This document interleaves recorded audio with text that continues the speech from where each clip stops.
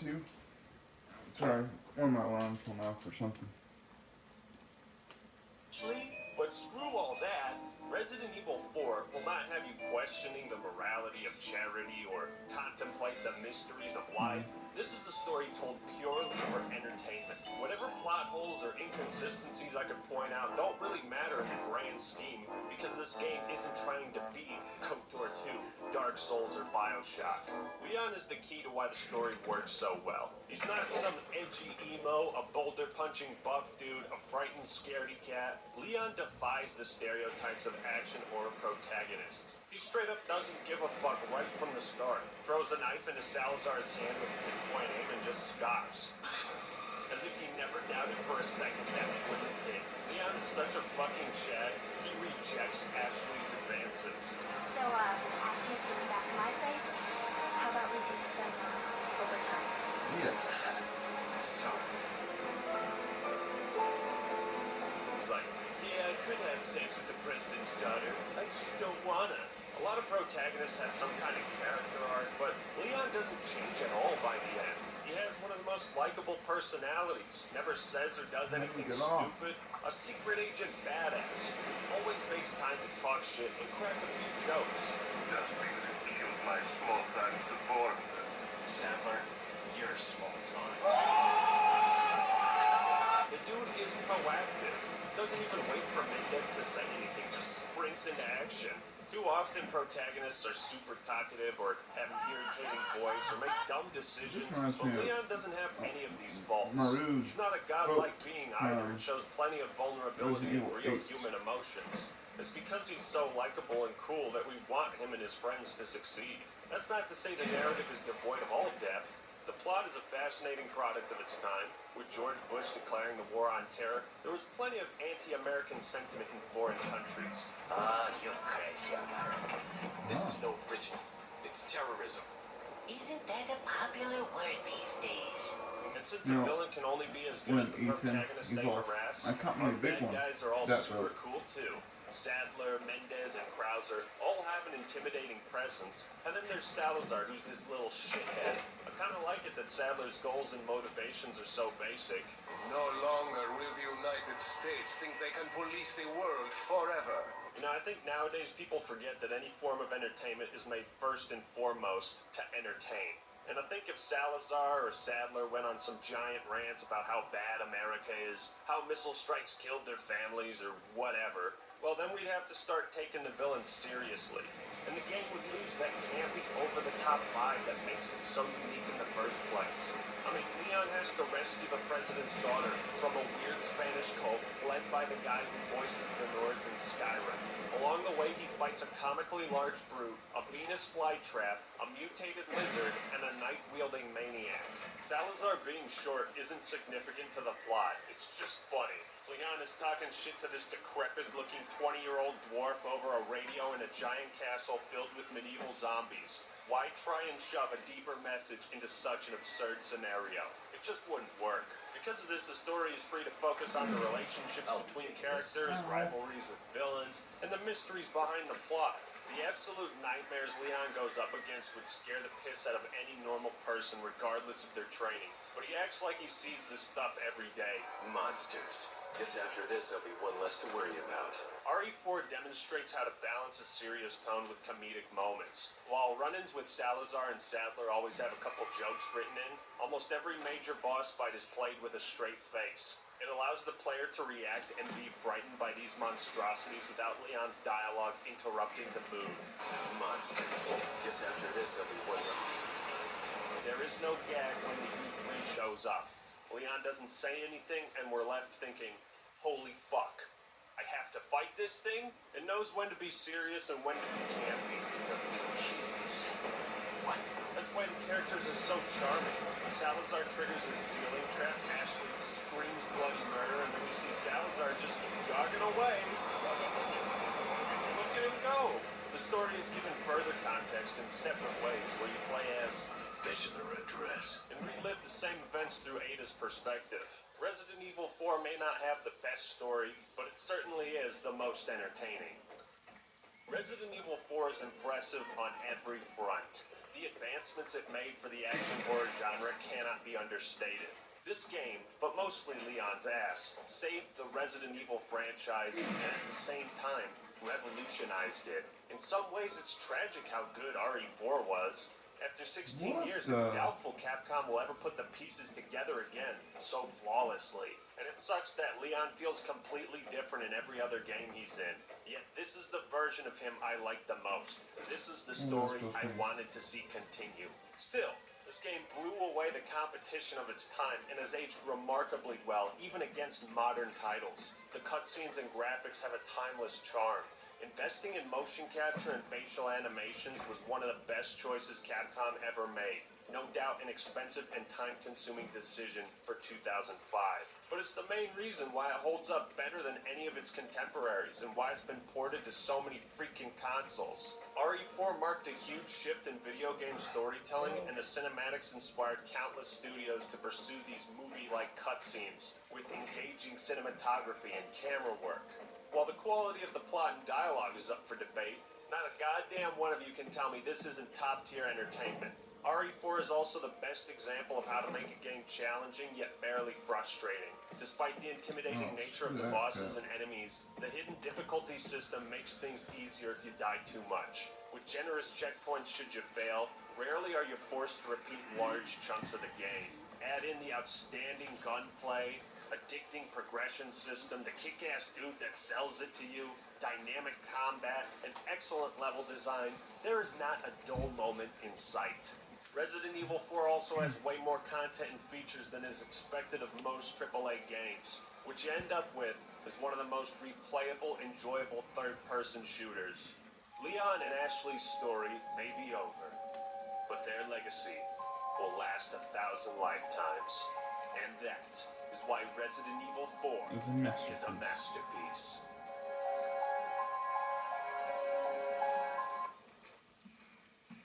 I swear, Resident Evil 4 is like one of my top favorite Resident Evil games of the series. I think Resident Evil 4 is the top one. Then Resident Evil 7. Then Resident Evil 8.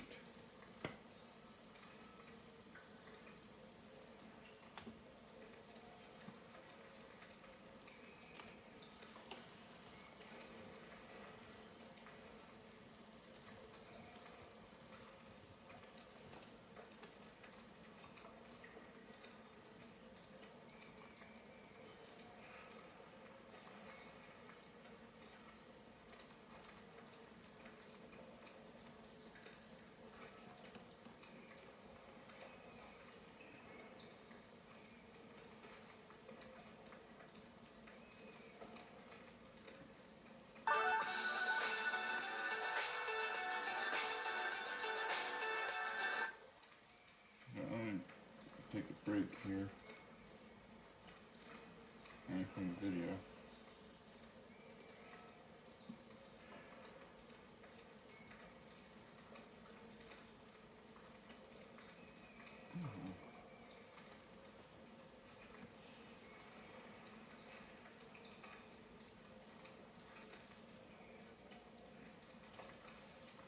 Dadgummit.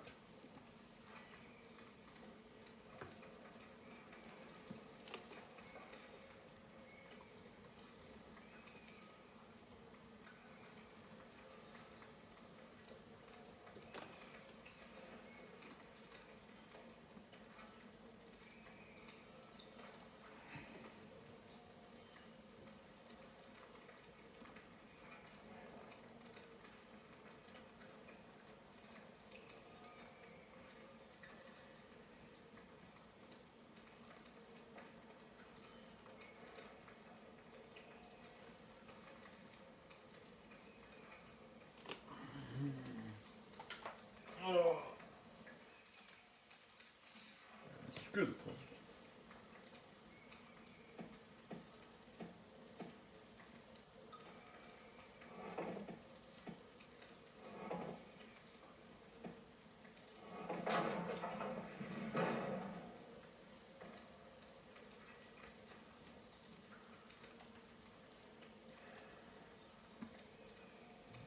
be a different location. Resident Evil 8 Mommy Milkers Deluxe Edition is the 27th game in the Resident Evil franchise. And yeah, you'd think killing zombies would have gotten stale 10 years ago, yet by some enormous stroke of luck, Village makes another appetizing meal. It might not break new ground, but it treads a familiar and beloved path. Zombies in Europe? Oi, oi, oi, you got a license to be infected, do ya? The story, on the other hand, is really bad, even by Resident Evil standards. And the characters?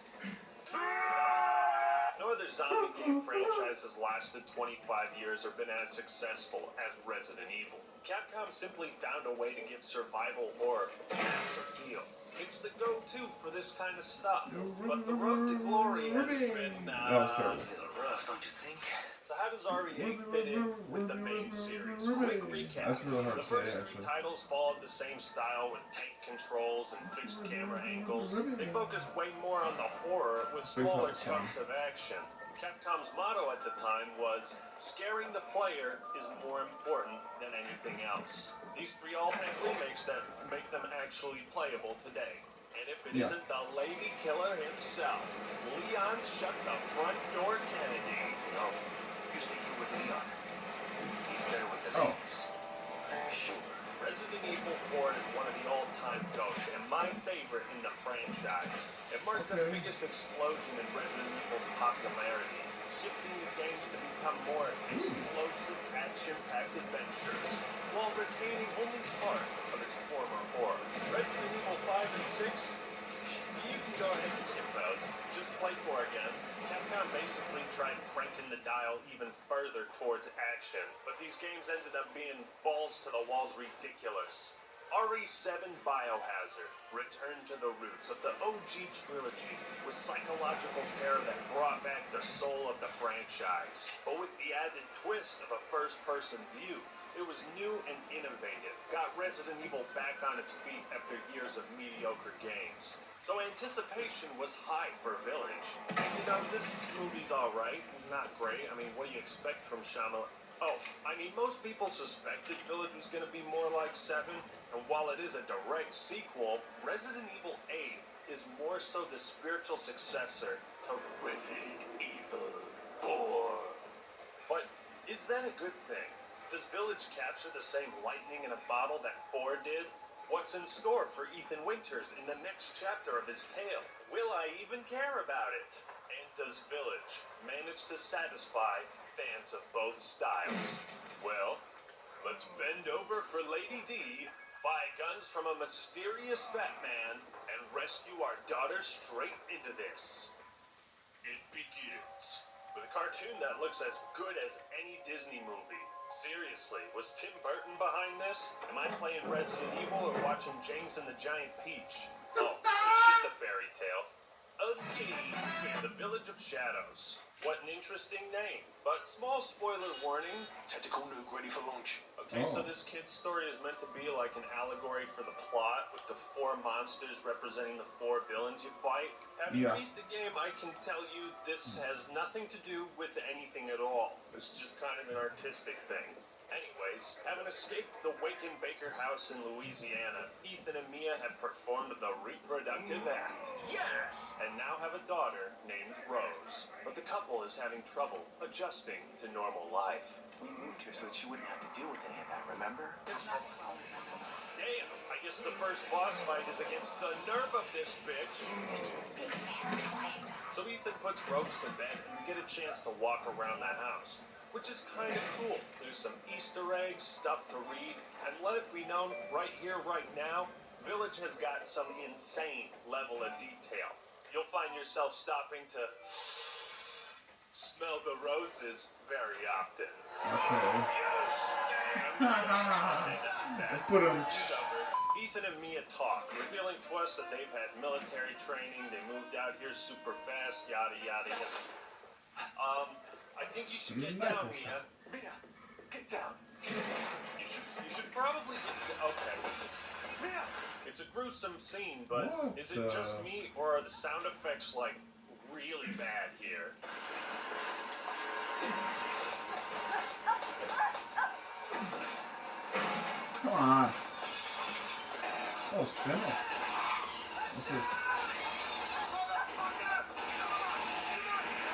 Matter of fact, Ethan Winters does not sound like a dude who just saw the love of his life get riddled with bullets.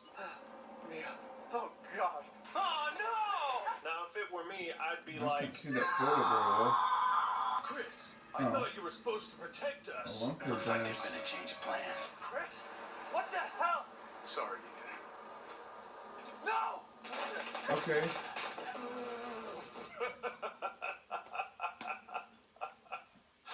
Bro straight looks me dead in the eye after shooting my wife and then proceeds to bust 5 more caps in her. Like, what?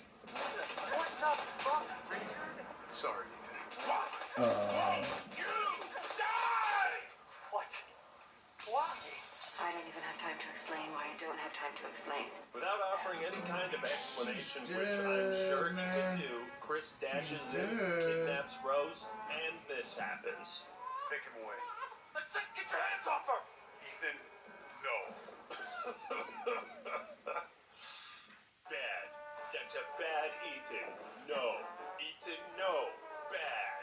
So you get hauled away by these goons, the transport crashes, and you're left alone to wander in this dark, snowy Where in forest. the frick am So I? it's a decent setup, but to answer your question, yes, Resident Evil 8 is filled with terrible dialogue and corny writing, which isn't a first for the series. Here's a lockpick. It might be handy if you, Never seen the this master of unlocking, take it with you. But Village also has problems with internal logic, and you really have to question why characters make certain decisions. Wait, how did the truck crash this deep into the forest? And why was it headed to the exact place where Rose is being held? How come Chris and his cronies didn't travel as a group to avoid this? But we'll get into that later. Oh, now this is getting spooky. As I walked through the forest into the cabin, there were many genuine moments of terror. Hello there! I had no idea what to expect. The amazing graphics and lighting sets the tone really well. And for maybe a half hour, it feels like No. Resident Evil 7 all over again. And then Duh!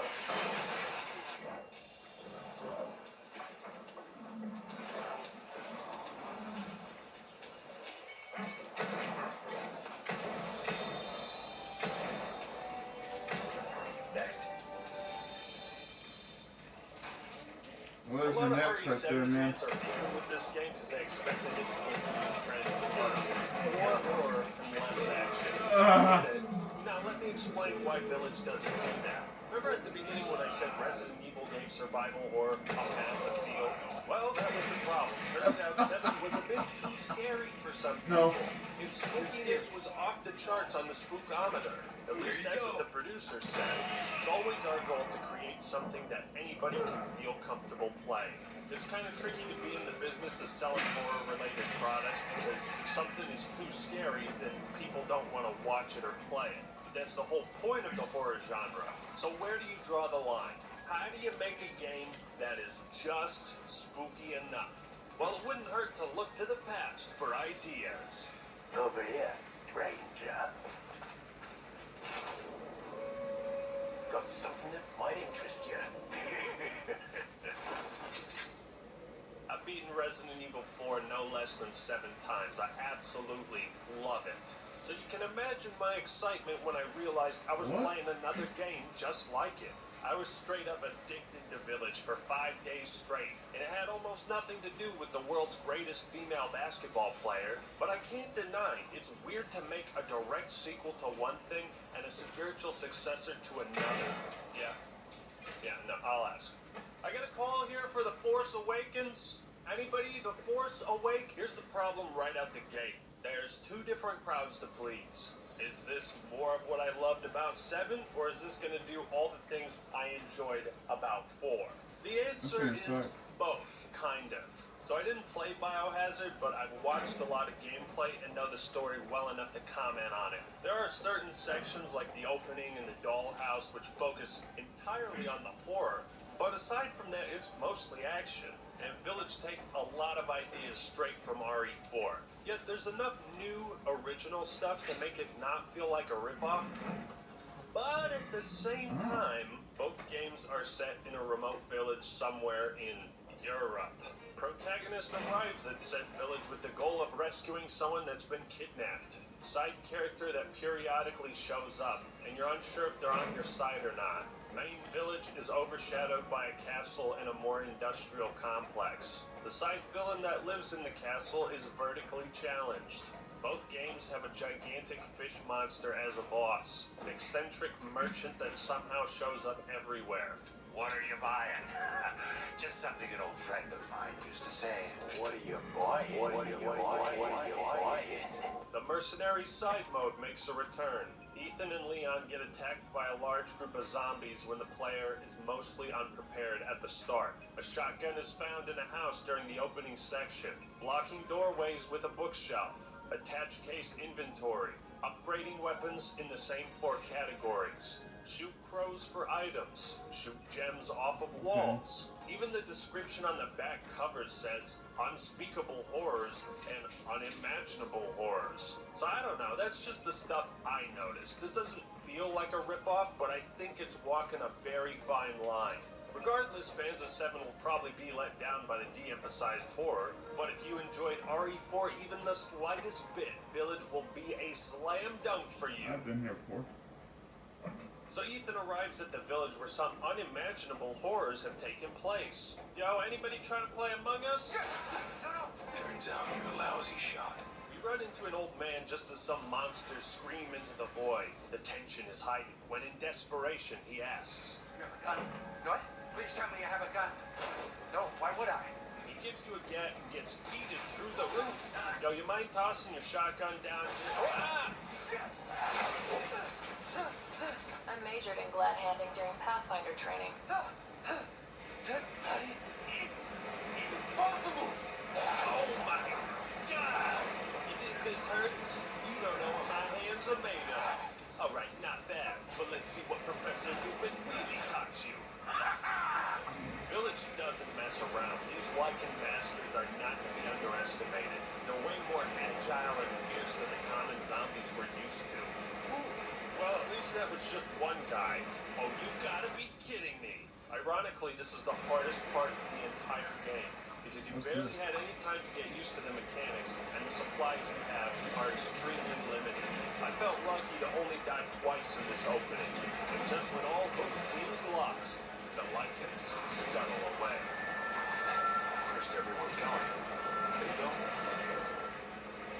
Village proves that Resident Evil is still the king of creating tension, especially early on where a single enemy can be your downfall. Not only are you always worried about the crazy shit in front of you, but also, what if there's another group right around the corner? I'm always making my decisions with the thought in my head, I better come out of this fight prepared for the next one, and that's a mark of a great survival game.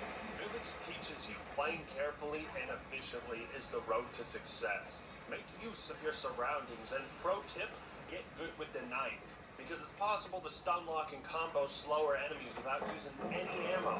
Every missed shot is a punch in the gut, and that's the type of feeling I play Resident Evil for, that I'm going up against improbable odds. I have to conserve ammo, using it only when necessary. The feeling of starting out as a weak piece of crap and slowly becoming a powerful, capable badass. Village has that addicting progression that made RE4 so fun. There's a lot of neat environments, and some battles take place in tight areas. Really tight areas.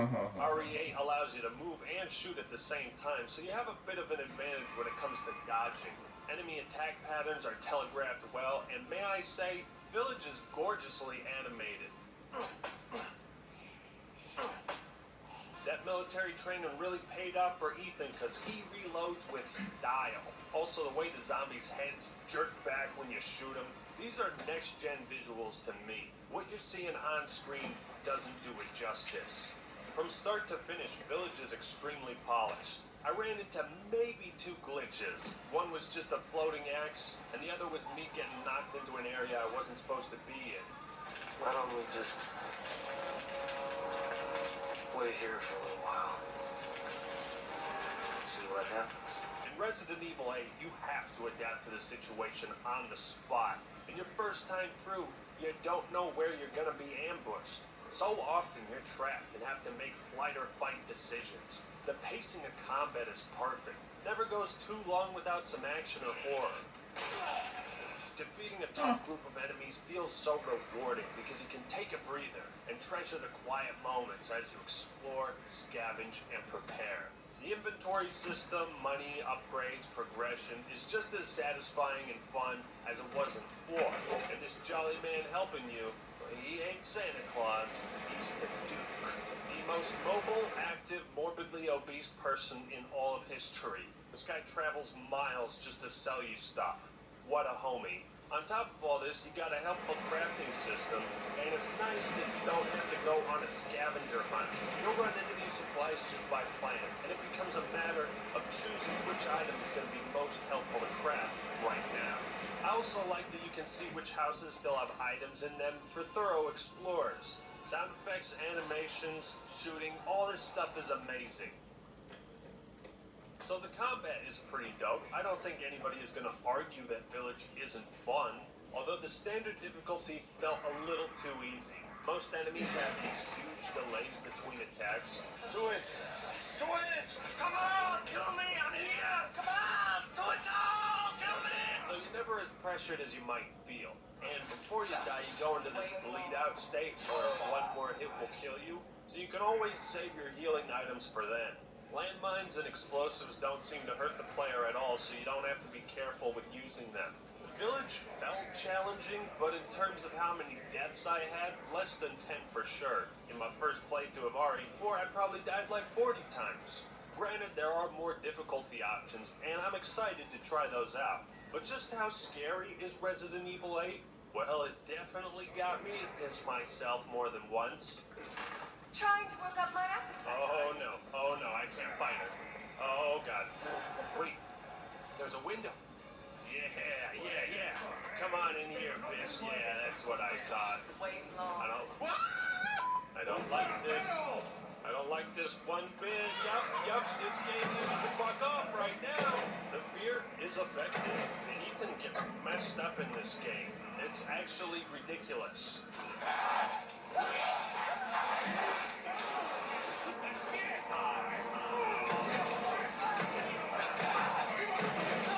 Oh!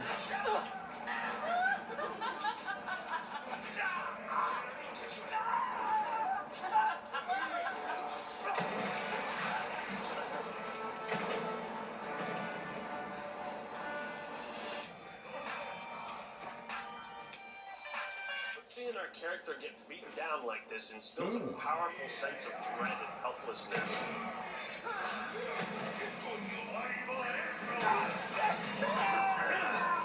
House Beneviento feels like an entirely different game.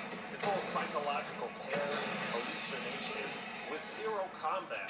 So while this is the only section similar to RE7, the tense atmosphere is still there throughout the whole game. I think a lot of it has to do with the random ambient noises, or the intense buildup of music during a fight. Too bad nobody's shouting in Spanish, though. The horror is effective in most places, though when Lady Dimitrescu can't go into the dupe shop, it's kind of funny. Ah, shoot! My weakness to high cholesterol!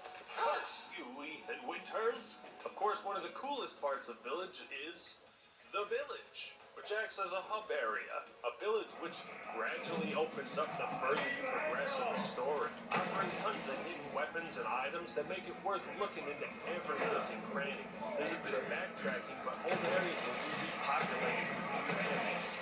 Shit, there's a couple boss fights that are entirely optional.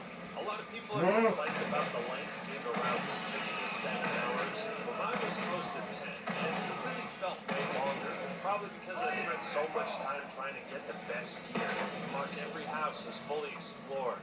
For what it's worth, Village definitely recaptures the magical gameplay of 4, while adding some new things. Back to the story.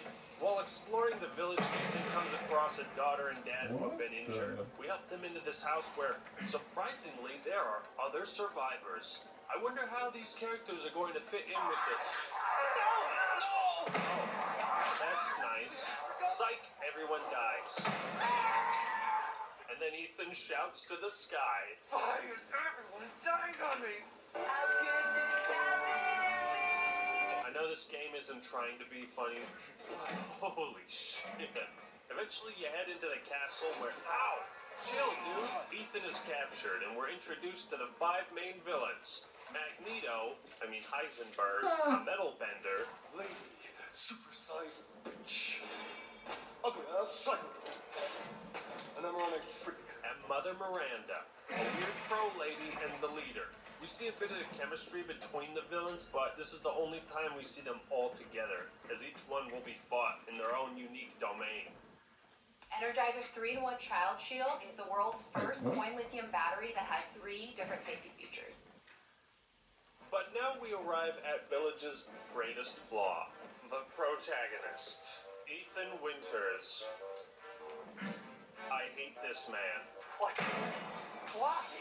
Act-Man, that's A little rough, don't you think? I can't speak for his character in the last game, but what was the angle here? Is Capcom trying to create the most unlikable main character possible? Spend a little too much time playing Bubsy? Where the hell am I? What the hell happened here? What the hell is wrong with this place? What the hell are you doing with my daughter? What the hell is going on here? What the hell is going on? What the hell was that? What the hell? What the hell? What the hell? Chris? What the hell? You must Okay. have no end of questions, Guardian. I'm gonna go off on a tangent here. Resident Evil has always been a B-movie horror film. What kind of demon attacked you? It was a huge snake. And also poisonous. It never had the greatest storytelling, but the background lore and what I gotta pause it for a second. Not because I'm laughing at it, because I gotta check this puzzle. That's funny. Alright, 1 and 2. Right there. And 3. Alright. That's it. That's all I had to do. why these infections were happening was always fascinating enough to keep you playing. And that's true for Is that Resident Village. Evil 5? These games have ridiculous characters and over-the-top acting. Cheesy one-liners that make you roll your eyes. That's a large thing you have there.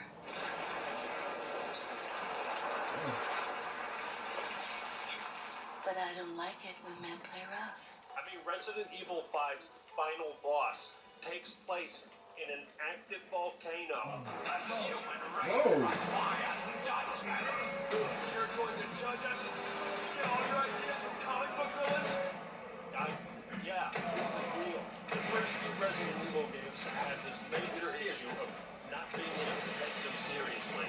But Resident Evil 4 balanced the silly and serious parts extremely well.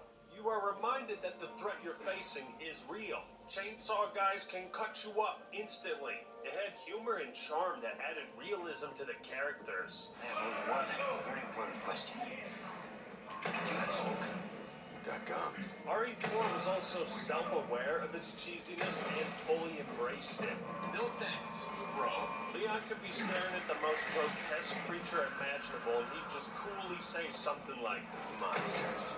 Guess after this, I have one less to worry about. the joke is made, it lands, comedy established, and then you fight Salazar and he has this move that kills you in one hit. Now we're back to scary. This is how Resident Evil 4 could have you laughing your ass off 1 minute and pissing your pants the next. Resident Evil 4 knew when to make jokes and when to be serious. Village doesn't. Everyone wants to be the Chad Leon Kennedy. Nobody wants to be the virgin loser Ethan Winters. So what makes this character so unbearably annoying? Well, it's like he's high all the time. The dude can't go 5 minutes without asking some dumb question. The monsters? Where's Rose? Who's Mother Miranda? He's always like, huh? What? What? What was that thing? What? What's going on? Do you know anything about what's going on around here? What's going on? What's going on here? What's going on? Tell me what's going on. What is going on around here? What the hell is going on? Can someone please tell me? What's going on? What's going on here? Oh, I miss it. What's going on? What did you say? What? What are you saying? What are you saying? What are you talking about? What are you talking about? What are you talking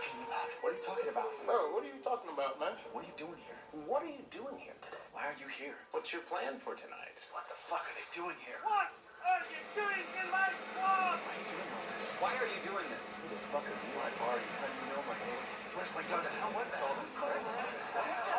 Shut your fucking hole! Village is Okay. funny for all the wrong reasons. Ethan's dialogue is so terrible it actually takes me out of the story and sucks away the drama. Ted, Patty? I think I remember Ethan making like 2 to 3 jokes over the 10-hour game, all of which made me chuckle slightly. I wanna sail. And the Oscar goes to... But those rare moments of personality feel so jarring because the rest of the time Ethan is a static That one blob. song. He's either mad about Rose, Fuck you, you crazy bitch! completely bewildered, What are you talking about? or just stating the obvious. It's dark. It is? I had no Really? idea it was dark. No Thank shit. you. You see, I'm actually blind and can't see the screen. I get that they're trying to have the player ask questions about what's really going on, but Ethan blurts out questions without raising his hand when we're already asking ourselves the same thing. It doesn't raise tension or intrigue, it only subdues it. Ethan is so unlikable, so lacking in stage presence that I became disconnected with his goals. The love he has for Rose and the desire to save her was something I didn't feel. It's like Resident Evil 8 is trying to be 4, except it takes the plot and characters almost 100% serious. It just doesn't work. Take Rose? I'd like to see you try. What the hell are you doing with my daughter? What's the point in having a voice protagonist if he's just gonna say what we're already thinking? It's a similar problem that Cyberpunk had. You got a main character you can't fully connect with because of the limited first-person perspective. I'm not Leon Kennedy, I'm playing as Leon Kennedy, and he's cool as shit. Are you out of your mind? I knew you'd be fine if you landed on your butt. I'm not Ethan Winters, I'm playing as Ethan Winters, and I hate it. This is impossible. On top of that, Capcom tries to add mystery to Ethan by hiding his face. It's like, bitch, you ain't Master Chief. You ain't no Doom guy. Get the hell out of here. What a freak. Oh my god, shut up. I don't know if Ethan needed to talk at all. Should have just been Jack from BioShock. Maybe at the end have him lift his head and say something like, I'm gonna save Rose, or whatever. And have that be his only voiced line and make it really powerful. Or have the occasional cutscene where we see him interacting with other people, so we can connect to Ethan without feeling like we are him. Does any of this make sense?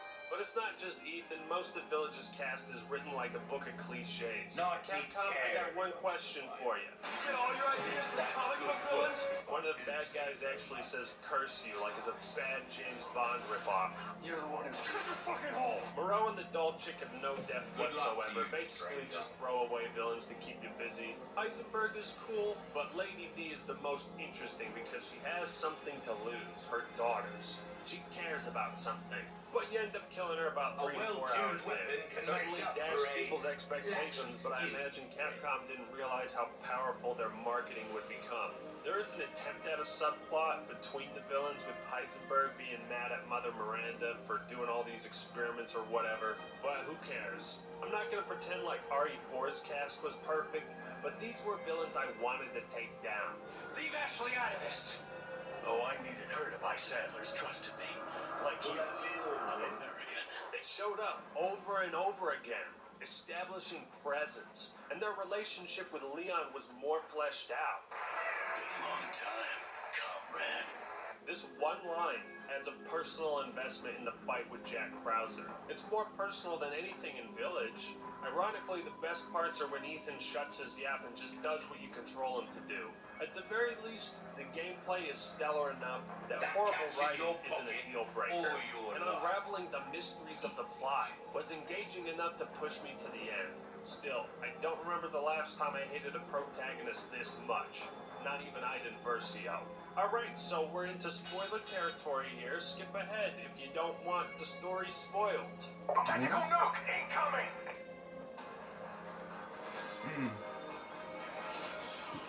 No. Village has an interesting premise, but its story ultimately falls short. Just like Salazar. So Rose was taken to this village, and for some reason her body was split into 4 pieces, each one held by one of the 4 lords. Sound familiar? The reason Rose was kidnapped was to be used as a vessel for Mother Miranda, who wants to revive What's her the best daughter that died combination? 100 years ago. If that's the case, why... Okay, just wait a second.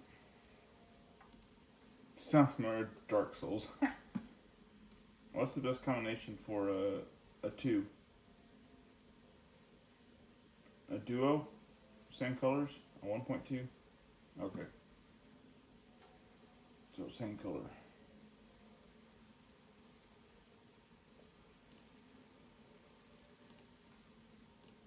Split Rose into 4 pieces at all? Just so Ethan has something to run around and collect? You're not making a Paper Mario game.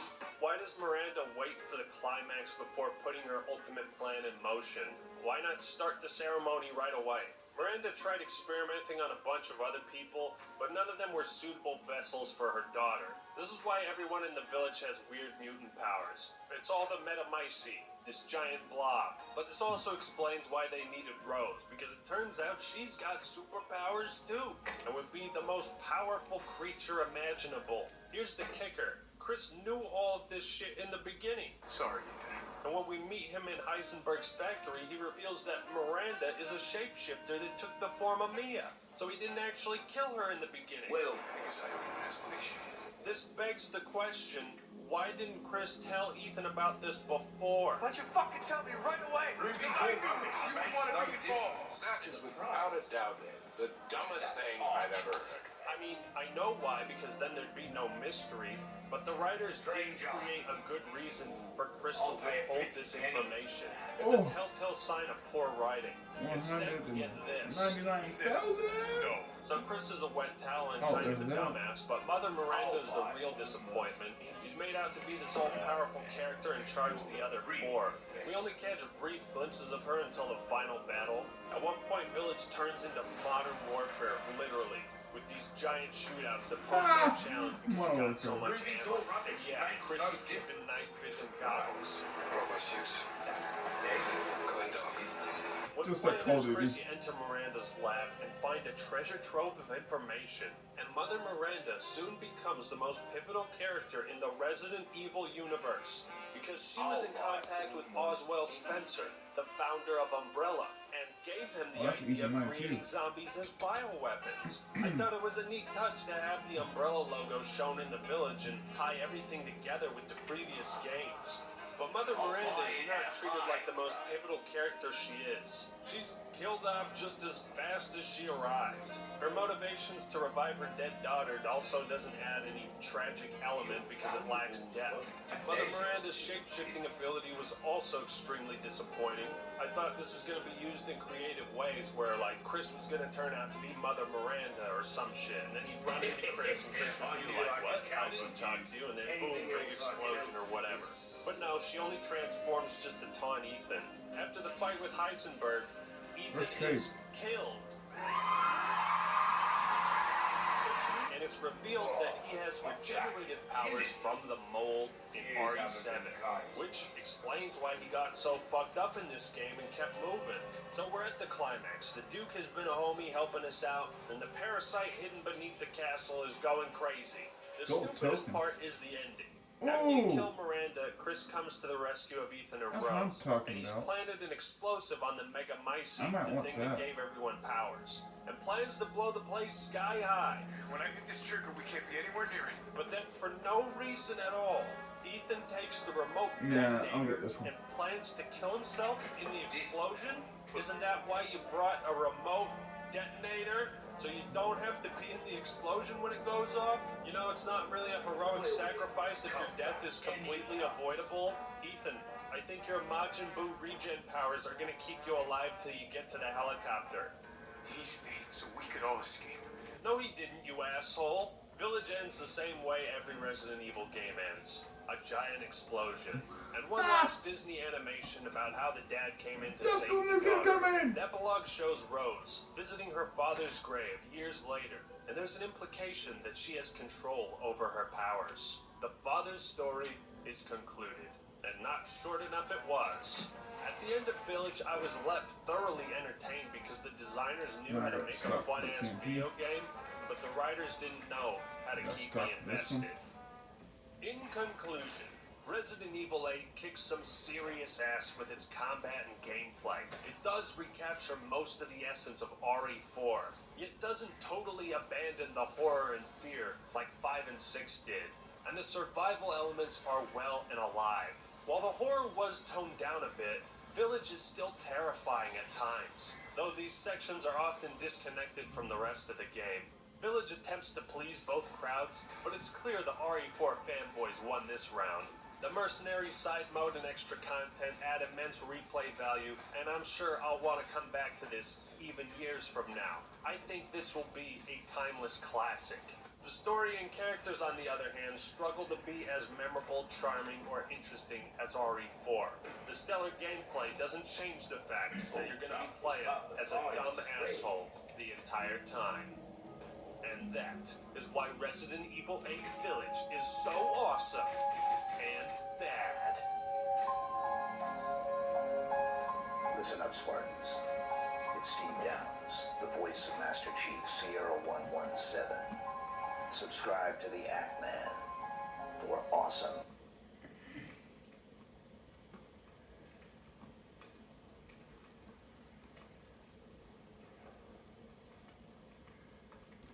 Oh, heck yeah.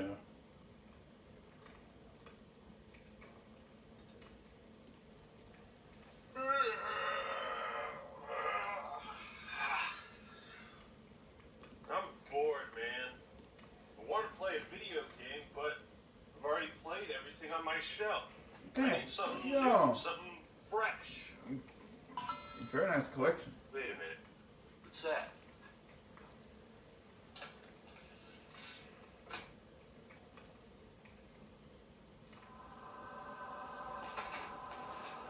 Diablo. Oh, come on, man. The whole killing demons thing and fighting Satan, that was old like 15 years ago. I mean, I need something better than this. I've played it a million times. Great game, but killing demons, I don't know. It's just an old concept.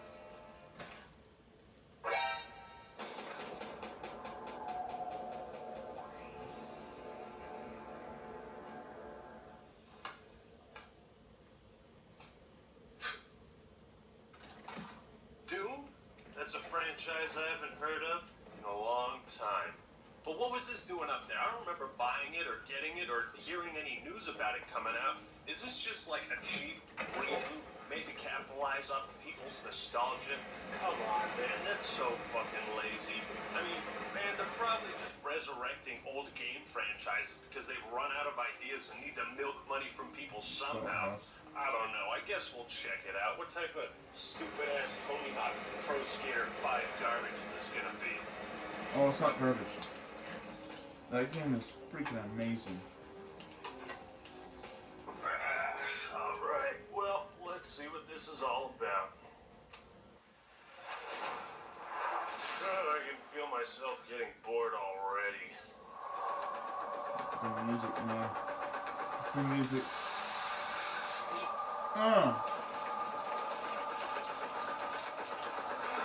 What's happening?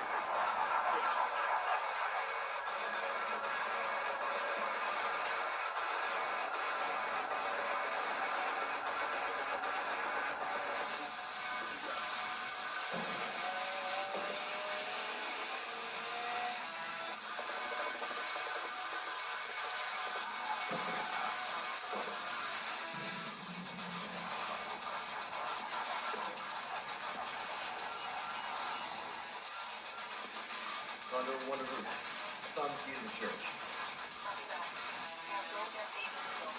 Right. No time to chat. I'm going in. Condor 1 Oh, out. Jesus. Oh, thank God. Oh. This game is gonna kick ass, isn't it? Yes. Yes, Doom 2016 certainly kicks ass. It kicks the most ass physically possible. Now, some of you might be thinking and asking, Actman, why did it take you so long to cover Doom to play it and make a video? And there's a very good answer for that. Shut the fuck up. I'm amazed that I didn't pick this game up sooner. So, thanks to all the people who constantly bugged me, nagged, and harassed me to play it. Yes, even you, Reykjavik, thank you. And I'm even more impressed that Doom 2016 could not only steer the series in the right direction, but could also settle into a nice spot with the ultra-competitive first-person shooter market. Just imagine how hard it is to bring a series back to life when the latest entry came out back in 2004 and arguably wasn't even the same genre of game that the originals were. Doom could be played more like a horror game from what I recall, but Doom 2016 is a whole different barrel of demons. And as the passage of time made us forget what the Doom series is all about, what defines it, what about the new snap map feature? Was that any good? Or the multiplayer? Does this game truly recapture the magic of the originals in every aspect? Was the transition to modern day rough or smooth? Well, let's smack the shit out of some demons, run with Sonic-like speed, and chainsaw our way straight into this. Yeah.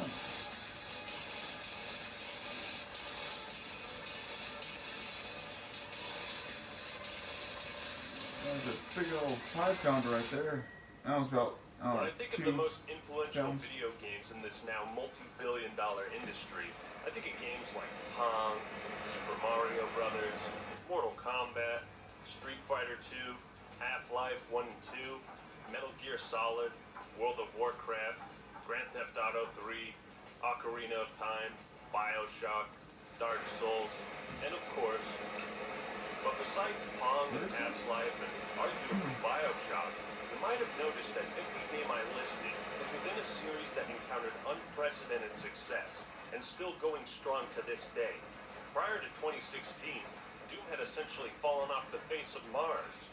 I mean, everyone who's played a video game knows about it, but for many years I feel like gamers looked at Doom as a series past its prime, that had its golden moment in history and was nothing more than a once influential game that now belongs in a museum. Ironically enough, Duke Nukem and Doom were both going through a period of development hell simultaneously, and when Duke Nukem Forever hit the shelves, it was just shit.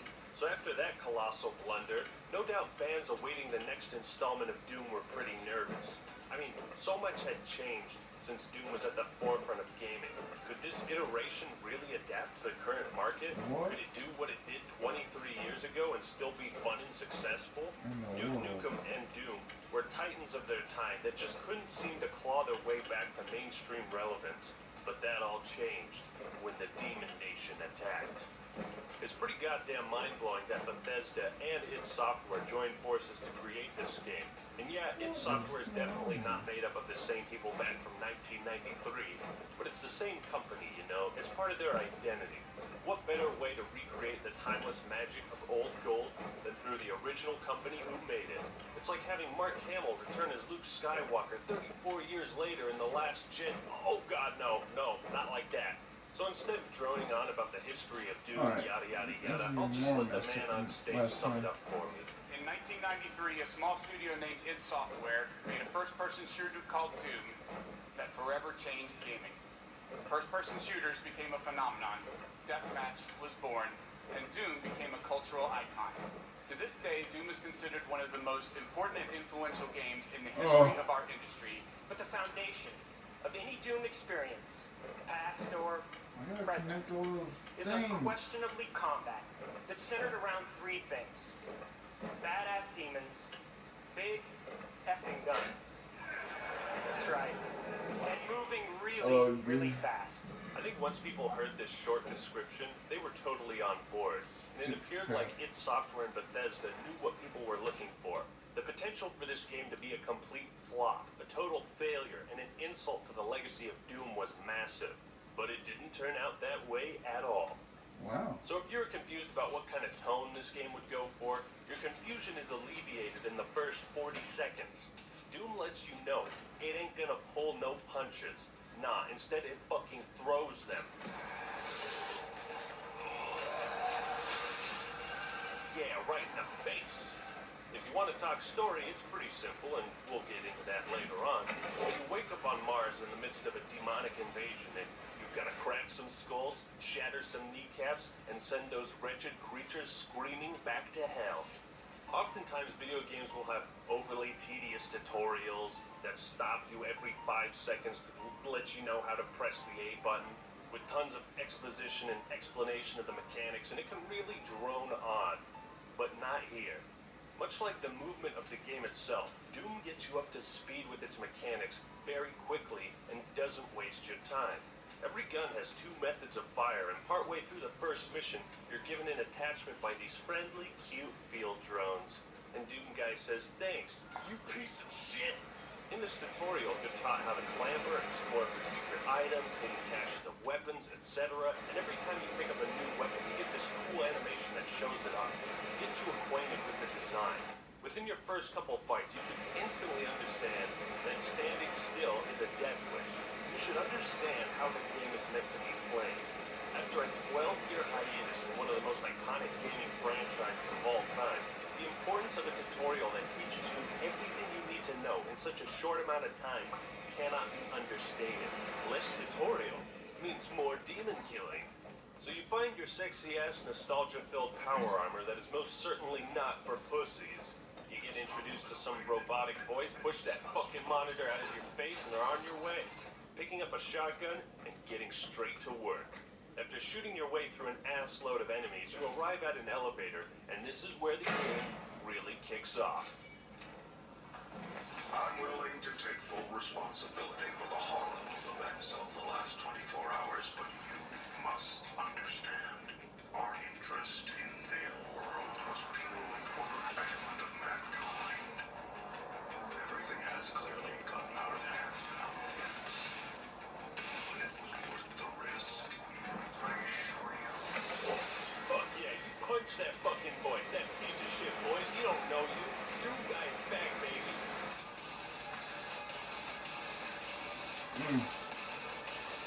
It's so badass.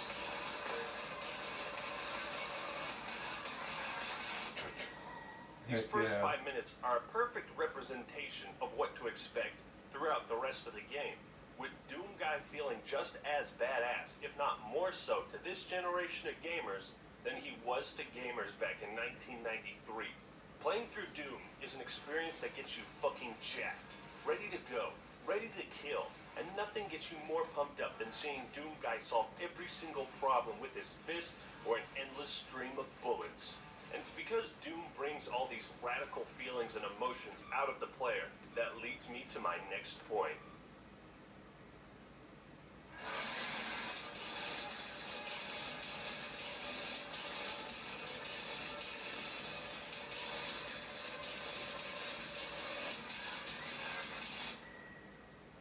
I apologize in advance for the copious amounts of swearing, expletives, and testosterone-fueled rampages in this video, but I can't fucking help it, dude. This game's music and tone gets you hyped like none other. So, Bethesda, and Given, you're telling me the premise of this game is that I'm the most feared man alive, known to demons as the Doomslayer, and I get a whoop ass with some of the most awesome weapons, while accompanied by a visceral, hardcore, ear-piercing, bass-pounding, metal-as-fuck soundtrack? Hook it up to my veins! Everything about Doom is a rush. The music, flow of combat, the glory kills. But it's not such a dopamine-filled adventure that doesn't have quiet moments too. However, there is one core flaw, one crippling, mind-boggling decision that was made behind the scenes that almost makes me want to put Doom down and never play it again. Why is there an option to turn the music off? Who would pick this option, or why is it in the options menu? But seriously, even like going through the options and setting your controller inputs and whatnot, listen to the fucking soundtrack.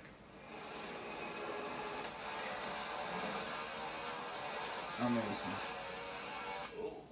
There's an award category for greatest music that plays while you adjust the brightness. I think Doom would win it. There's something otherworldly about Doom's soundtrack. It feels like whatever actions the player makes, the game itself responds and reacts to those actions. When you're mowing down demons and you run up to glory kill them, the soundtrack notices this and almost freezes that moment in time before whatever godforsaken creature is put down for good.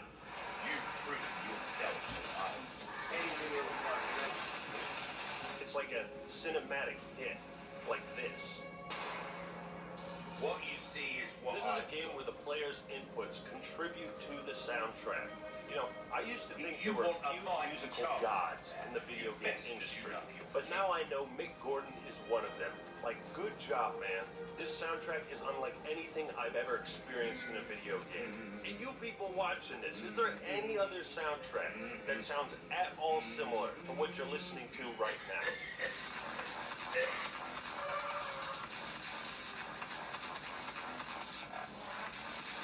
What's crazy to think is the music for this game was, in my opinion, nearly completely ruined. According to Mick Gordon, imagine if Bethesda and id stayed the course, stuck to their guns, and said, no metal music in Doom. Well, thank the fucking Doom Slayer they ended up giving Gordon more creative freedom, because otherwise I probably wouldn't be talking about the soundtrack. It would have been some generic sci-fi piece of crap. When the music stops so frequently, yeah, it might get slightly annoying at times, but this is what makes each playthrough unique. The music wasn't created in the simplest way where you just have the piece and play it in the background. Doing that can often result in the music not reflecting what's happening on screen. The moments you enter and exit combat, perform glory kills, or kill a gore nest all have these transitory audio effects, which basically means the soundtrack can stop on a dime and move into a different part of the song seamlessly. So by combining Doom's hardcore metal with its quiet pieces and subtle transitions, what we have here is a soundtrack that follows the player and maintains powerful immersion with them throughout the entire game. Mick Gordon has created a soundtrack that is never out of sync or out of tune with the player's actions, and that to me is unheard of. But I just went on a huge tangent. Where was I? Oh yeah, that's right. The feeling Doom gives the player, the feeling of complete control.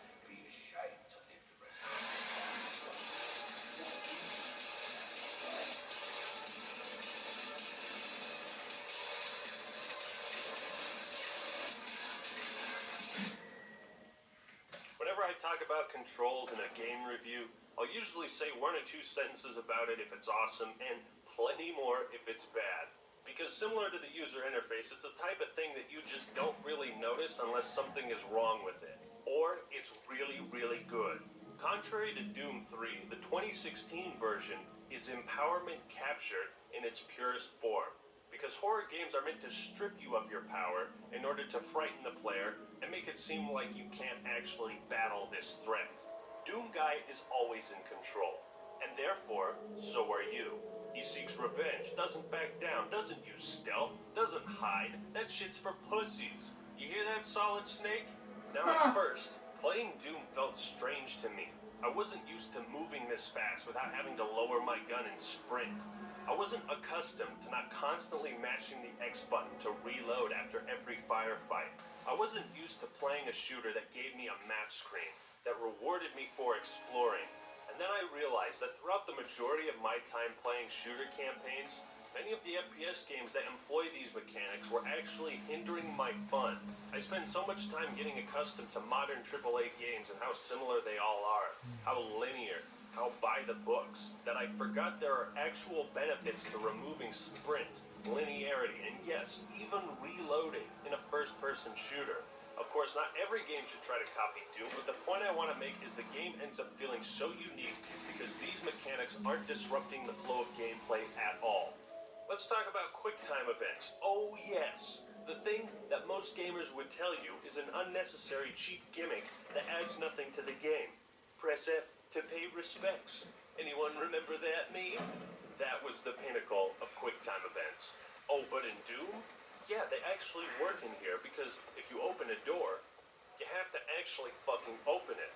I don't know about you, but part of me always felt it was kind of weird when you were playing a shooter and your character was supposed to open a door, press press a button, flip a vehicle, or whatever, and it did it automatically. It's not a bad thing, though, because it keeps you in control. But in order to make the player feel the beats of the game, the combat, the quiet, and everything in between, these QuickTime events serve as those natural momentary pauses. They give you a much-needed chance to breathe. They are exactly that. Quick. No button-mashing bullshit. There's no tedious factor to this. Part of the fun of Doom comes from watching how Doom Guy handles things around him. Whether he's pushing a button, pulling a key card off a corpse, punching a field drone, we all get a sense of Doom Guy through the sum of all these small actions. Boy, I never thought I'd spend any amount. What is it? 3 different colors. What's best version? 1.3.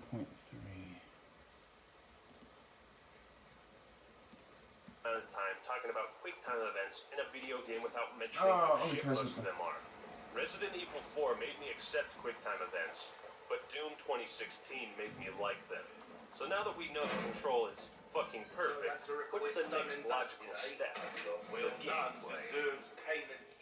YouTube Premium is ad-free YouTube and video downloads. So We like our killer man, right?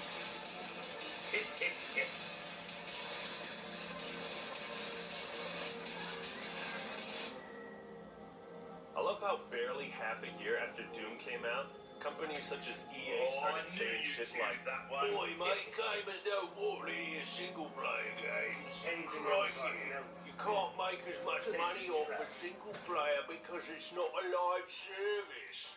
Andrew Wilson, you're absolutely right. What we need is more of this.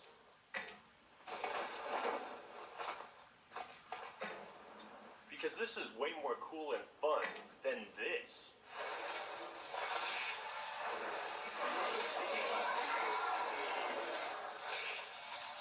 Doom is the perfect example of why this sentiment needs to fuck off.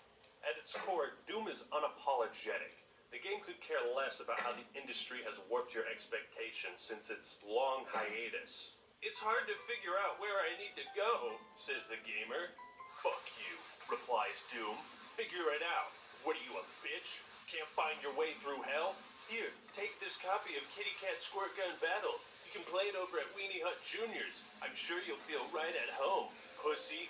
I love this. Doom does its own thing. Fully commits to it and doesn't baby talk the player. You'd think that in this day and age of ultra-sensitive pussies and the widespread plague of the cult of outrage, that a series that has been mired in controversies and accused of inspiring mass shootings would, maybe try to play it a little safe. Wouldn't want Doom Guy to be too masculine because then the women's might feel the imaginary firm grip of the patriarchy around their throats. "Oh, you better not show gratuitous violence because that's bad, and OMG, there's been 8 billion shootings across the world since Doom came out. Coincidence? Whoa, you can't show that satanic imagery. That's gonna recruit young kids into worshiping Satan." Inside of the video game is actually the devil and the demons. Amongst all this bullshit people are throwing onto the game industry, Doom doesn't give a flying fuck. You either play it and like it or don't, and it doesn't care. It's so fucking sweet and awesome. When you realize Doom 2016 is essentially the release of all the pent-up frustration of gamers in the gaming community from being attacked over the years. That older men were using Grand Theft Auto 3 murder, carjacking simulator. Eat a dick, Jack Thompson. You think you can talk shit about GTA and get away with it? Distilled down to its essence, the plot device works by trading the disempowerment of female characters for the empowerment of male characters. Get destroyed, Anita. You're too fragile for this hardcore shit. He was trained to kill. Call of Duty. Suck on this, Christians.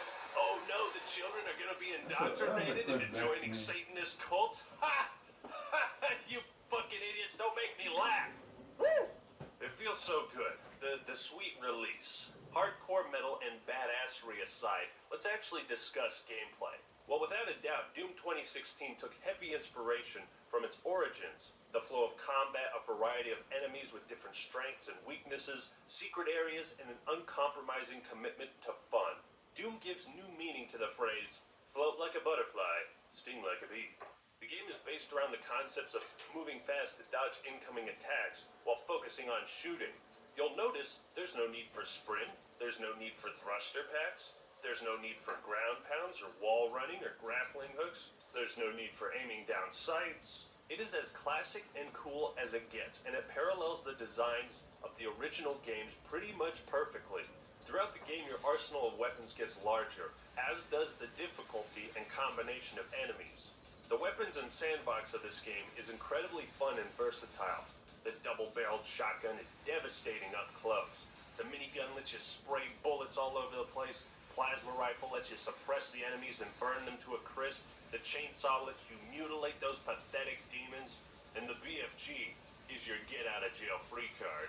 I could go on and on about the weapons and how perfect they are in tandem with the enemies and just how fun they are to use. But I want to take a minute to segue into the design of the enemies. As explained by Mark Brown in his video, What We Can Learn from Doom, what makes the game so fun is the straightforward design of every single enemy, and how the game makes the player understand what each one of them does. I highly recommend watching that video because it's incredibly relevant to this game just as it was for the original.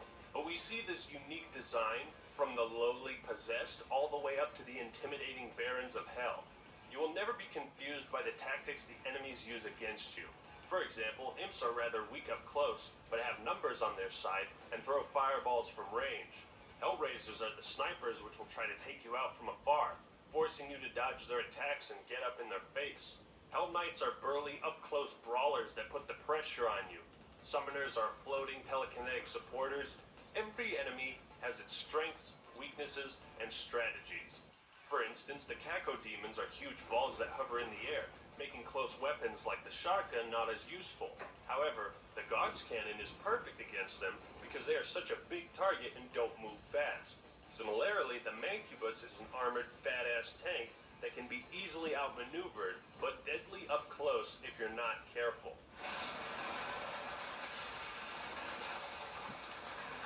All the demons have weak points which you'll learn to exploit over time, like the Pinkies who will charge recklessly at you and leave their backs exposed.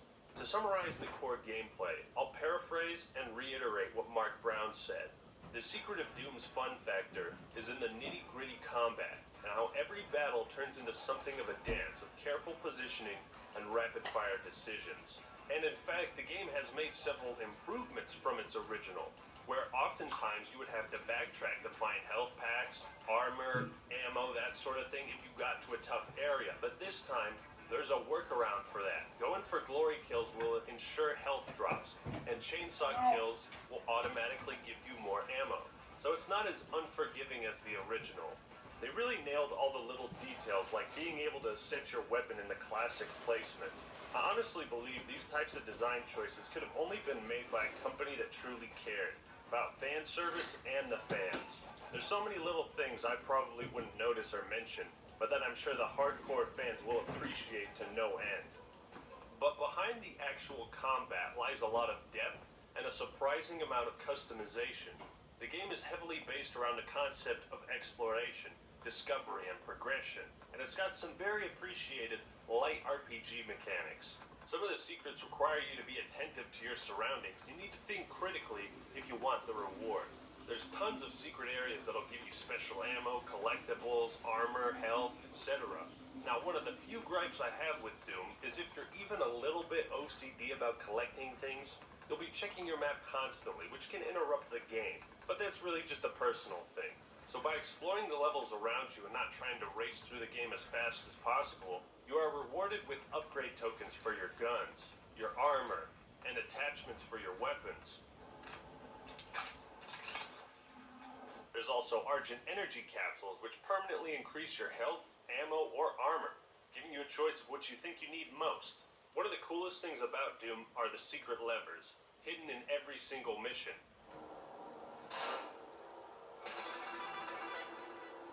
Which are hard to find and reveal a throwback level from the original game, which also unlocks a classic level. I was blown away the first time I found one. That type of throwback is very much appreciated, and the transition between the old and new graphics was hilarious to witness and a symbol of how far we've come since then. But it's not just through the secrets within each level that your character becomes stronger. You've got rune trials, which give you passive bonuses. They're unique, can fit your playstyle, so it's essential to unlock each one. And each level has its own set of challenges, which earn you weapon upgrade tokens.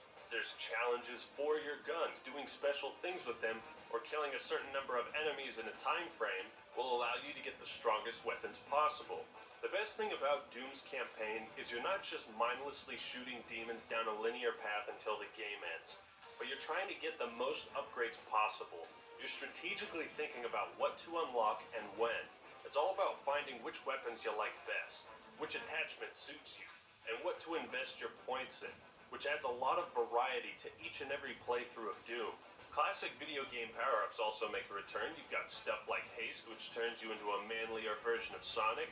There's Quad Damage, which gives you quad damage. And my personal favorite, Berserk, which gives you the combined strength of Mike Tyson, Andre the Giant, The Rock, John Cena, and every single person that's ever been strong. And lets you punch any demon, big or small, for the insta-kill. God, I love these animations. Now to rewind back to QuickTime events, once again, in combat they work just as well, but renamed Glory Kills. And these are fucking epic. It shows how badass Doom Guy is. He doesn't just shoot the demons, he rips their eyes out, tears off their horns, and stabs them with it. He'll crush their skulls with the might of 1,000 paladins. Performing glory kills not only rewards you with health drops, but gives you a sick animation to watch. The game is giving you positive reinforcement through the gameplay and visuals. Combined with the sick-as-fuck Mick Gordon soundtrack, Doom 2016's campaign and gameplay is one of the best single-player first-person shooters I've ever played. Especially in this current era of gaming where companies think investing in single-player modes isn't worth it, Doom lets everyone in the industry know just how fucking stupid that is.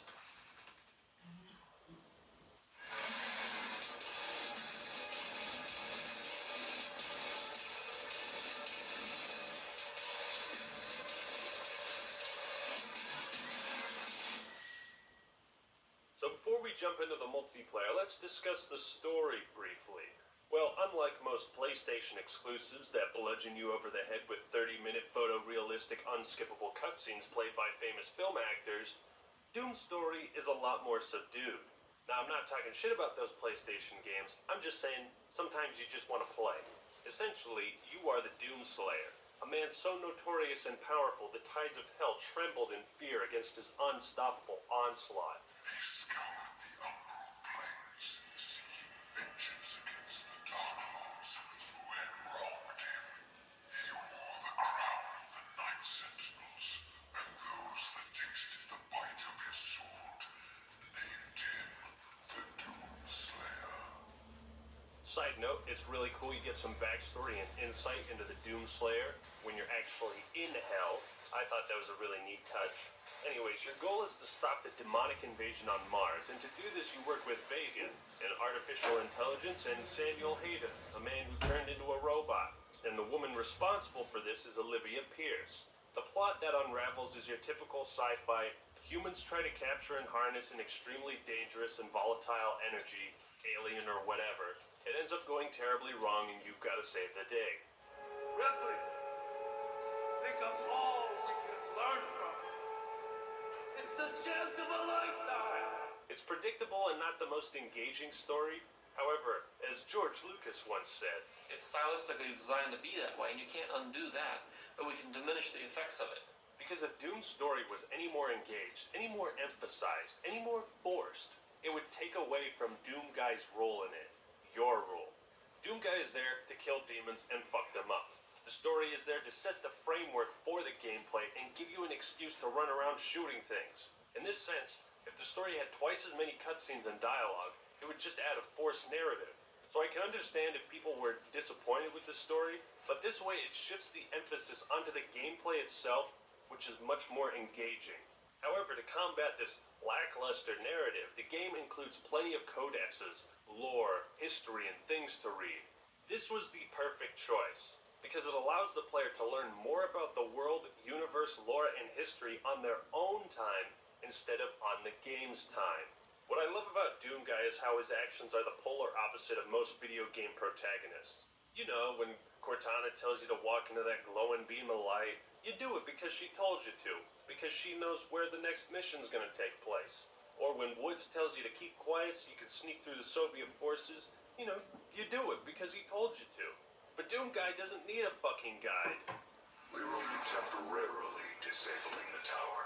You need to remove each lens individually.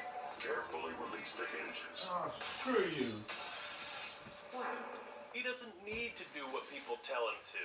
In a nutshell, Doom's story is downplayed so that the gameplay is given more opportunities to shine, so that forced cutscenes and a forced narrative don't distract from what is at the heart of the experience.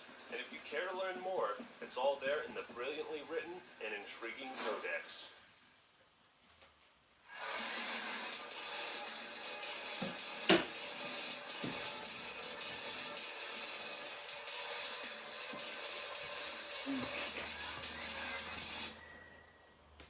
But how does the multiplayer fare?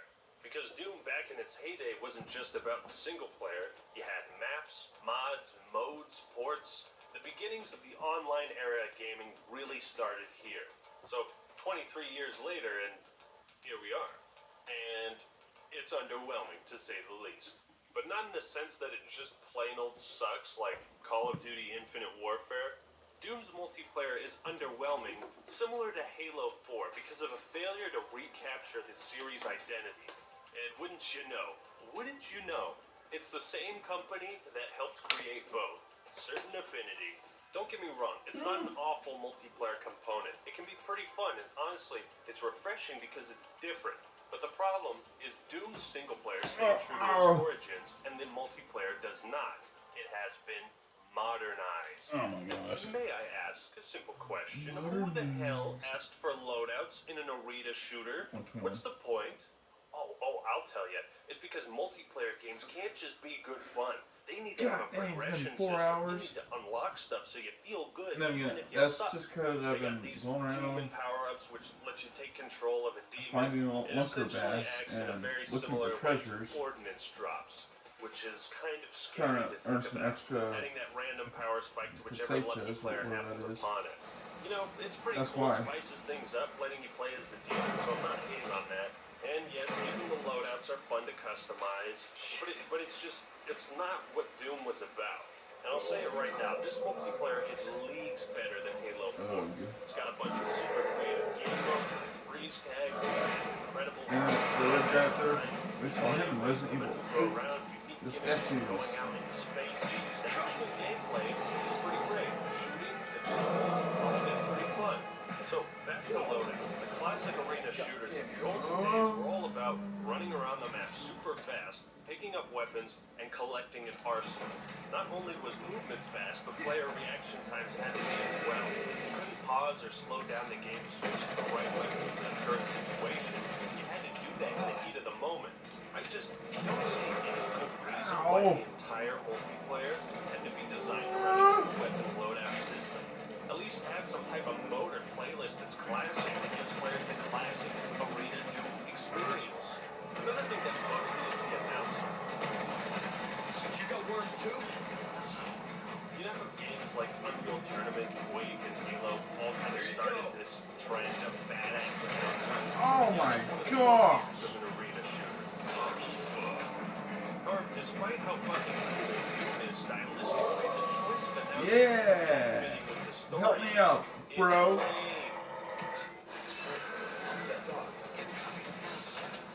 It doesn't sound Doom-like. He didn't Which need thing? to be the announcer. Oh, next guy. Pleasant robotic demeanor doesn't represent the kick-ass gameplay all that well.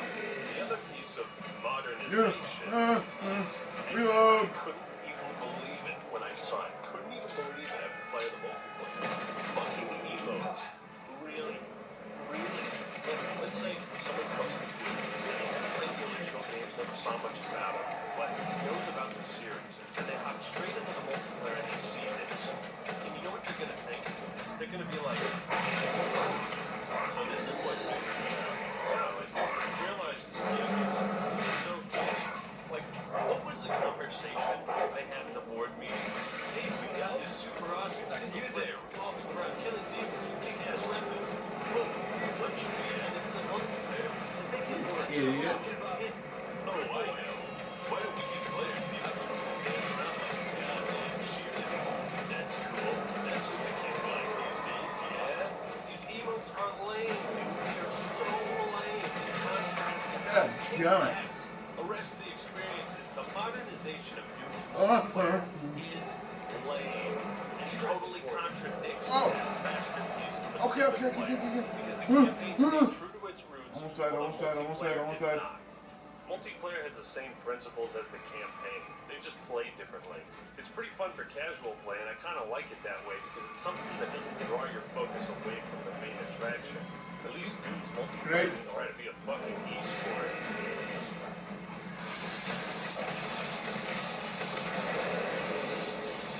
You die already? Yeah, about time. So for this section, I'm going to throw in difficulty, snap map, and overall content into one. Now, I've never been terribly good at using in-game tools to create maps, whether it be StarCraft, Warcraft 3 custom games, Gmod, Forge from Halo.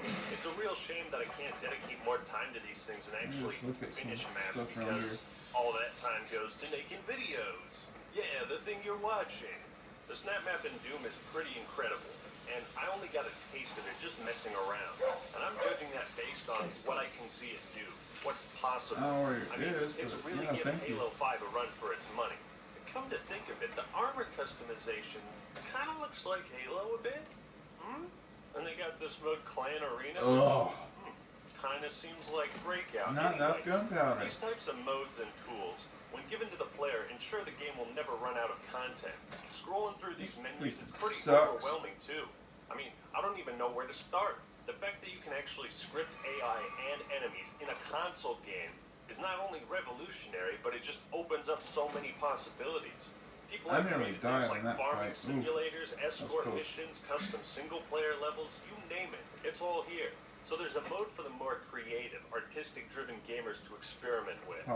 For my first playthrough, I chose Hurt Me Plenty difficulty, aka normal mode. And it was fun yet challenging. I think it speaks volumes to how well-tuned the challenge is when I can say I was never frustrated or felt like I hit a wall. The only thing that annoyed me was some platforming stuff, but that's just because I was playing like a fucking idiot.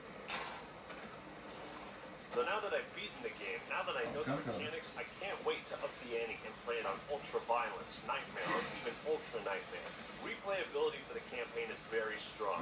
It's definitely appealing to completionists and those that want to find every nook, cranny, and secret the game has to offer.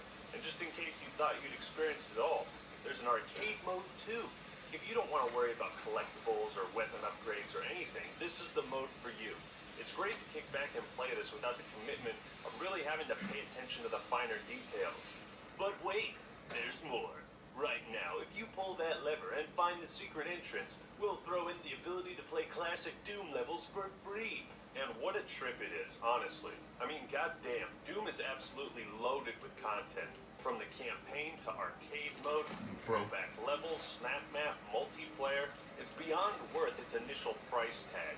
And if you're ever having a discussion about what a game should offer for $60, make sure you bring up Doom, because it's the front runner, the paragon. The game gives you the ultimate fan service, the ultimate variety, and packs in a few surprises that you wouldn't expect. And that's the real kicker for video games. When a company is able to put so much effort into making their product that the consumers are surprised by how much bang they got for their buck. I am so happy I finally decided to check out Doom 2016, and I just had to make a video on it, even though I'm 2 years late, and we're already coming up on the sequel Doom Eternal.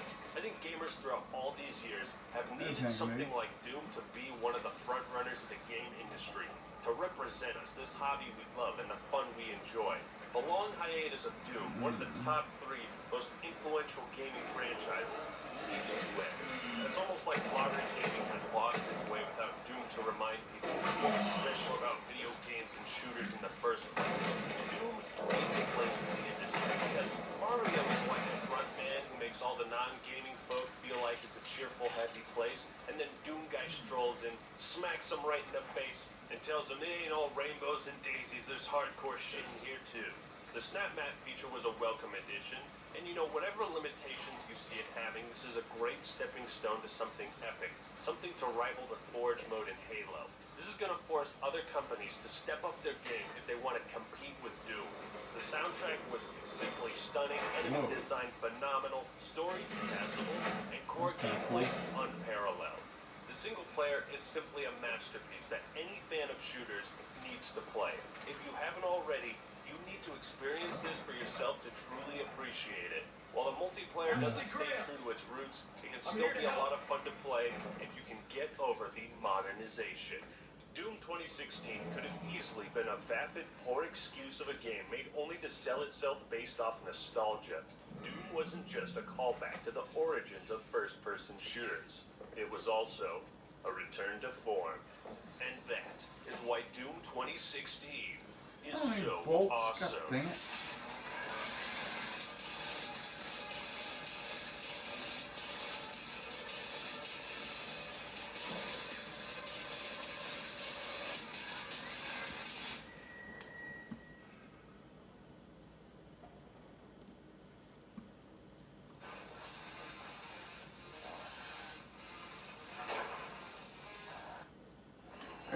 Honestly, for me, I like Eternal better than the first Doom.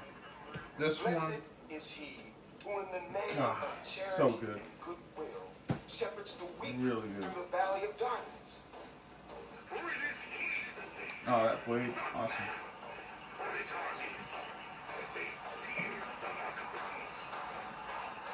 Yes.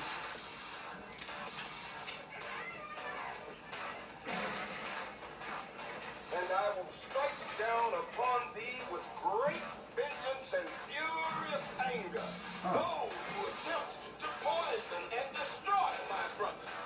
And you will know my name is the Lord when I lay my vengeance upon you.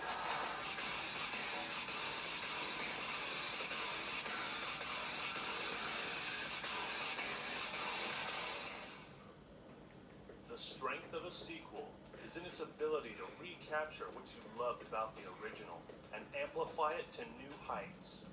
That's exactly what id Software and Bethesda set out to do with Doom Eternal. Bigger and better, as sequels typically are. Doom 2016 was definitely one of the best games of the decade. It was awesome to see Doom Guy revitalize his career and carve a place for himself amongst the other big-name shooters, proving that the Doom series has, and always will, have something different to offer. But before we jump into this, a word from our sponsor. Oh, sorry, couldn't hear you. I had my Raycon E25 earbuds in. Are you tired of carrying around a corded pair of headphones like a scrub? Do you enjoy top-tier audio at a fair price? Then you'll love the everyday E25. The E25s are their latest model, and they have up to 6 hours of playtime. And right now, they're going for $79.99. But you can get a 15% discount from your boy if you use the link buyraycon.com/theactman. What I appreciate about these headphones is how easy it is to set up. You know what? Just click Bluetooth on your phone, Before I iPod, touch laptop, or anything, whatever, link them up, and you're good to go. They've got these little buttons on the side that can help you control the volume, pop. okay. Yeah, you know what? I just want to look something up here.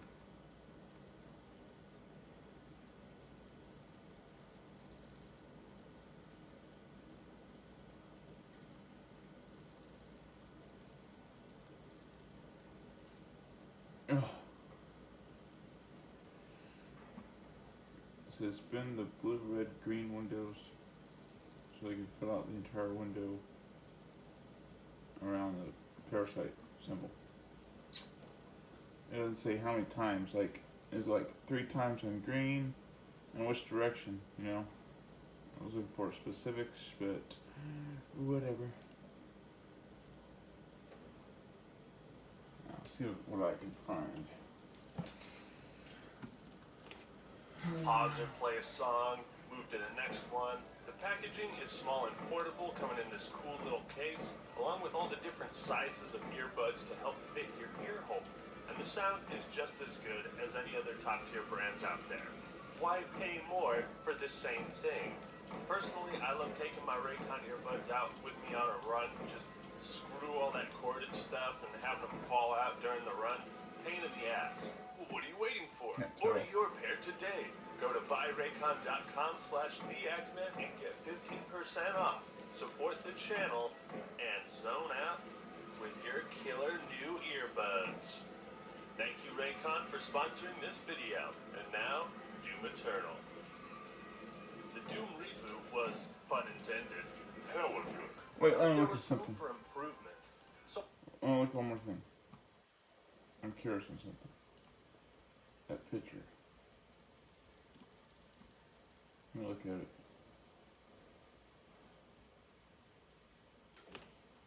Okay.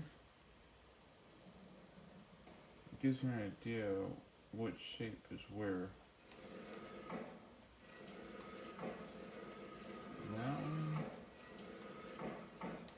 goes right there.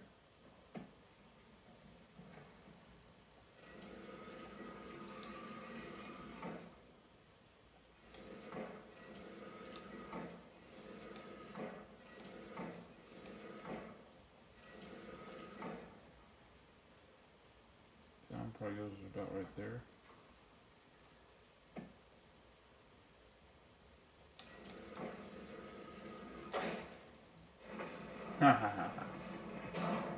Just by looking at it, I could be like, oh, okay, I think I know where it goes. Because there's like that big red piece right there. There's that big green piece with that little small green piece down there. There's this big blue piece right here. I'm like, okay, I think I can figure that out. And just by looking at the complete version, I'm like, yep, I get it. So many possibilities had opened up with the foundation. That's what I'm talking about. Building upon those core principles would be the key to eternal success. I'm smart. But it isn't easy to reignite the spark and capture lightning in a bottle once again. That's why Doom Eternal was going to have double the length, double the enemy types. You want even more badass demons? Well, there are twice as many in this game. Double the intensity. You want the Doomslayer to feel even more powerful? Well, we got it. Double the biceps. Nearly 2 years after the E3 teaser in 2018, when our balls dropped and we became men, Doom Eternal has hit the shelves, and I was so excited to get my hands on it. Still, I was certainly worried 4 months back. Would the battle mode be able to fully replace classic deathmatch and multiplayer? Would there be far too many mechanics implemented which complicate the gameplay? What about the removal of Snap Map? And has the storytelling soared to new heights or plummeted to unknown depths? Well, let's sharpen our Doom Blade, rev up our chainsaw, and rip and tear our way straight into this. Ready to rip and tear?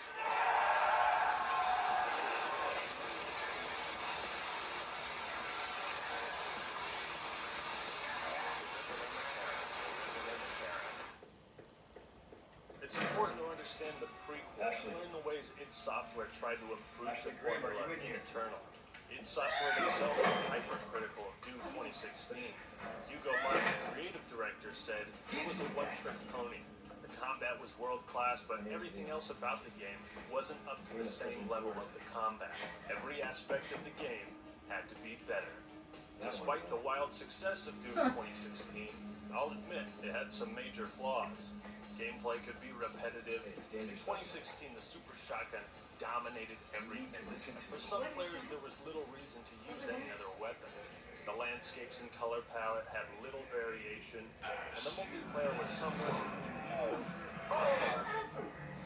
id Software wanted the big things fixed. They wanted Doom Eternal to force players to cycle through their weapons more, give us more tools and reasons to use them, a higher emphasis on resource management, more tactical gameplay, strategies, and this is the result. So we're going to be comparing Eternal to 2016 in some ways in order to showcase how the games have evolved, and unfortunately, devolved a little. And now that we know where we stand, let's start at the beginning.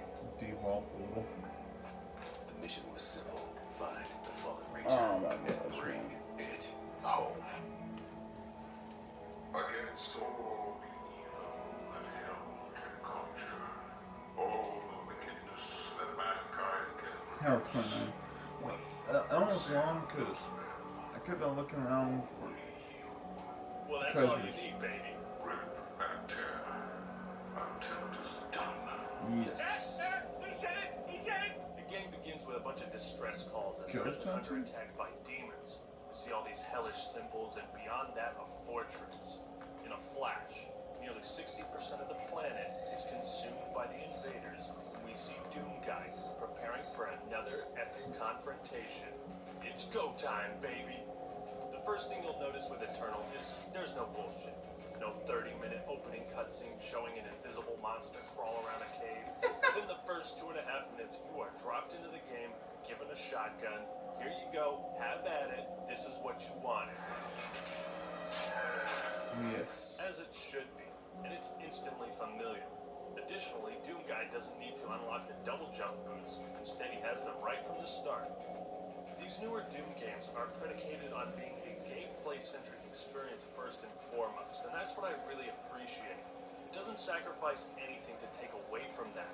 It's not trying to be deep or necessarily artistic. Eternal just wants to be fun. Absolutely, and as the Doomslayer, you want to feel unleashed, right? Like nothing is holding you back. To have a pure, unfiltered action FPS experience. After fighting your way through the first mission, you kick open this door and find a Hell Priest. What's up, dude?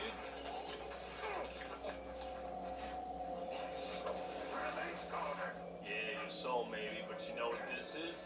Yeah, nah, you don't like that. Time to meet your maker.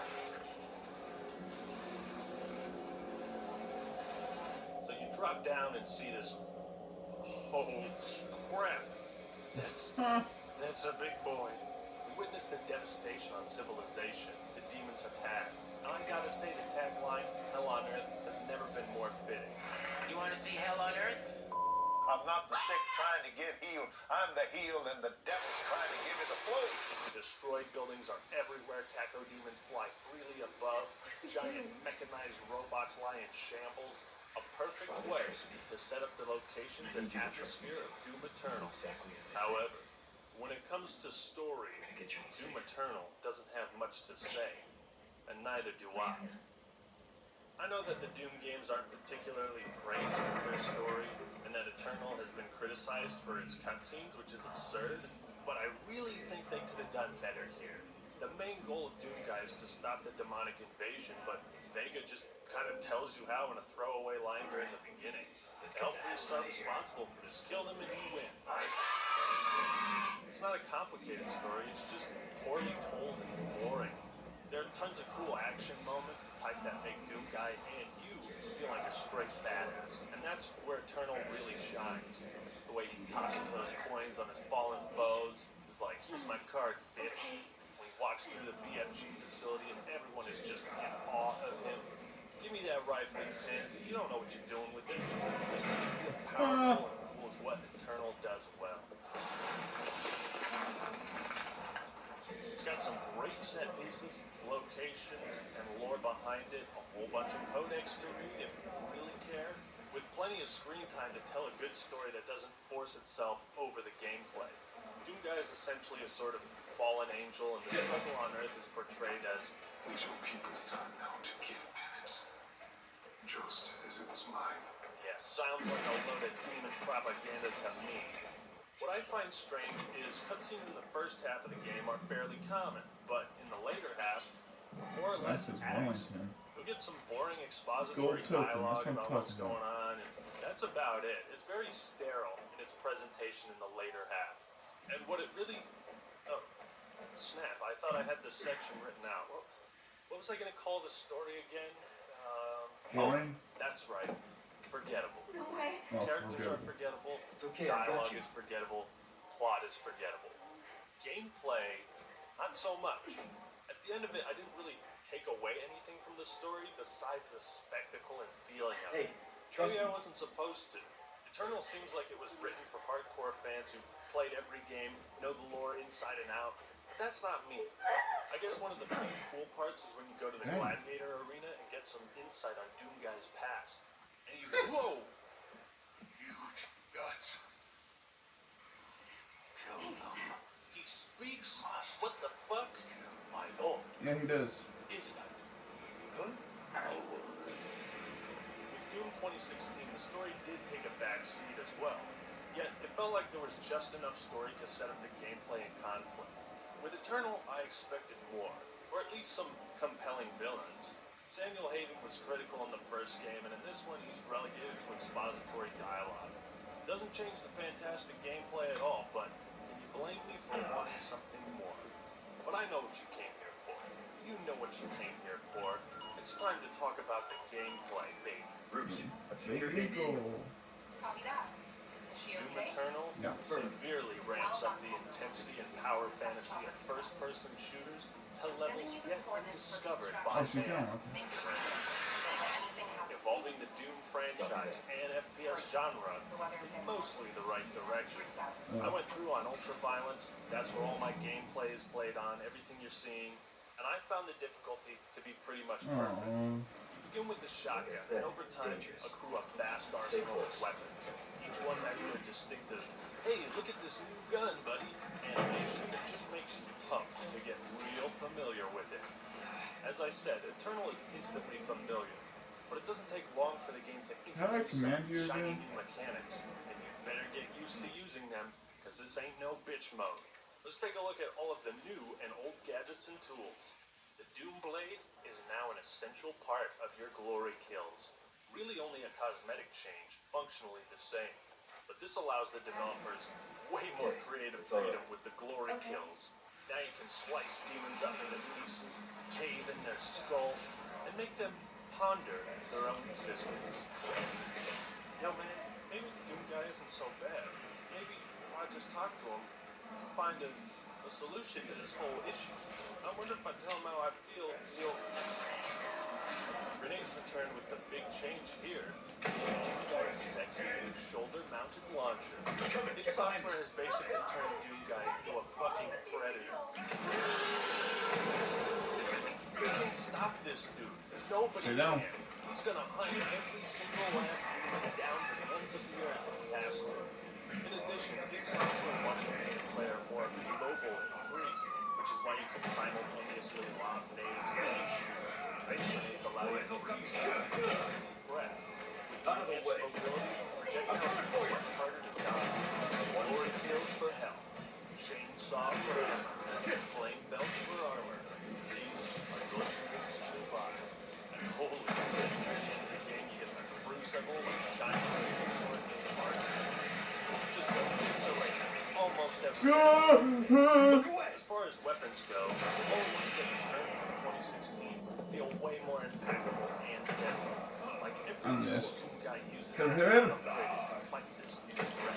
The armor stripping mechanic is beautiful. It lets you know that you are doing damage. And it serves as a nice visual indicator, a clear improvement over Doom 2016. It's also a crucial part of the gameplay. You're disarming demons first, making them less deadly, and then killing them. Shooting off a Revenant's missile launchers will force it to get up close, and the Arachnotron's long-range blaster is super annoying to deal with. Some weapon mod kits have been altered, some stayed the same, but overall, every weapon has a place in the sandbox. It's really fun experimenting with different attachments, and carving out your own playstyle. Best of all is the revamped Super Shotgun. Equipped with a sexy new meat hook, you can close the gap on any son of a bitch you want in the blink of an eye. Blood Punch is now your core melee move, which can really bail you out when you're surrounded. Unfortunately, your basic melee attack does little more than tickle the demons.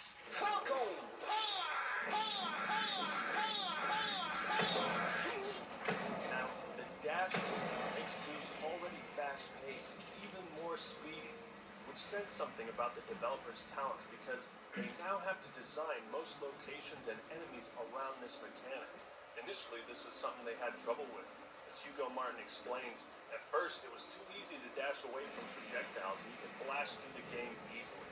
I'd also like to point out that id Software was able to condense the file size of this game to around 40 gigabytes. Yeah, modern game designers, please take note. But how do all the mechanics flow together? Does it work? Most. Tombstone. I was worried that with all these different pieces to the gameplay, it would become an overcomplicated puzzle. And at some points, it does feel like that. If I had to pick some types of Eternal, my issues really start to take shape in the last few missions. The game gives you so many things to think about and use. Because you're taking more damage, running out of ammo absurdly quick, you're constantly swapping weapons, grenades, using the flamethrower, blood punch, chainsaw, glory killing, searching the map for supplies, all the weapon mods. It's a lot to take in during the moment-to-moment gameplay. When you add on to this the severe ammo limitations, a decent portion of Eternal is just scavenging for supplies. id Software said they wanted the game to be more strategic. They wanted gamers to use different weapons, and they created certain enemies to be more vulnerable to certain guns. This is the reasoning behind the decreased ammo count. But the thing is, when you upgrade your permanent ammo, you get 2 whole shotgun shells. Hooray! I can fire the super shotgun one more time. You better get used to seeing this on your screen, because you're going to be seeing it a whole hell of a lot. Just to put it in perspective, in Doom 2016, at max ammo, you had 60 shells for the shotgun. And in Eternal, you have 24. There's a pretty massive difference. Look, I appreciate the idea of balancing the game and encouraging all play styles, but holy shit, later on I had to swap weapons like every 5 seconds. Chainsaw a guy every minute or so. It just becomes tedious at times. Still, ammo and mechanic complaints aside, it has never felt this good to kill demons before. The new movement abilities allow you to dash around the map, close the distance to glory kill, and swing around the arena like King Kong.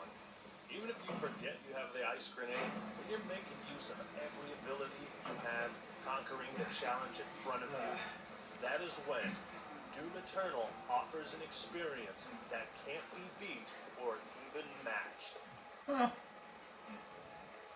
You know, a hero is only as strong as the enemies he defeats. So if you want to feel like a badass, you got to wreck some amazing bad guys along the way. And Doom Eternal has some incredible enemies. Beyond the shiny new mechanics, Eternal brings old enemies back from the grave. And they pack a pop. The Pain Elemental is basically a Caco demon that's been at the gym too long. Archvile returns to ruin your day and summon more enemies from afar. Prowlers are like teleporting imps, and even the fodder got some new additions with the Mecha Zombie.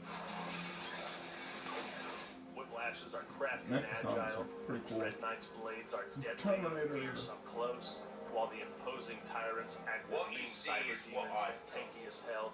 Arachnotrons, a weaker version of the Spider Mastermind. It's been stated a lot, but Doom is all about mimicking chess, you know? Giving each piece its strengths and weaknesses, forcing the player to switch tactics on the fly. It might be hard to hit the whiplashes with the rocket launcher, but use the meat hook, you'll get right up in their face. On the visual side, recurring demons like the Imp Soldier and Caco Demon may look virtually the same as 2016, but they have some new mechanics like being able to lob a grenade in its mouth, ripping off a Baron of Hell's armor to reveal the fiery core within. These enemies have been tweaked and tuned to near perfection. Every demon has also gotten reworked glory kill animations, making it just as exciting to perform them as it initially was in 2016. Now let's talk bosses, the big boys. Doom Hunter is a fantastic new addition. Fast and Furious is the name of the game. Starts off as a boss and becomes an uncommon enemy later on. His sled is the root of his power, and he's got a shield to absorb damage. Gladiator is a more traditional boss fight where you need to avoid projectiles, time to shots, and evade him until the time is right. This whole arena is so freaking cool, and he is a beast to take down. Eventually pulling out 2 axes and going berserker on your ass. I had the most trouble with the Con Maker, who flings fire and hazards across the level, alongside the new Maker drones which harass you from afar. This fight was really tough. It's It's all about persistence. Gotta be aggressive, take down the shield, and go for the blood punch. And then we've got 3 and the 3. Icon of Sin, which has all this armor, super tanky, summons a buttload of demons. This two-phase fight is pure awesomeness. And God, is it satisfying to destroy the different parts of his body. Giant bosses can often be a gimmick in video games, but the Icon of Sin is not. Oh yeah, I'm forgetting someone, aren't I? Yeah, this guy. The Marauder is my third big issue with Eternal's campaign. Oh, no, not you. This dude is meant to be your equal. Anybody notice he kind of looks like the Slayer? That's pretty cool. There's a story behind that. He can dash quickly, summon a wolf, use a That guy shotgun, is and annoying. He's got a shield. There's nothing the Marauder can't do. On his own, he made for an incredible boss fight that was tough to figure out, but oh so rewarding to do so. Here's the problem. This enemy type functions completely separate to the other demons. He does not work well when thrown into a group fight. The Gladiator was fantastic, but you couldn't just copy and paste him into another battle with tons of shit going on. It wouldn't be fun. What the Marauder actually does is halt the fluid combat of Doom Eternal down to a crawl. He is the only enemy in the game that forces the player to slow down. The polar opposite of every other philosophy and encounter we've had thus far. So you're supposed to wait for him to attack before you can punish. If you just spam rockets and BFG shots, that's not gonna cut it. But it's hard to punish him when you're dodging a million other projectiles, and the window of time is super small. Just fucking die. Fucking die, dude. Oh god, get this wolf off of me. Leave me alone. Yeah, he is so annoying. So God, I go hate avoid that him guy. entirely, kill everything else in the room, go mano a mano, and just sit there at mid-range, waiting for his attack. Luckily, the Marauder isn't super common, but you'll let out an audible groan every time you see him after his reveal. I don't think it's fair to say Doom Eternal has twice the enemy types and twice the length. It's more like 150% of what 2016 had. But still commendable nonetheless. Yeah, I You're looking at played a roughly 50 the to 20 heck hour out of this campaign game. depending on difficulty, but let me tell It's you, freaking awesome. I enjoyed nearly every second of it. All in all, the campaign goes above and beyond what 2016 set up, offering a diverse array of enemies, new and old, locations, weapons, and tools to dispense pain. Putting aside my minor gripes with the Marauder, ammo restrictions, and tons of new mechanics, it's a game that every fan of this genre needs to experience. It wouldn't be a Doom game without some secrets, and Eternal packs in tons of collectibles. But first you'll need to take a look at the gorgeous, breathtaking scenery that id Software painstakingly crafted to massage your eyeballs. And I really gotta hand it to them for making each level extremely unique. Compared with 2016, it's a massive improvement. But it's not just the skyboxes that are pretty. Every area of Eternal has this exquisite level of detail. And I'm playing this on the Xbox One X. You're reviewing Doom Eternal on console? Disliked, unsubscribed, blocked, and reported. But seriously, I found myself constantly staring in awe at just how polished the environments are. It really immersed me in the universe. Every single dollar the visual designers had, they spent. Some people have complained about the platforming and puzzles. Personally, I feel like it's in a really good place. Not too complicated, not too simple. It adds to the exploration. And I let's be need to honest, figure they out gotta where have this some way to break up thing the is combat if they aren't going to do it with cutscenes and story. Although some I parts heard actually about look it, but straight I out have of a never makeshift found it Super yet. Mario first-person platformer. Level design is fantastic. You'll make use of the wall climb, clamber, and dash pretty often. So many different types of layouts, small and condensed corridors, sprawling landscapes with tons of paths everywhere, man cannons, teleporters, monkey bars. You got some hazards in there. Alongside the collectibles are optional Slayer gates and secret encounters. It really is a completionist's dream. While obtaining the collectibles is optional, I find it's really a part of the fun. Right about the weather. You got your shooty, stab, and duty modes, and you've got your exploration and discovery. Not bad, right? Extra lives are added as a way to balance the game's more imposing difficulty. These are often found in pretty accessible areas, and this time, instead of a bunch of Doom Guy variations, each enemy type has their own unique toy. Sentinel batteries can be obtained through level-specific challenges. You can also find them hidden around. Praetor suit tokens return, and these ghost sentinels will hand them off to you. Thanks, bro. Although the suit upgrades really aren't all that impactful. Sentinel crystals are your bread and butter, letting you upgrade health, armor, and ammo, as well as giving passive boosts when combined. Runes are pretty much unavoidable this time around. They can change your playstyle a lot. Weapon mods return, but unfortunately, Doom doesn't how things soft. Additionally, you can find out records which I don't think so. are shown across the wall. Stay down. You can jam out these classic tunes as you run around and do your business. And cheat codes allow you to replay levels with cheats. It's very classic indeed. It'll make grabbing the other collectibles much easier. Last but not least, there are the infuriating games. By fighting the Slayer game, you can jump into a challenging fight against the toughest demons in town. These are some of the most insane battles in the game. So windy. Sweating bullets trying to survive. But by the time you get to the third Slayer game, you're just like, fuck, bring it on, man. The Eternal really makes you feel smart. Uncover the secrets. The collectibles add a layer of depth to Doom Eternal. Okay. It's part of what gives it an old school vibe. And I appreciate id Software's work to keep that feeling alive and well. Okay. I thought she was gonna set herself on fire. Making additions to Eternal is the Fortress of Doom. At first glance, it seems pretty bare bones. It opens up as you progress. Don't listen to art broadcasts that detail an obsession with Doom Guy. Okay. Play missions, master levels, which are hardcore versions of previous levels. Open doors using Sentinel batteries, leading to new suits, Sentinel crystals, and more. And there's also the Unmaker, stashed in the center, waiting until you desecrate the 6 Slayer gates before receiving this ancient pool of God. You also got an old school computer where you can play the original Doom in its traditional aspect ratio, as well as Doom 2 if you know the code. There's a demon prison where you can practice weapons and strategies against the forces of hell. But the best thing about the Fortress of Doom is the detail. They really gave this place a lot of character and charm. Doom Guy even has his own man cave with a sick 3-monitor set. Oh, that was How weird. much weight the monitors are the board process of 6,000 frames per second. Even has one of those Argent cell containers from the last game. Doom Guy's got some sick-ass guitars mounted on the wall and a fucking anvil with a pair of nunchucks on top. This guy. I'm the Doom Slayer.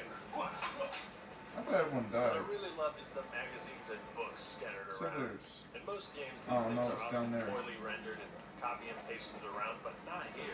Oh, Each that book on the handgun shelf ammo. is clearly labeled, and the designers had a lot of fun here. First aid. The Great Gutspeed, how to Handgun. win friends and kill demons. Alright. The power of positive ripping and tearing. I love it when a game has this kind of detail. 50 Shades of Slay. I want to read that book. Okay. You know, it was pretty grotesque, but overall a great read. I imagine Doom Guy as this badass dude, reads edgy books, plays metal, and relives his glory days in his spare time. id Software has clearly catered this game specifically to their fans. They know their demographic. Overall, makes for a great hub area with just the right amount of things to see and do. Now, when it comes to the soundtrack, music and gameplay go hand in hand, providing the same action beats as 2016. Yet new. Some songs return, but for the most part, Mick Gordon has created an entirely unique soundtrack. With a heavy metal choir, he literally recruited a bunch of heavy metal badasses to record some vocals for the soundtrack. If this game were any more metal, it'd be a goddamn steel factory, okay? We want the whole game to feel like a heavy metal album experience. And that's exactly what they've nailed. They provided a sense of musical wonder, hardcore headbanging tracks, and slapped that onto some aggressive, heart-pumping gameplay. Mr. Gordon, you've outdone yourself. And these new Doom games would not be the same without him. While the single player serves as the nice, meaty steak of content, multiplayer is more so the leftover bones. A Apparently, id Software had to make a blood sacrifice of snap map, deathmatch, map selection, and modes in order to create battle mode. It's got to be quite the addition to warrant the removal of so much content, right? Wrong! Let's talk good stuff first. As a Slayer, you've got access to all the different weapon mods and can wreak some serious havoc. Same gameplay mechanics from the single player apply here as well.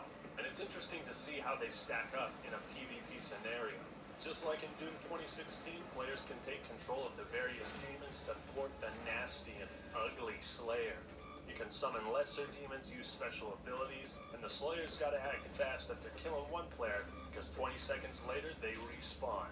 This creates some real hectic moments as a Slayer, forcing you to be extremely aggressive.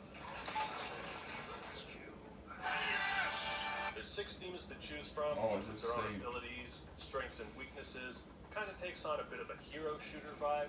The Marauder is great at pursuing and applying pressure up close, while the Revenant likes to keep his range. Incubus is a straight-up tank, Archville offers a lot of support, and the Pain Elemental is a chunky flyboy. Best of 5 rounds, and there is room for all sorts of action in battle mode. Time to kill can be extremely long and short, so you can never be too careful no matter which side you play on. Sometimes rounds can go on for like 5+ minutes as both sides heal or respawn.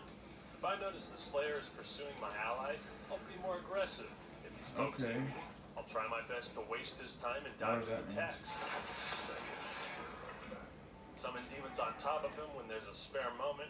When he goes in for the glory kill, demons can block power-ups. A really cool mechanic, especially when the Slayer is begging for health and armor. At the end of each round, all players get a bonus to choose from, so they can adjust their tactics. And you gotta love the start of each match with this WWE pro wrestler type intro. Show me your moves. Come on, step over this line. Just step over that line. Anyway, I start a class. Great way to show off skins, poses, and other cosmetics. Eternal implements a tier system like Battle Royale games. You can unlock new emblems, titles, demon, weapon, and Doomguy skins. I guess this provides some kind of incentive to keep playing, but it's not enough for me. At least Doom 2016 had some kind of progression system. With 3 players needed, it's pretty easy to get a squad going and duke it out, changing roles, and my friends and I had a blast, with very few technical problems. Now the bad. You got 6 maps. Only 6 maps? Ooh, gotta resist the urge to rant about map design again. Gotta resist the urge to give in. Most of them are just altered areas from the campaign anyways. And that is something I can't overlook, no matter how good the campaign is. While you get 2 different loadouts for each demon, the differences are basically, do you want to heal yourself in a box, or do damage over time in a box? Battle mode was hyped up to shit. It's cool at first, but it quickly gets old. You know, Doom 2016 may have had a by-the-books multiplayer, but it still contained a ton of content. Numerous maps, several game types, traditional deathmatch. I'm just not sure why it's so hard for modern Doom games to recapture the magic of old-school arena shooters, especially when they've demonstrated they're capable of that with the single player. Also, if there is any semblance of lag in a match, it will cause players to freeze in place, and in a game like Doom, that makes for an easy win. Yeah, a win I didn't deserve. What it boils down to for me is content. Battle mode seems like the experimental side mode that gains a niche but dedicated following. A mode that's showcased alongside the main multiplayer offering. Here's some ideas. What about some kind of horde mode? Demons versus Slayers, that would have been tits. Have a 2v4 mode where one side spawns waves of enemies and the Slayers have to survive for like 5 minutes or something. Or a PvE horde mode. Something simple, arcadey, going for high scores, show them off on the leaderboards. Even just having battle mode with larger maps and higher player count would have been cool. Added some variety. And with no snap map, the community can't make content to keep the multiplayer alive. Maybe they didn't want it to compete with the Quake Champions, but who's playing that? Don't get me wrong. Battle mode can be a lot of fun, and the campaign is more than enough to justify a purchase of this game. Still, when I look back at footage of 2016's multiplayer, I can't help but crave that type of carnage. As of right now, Eternal's multiplayer needs a lot of help to keep me coming back, and I hope id Software can provide that in time. Otherwise, I've still got a new Battle Royale mode to try out. When you rip and tear Doom Eternal down to its core, the game improves and amplifies nearly every aspect of its 2016 counterpart, and all that we loved about that game. What the campaign lacks in quality storytelling, it more than makes up for, with thrilling, intense gameplay and a power trip unlike any other. Alongside a level of mastery, resource management, several difficulty options, tons of collectibles, and reasons to explore, Doom Eternal single player is ball-bustingly awesome. With Mick Gordon behind the music and a ton of mechanics to manage, Doom Eternal runs on all cylinders and the backup generator when the metal is blaring and the demons are dying. With the unfortunate removal of Snap Map and a skinned multiplayer focused entirely on battle mode, Eternal may not offer much in long-term enjoyment. Yet with the power of modern gaming, updates, patches, and future DLC confirmed, id Software isn't done yet, and I can't wait to see what they've got in store. It speaks wonders to how good the campaign plays when its story is entirely forgettable and the multiplayer has so little content. The fact that I can still praise this game should tell you all you need to know. And that is why Doom Eternal is so awesome. You will be their savior. Your strength will be their shield, and your will their sword. You remain unbroken, for your fight It's eternal. eternal. There it is! There it is!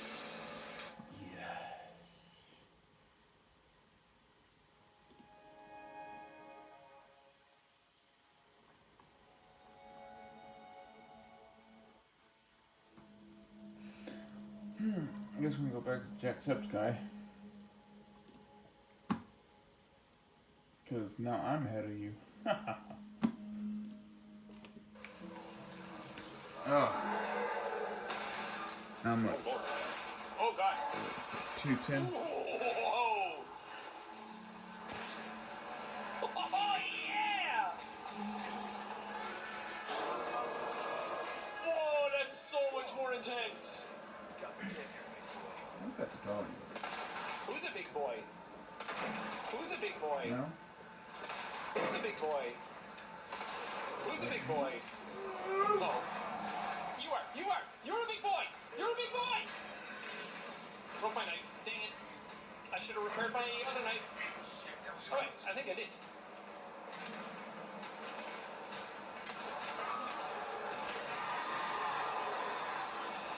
Nice. Can I use... I can't use these okay. on that one, You can know I? the shotgun. I think I can! I think I can, and I shall! Nice, nice, nice, nice! This ain't my first rodeo. Also, now the I shack is... remember reading about this dog. One point Now I remember. in time. But I forgot to go check on him and find him. Yes! What's that dog? So cool! Get him, boy! Whoa! Whoa, chill! Bro, chill! There you go. Present for you. Nice, nice. Don't hurt him! Don't hurt him! Now!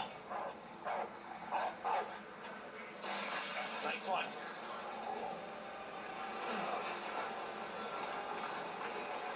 Oh! Oh! That's what I'm talking about. Down he goes! I thought that was a baby crying. What the hell was that?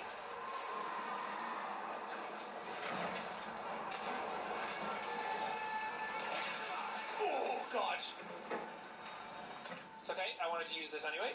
The Bush Guide, cold and smooth survival skills. Hello? Should you become stranded, Be ready to signal rescuers.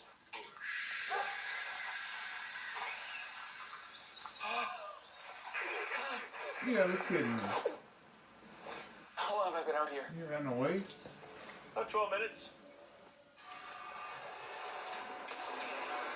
Nice. Nice.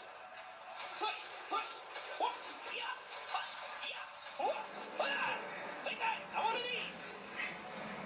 Oh! Did you see that?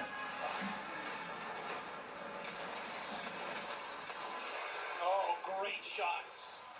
Great shots, Leon. Great shots. One of these. And this. And that. And one of that. And take this.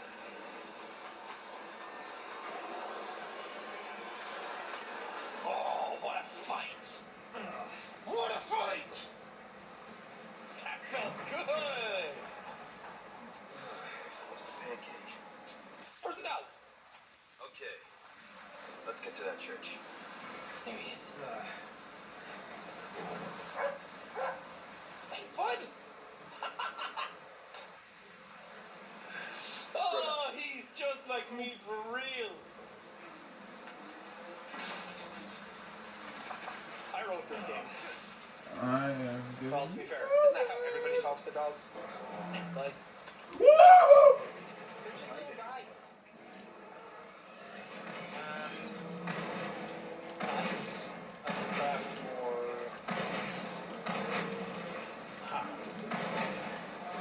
So this. And then craft this. Nice. That's looking good. That's looking real good.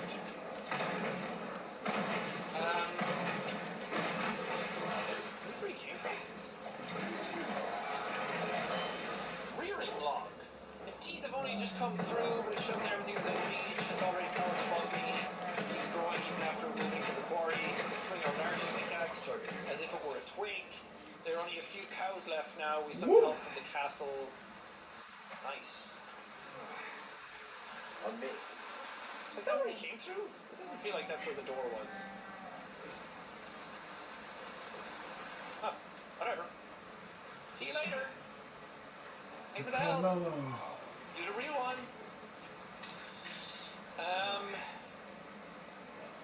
Yeah. Straight shot.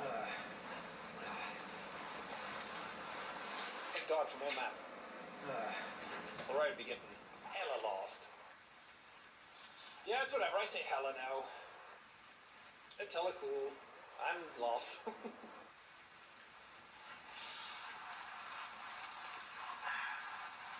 You okay, Liam? Rain in your eyes? It's just water. It's not that big a deal. Just water in your eyes. Chill out, you know? Hoi!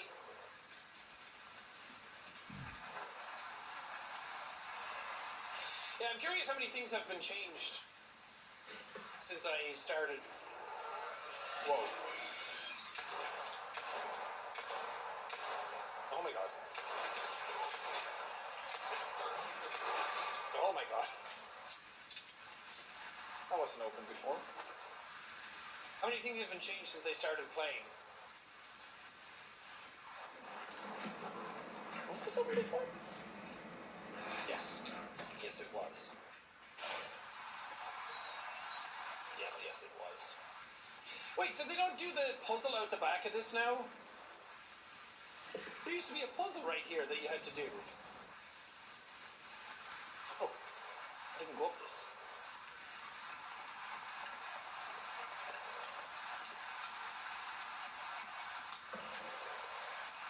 Nice. One single flash grenade. Whoa, Leon! Spec Ops Special Agent Handsome.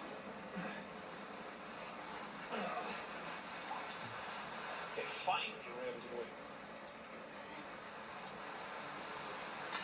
Turn that bad boy. Whoa. That's cool. These locks like this at my doors at home. Ah, yes, this puzzle's still here. I'm here to help. I'm here to be awesome. Are you here, Ashley? Don't let my muscles intimidate you. I'm just like you, I swear. Except cooler and more awesome. I'm going back to the guy. Get my spinel. Oh, it's been years since I've been at church. Well done. Yes, I it don't is. even have that phone. Good stuff, stranger. What can I interest you in? Small team, nice. Could do with that, very helpful. We like our herbs. Heal a man, kill a man. What a sick ass church you guys have.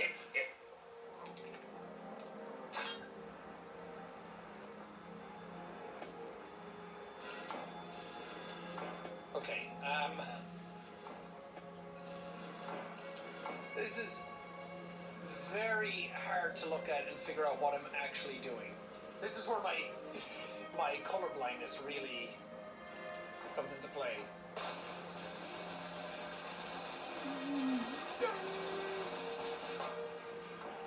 There we go. It started to align for me eventually. Hi. That was not pleasant.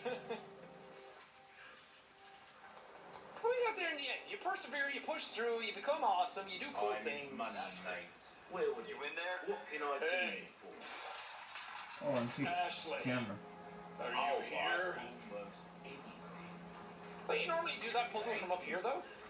Come back anytime.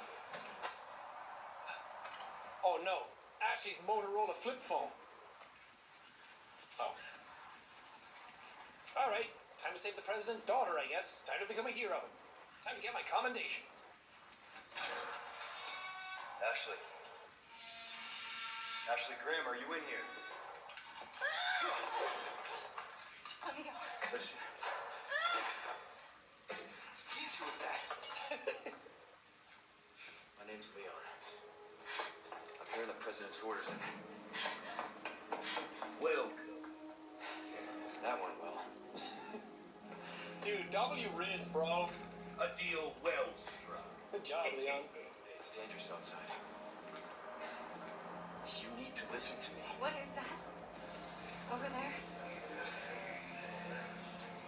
That's a congregation Ruby's come to kill us. makes no difference. The price. That's our choice. Anything else? Don't get yourself killed, pal. Deliver unto them salvation.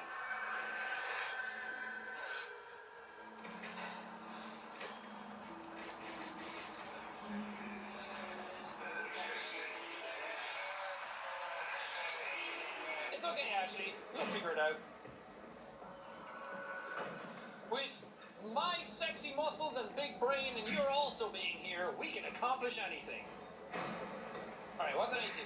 82.2% action. Isn't that exactly the same as last time? Yeah.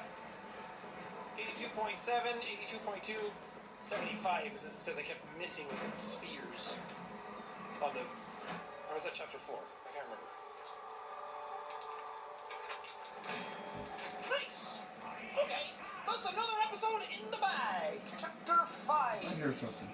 Ready to go. So far, so incredible. This game is awesome. I love it so much. I can't wait to go! I hope you guys are excited for it as well. How are you, Go man? ahead and leave big fat old likes on this video so I know that you guys are hyped. I want to see it. Don't just sit back and watch the episodes. Engage. Be part of the community. Grow together. Anyway, see you tomorrow. Bye.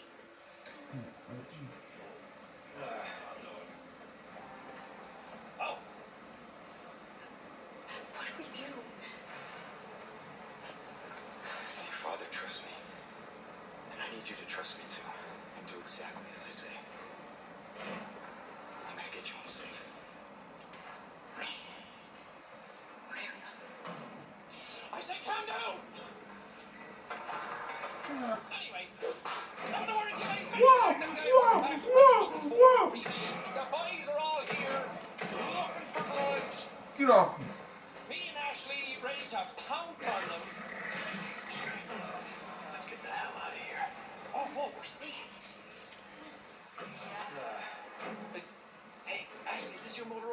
smartphone? Sigma Gamma Phi? Just bought this. I always knew you were a Sigma, Ashley. Dang it. Let's go. My knife's not very Get the ladder. good on the Okay. durability level. Yes, you. Do you want to get out of here, Ashley? Can I shoot them? Okay. Here we go. Good job, Ashley. We're in this together. Ashley. We're gonna have to jump, Ashley. There's something so epic about me kicking open things like that. More rats. Hopefully that's not a thing I have to do and come back. There's rats in the church. Could you get them? Wellington glasses. Huh? Is it like cosmetics I can equip? Okay, Ashley, we're going to have to go out the window. All right, jump. When I say jump, you say how high. No way. It's okay, I've got you. Okay, that rain effect is still pretty damn strong. Out you hop. Hey, trust me.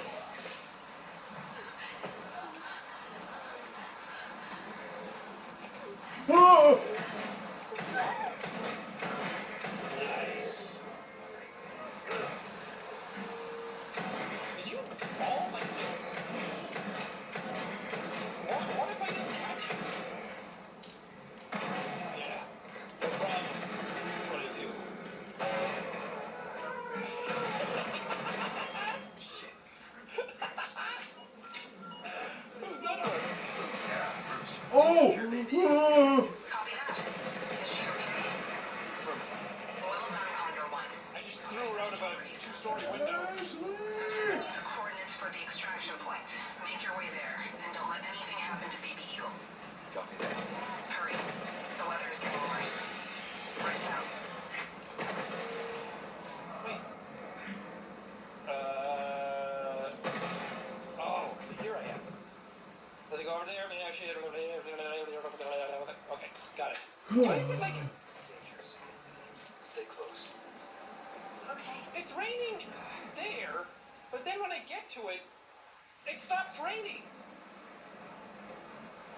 Oh. What?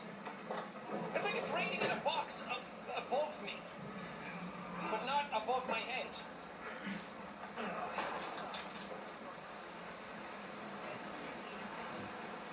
Okay.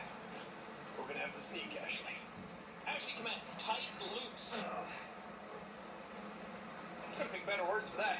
Switch between tight and loose with control. Ashley would stick close behind Leon. Okay, switch between tight and loose. Ashley will hang back when behind Leon in loose formation. This can help her avoid enemy attacks. Okay, I'll just trust you to manage yourself. Okay, we got this, Ashley. Have you ever seen a dead body before? Well, you're about to see a lot of them. Oh, the echo is so creepy. Come on, get behind me. Oh God! What is wrong with these people? Typical American. Here's somebody not speaking English and is just wondering what's wrong with them. Nice. Way, hey, yo. Welcome. Hey, yo. Whoop. Oh, Ashley, I'm on fire. Get a sprinkler. To suit your specific needs. Not today. Oh, I suplexed. Ashley's incapacitated state. You've been outside the church for 2 minutes. Oh my god. Oh my god. I know. Man, I didn't realize her and Ashley would be just as annoying. Okay.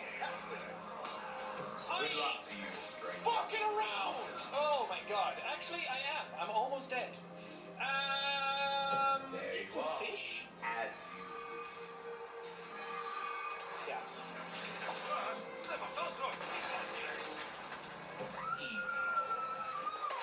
I'm coming. I'm coming. Close your eyes. Thank you. Pleasure. Ashley. Business. Dude, I am ripping dudes asunder right now. Anytime. Oh, you think you can manage, Ashley? Years haven't been kind to you. Because I take on the population of Spain? Well, what can I do? Might want to take care of any leftover Fucked her up. Go this way. Be ashamed to live the rest of it. I even dodged it and she just stood there and the axe hit her straight in the face. Oh, mercy. Okay, there's one of these. I don't have any flashes left, do I? Unless I can make some. That's why this whole thing takes I can forever. make craft flashes. I can.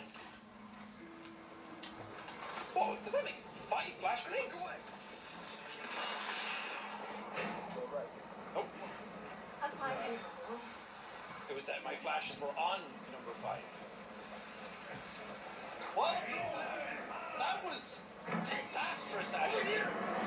Just, like, wall-to-wall awful. The part I don't like.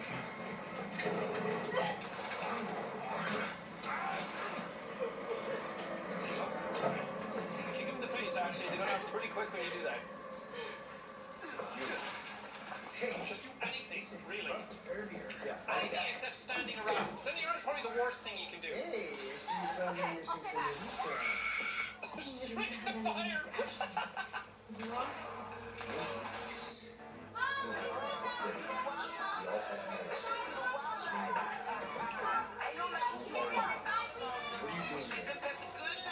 Our store to your door in about an hour. Welcome to your Walmart. She's a smart one, that Ashley. Here. Ashley, quick. Nice. Oh, burn, baby, burn. Just going for Set me on fire. You good? Whoa, these wires are going nuts. Careful, Ashley. They'll take your head off. One false whip of those things and your hair's gonna go flying off your skull.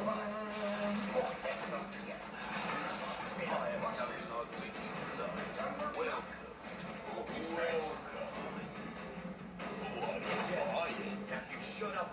You know, little of this, little of that. Oh, I can put a yellow diamond in that. Come back at its one. What's the difference? Nice, 26,000. Thank you. Nice. You're welcome. For red mine, maxed. These I'm not gonna max yet because it's.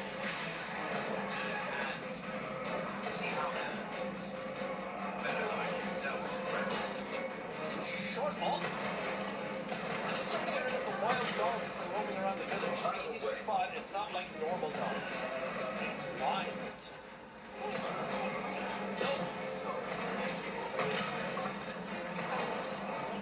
What? We just Good left the God. church. Sure enough, we got into a scuffle with a whole bunch of bad bitches. But then we just crossed a graveyard and now we're here. And you're like, can I have a break?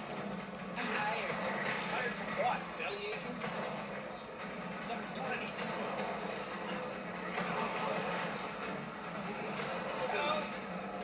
Oh, you're crazy, dude. Wanna die for me? Yeah, I'm helping you. God, I'm so fucking slow. Leon, why are you so slow? Load. Why are you so slow, Leon?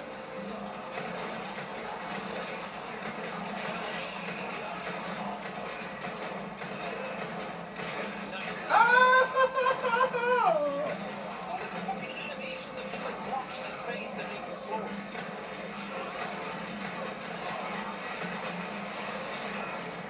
Nice.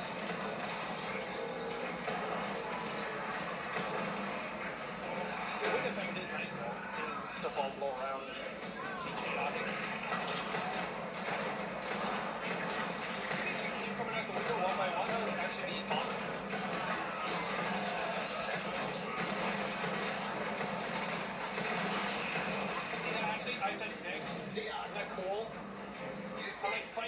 punches. Oh, you know Megan. Really?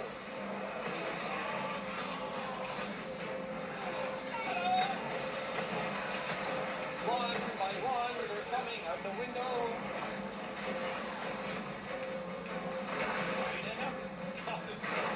Stay back, Ashley! Stay back! Fire burns!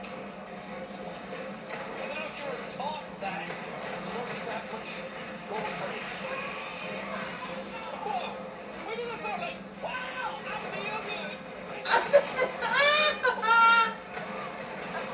know I just rescued you and you're mission number 1 and you're actually the top priority of this entire game. Oh my god! Potentially die inside to open up the door for me so I can get more treasure. Thanks, Ashley. What's up, Pro? You good? Great. It's just some goose. It's open. Thank you. Go upstairs, go there! Alright, I'll give you an easier time now because you actually did something.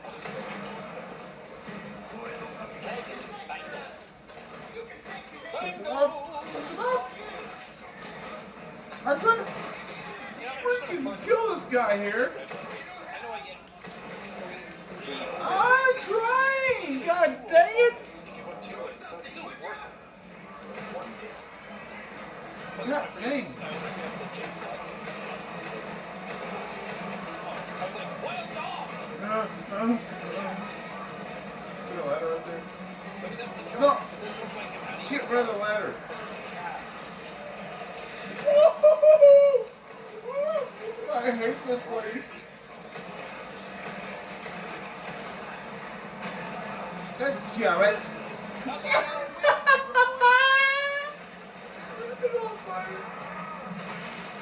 Bro.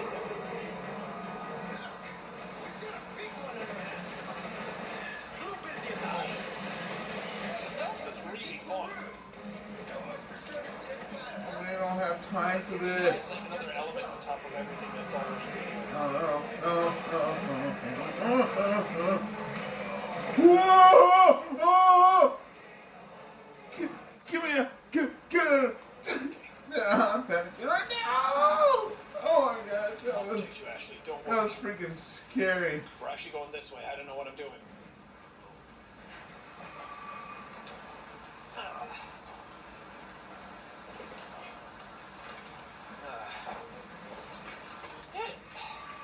Oh. Can I see that? I kind of want to just kill the cow to see if that is the thing. I mean, I know it's not, but we'll see. My dog anywhere else. Go. Don't do it. Sorry. Don't do it.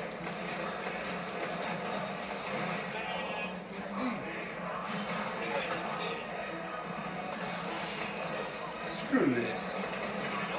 Take it. Take that Magna. I'm gonna shoot every single one of you. I actually call it like my super gun muscle. Yeah, it's pretty tight. It's pretty cool. I got everything in these rooms, right? His arm? Wait, oh, there's a thing hanging back there. Oh, gotta go get it. No, he just got crushed. Leon didn't like that. Ah, we gotta run back. Ah. Totally worth it, Ashley. It was a silver token. Don't leave me. I'm not leaving you. Where are you? Come on. I'm not leaving you. You just can't keep up. Okay, careful now, Ashley. Careful. No sudden smells. He doesn't see me. He doesn't see me. Nice. Okay. You saw those people. Yes. You have the same thing inside you. Same thing. Oh man. God, the TMP is so strong. From the beginning. I forgot how good it was. Whoa. He certainly stays the baddest. He's supposed to look at me. That's certain. Oh, yeah. You didn't put up much of a fight. No worries. But you made me feel awesome. You set up shop in here. Very nice, very nice. Welcome. Well then. Welcome, stranger. Partners then. Hey, why are you? Time for any A questions? deal well struck. Why are you helping us? Let me repair. Because it makes me Nice. feel I don't really want to upgrade the damage on it, because isn't that the damage of just regular swings? I need the damage for when I like stealth people, but they die in one hit anyway. See you later. GP's maxed out. A well-tuned weapon can make up for a lack of skill, friend. What you see is Lack of skill? That's it. I'm selling all my weapons and I'm doing a knife-only run. Oh, I just need one more. I want the laser sight. It's not even that helpful. Ooh, a TMP stock though is better. Oh shit. Because the thing is, in the original game, you only have laser sight. That's the only way you can aim. And I really liked that because the enemies were slow, but so was your aim. So you really have to like take your time and match it all up perfectly. And there's like a visceral feeling in my body that I feel nostalgically for thinking about the first time I played the game and getting that laser. And it was just so different and unique. And the atmosphere was incredible. So the laser sight's kind of pointless in this game because you have a reticle now. So I'm gonna get this. let us know when you've made some room. Let us know when you've made some room. I do. The kind you like. Now where's the amber? Because this stock is going to be way more valuable to It's me. not done yet anyway. It's just a shame that it takes up so much should room. be telling me. What a good job I That's did. eggs. Busted my ass and managed to hide right before I got Put that in storage because I don't have. Nope. I don't have. Why am I still alive? Wait, I can't. The deal was, we get you out of here when you deliver the amber. No amber, no protection, Luis. Why can't I? Oh, I didn't even equip Such a this. stickler for details, Ida. Okay then. Oh, so About that. the gold case, if you have it equipped, increases drop rate for pesetas. This is for gunpowder. The regular case is increased drop rate for handgun ammo. so And this is these increased separate drop rate ways? for resources L. Oh. I forgot about that. Oh. And then the charms that I have. Oh god, what a wonky menu. Is 30% handgun ammo, craft bonus frequency, and 15% health recovery for green herbs. Negative. Oh, that's neat. We're gonna get out of here and find someplace safe. I'll just sell those then. Don't worry about it. We'll swim home if we have to. Condor will I'll buy. I see Let's go. a plane over there. Because they're just taking up room in my Nothing. attaché. Going this way. Be ashamed to live the rest of your life, won't you? Oh, shut up. God, you just talk, don't you? Wait, is this the area where I fight with Luis in the house? Schofield. Yeah!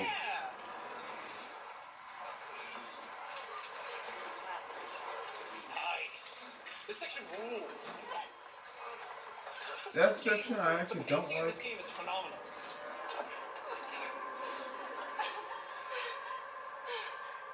You. Hey. Durability. Yeah, buy that. Hey, I see you found your missing senorita. Senorita has a name, Miss Ashley. You are? Name's Luis. Encantado. Great. We all have names. Now then. Who are you? What are you doing here? Very good questions, unfortunately. Hi, now. In that case... Yes. Here, help me. Ashley. Okay. Time to go to work.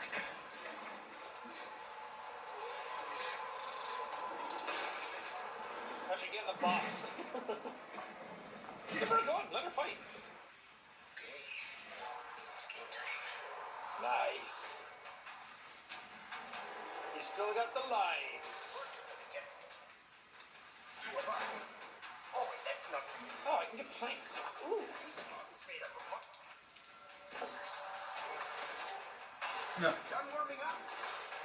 No. Can you push things in front of doors? Shut up. It's good to go. I have something I'll pick you. Yeah, shut up.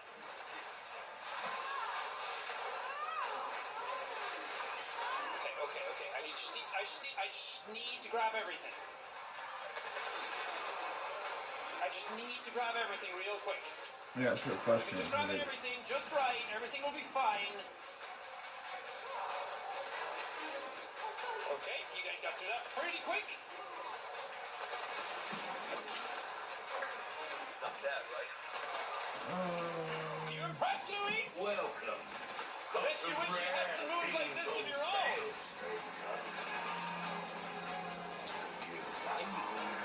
TV game.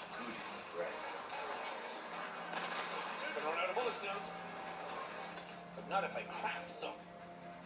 Can I craft more? Easy 20,000 right there. Nice. A deal well.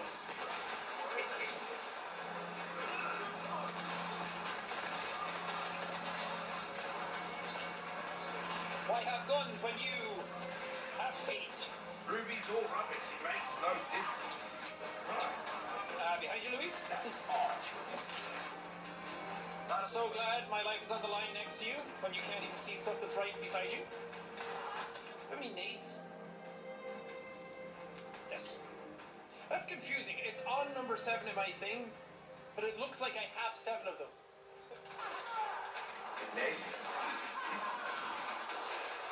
Well, that was What's mine? useless. I'll sell those shoes.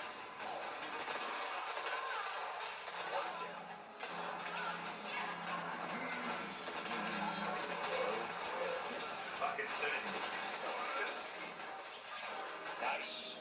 Nice. Oh, cool.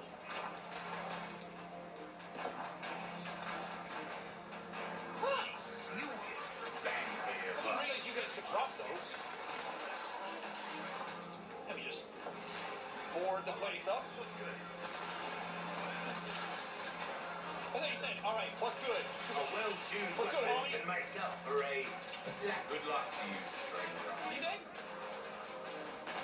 Crossing your teeth, dotting your eyes. Sorry. Must have slipped. Get him, Leon, get him! Okay. Whoa! Your weapon's in good hands. Don't have to tell me I'll see. once. Can I make more ammo?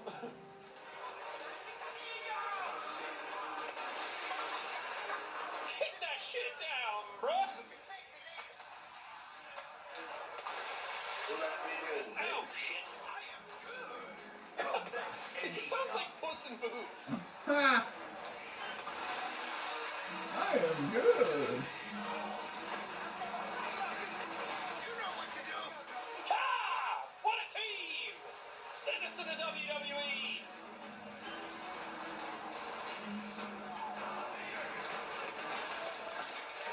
Oh, shot him in half!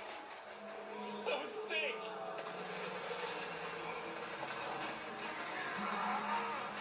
Oh, Christ! We sure do. Oh, God. Oh, my God. Where do more of them keep coming from?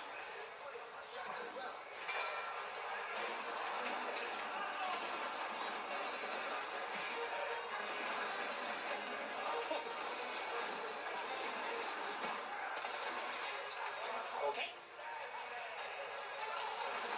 Needs to know what he wants to do. Ouch! Thanks! What are you doing up here? Lollygagging? Hold on, let me just craft a little. There we go. Yeah. I'm gonna craft a green and a green, and I'm gonna use that now. Is that okay? I'm also gonna craft some ammo. Yeah. Yeah.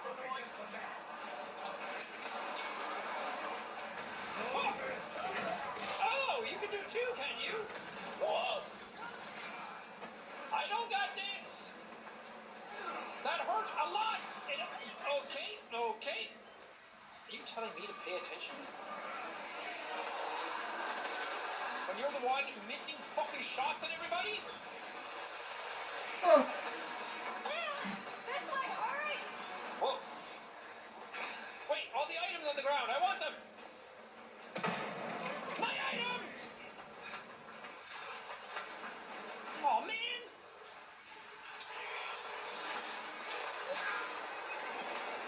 You got stuck in a trap down there. Idiot. Yes, Leon, yes! Nice!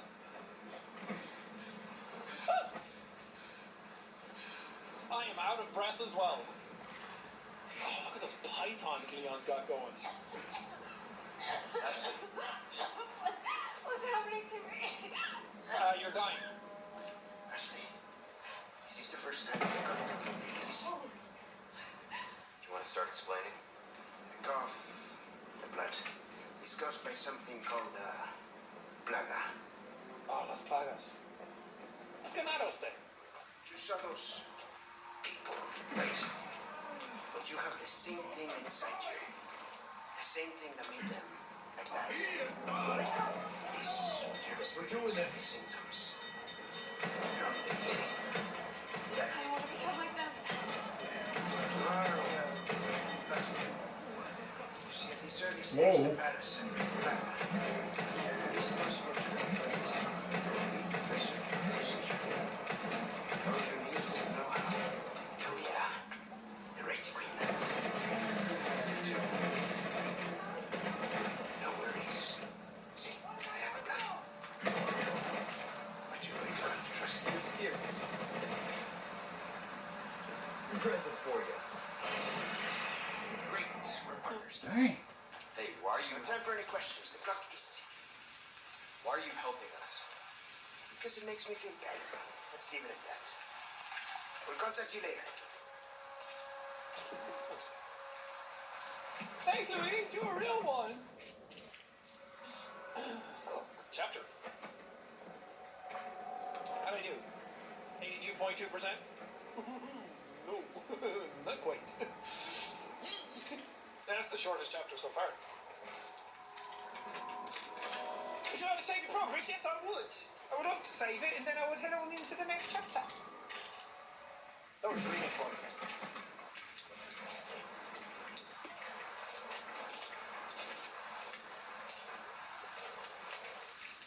Hey, got a smoke? Ada? I do. The kind you like. Now where's the amber? Fortunately, it's not on gosh. at the moment. And Everyone you here should too? be telling me what a good job I did. Busted my ass and managed to hide it right before I got caught. There's two right there. Is why I'm still alive. The deal was, we get you out of here when you deliver the amber. No amber, no protection, Louise. Such a stickler for details, huh, Ida? Okay, then. I'll go get it now. How about that?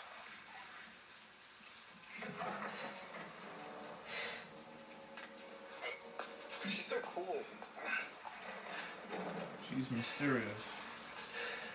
And I do have something else I need to get, too.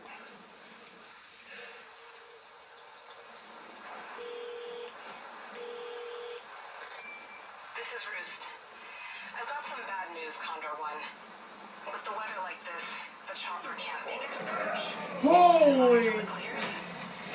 Too dangerous. We're gonna get out of here and find some place. I'm sorry. I wish I could do more to help. Don't worry about it. We'll swim Dude. if we have to. Condor 1. She's like, what? Okay. Right now. Let's just focus on getting out of here. Yeah. Right. Her voice sounds familiar. Why are you standing there? These boxes are a menace. Yep.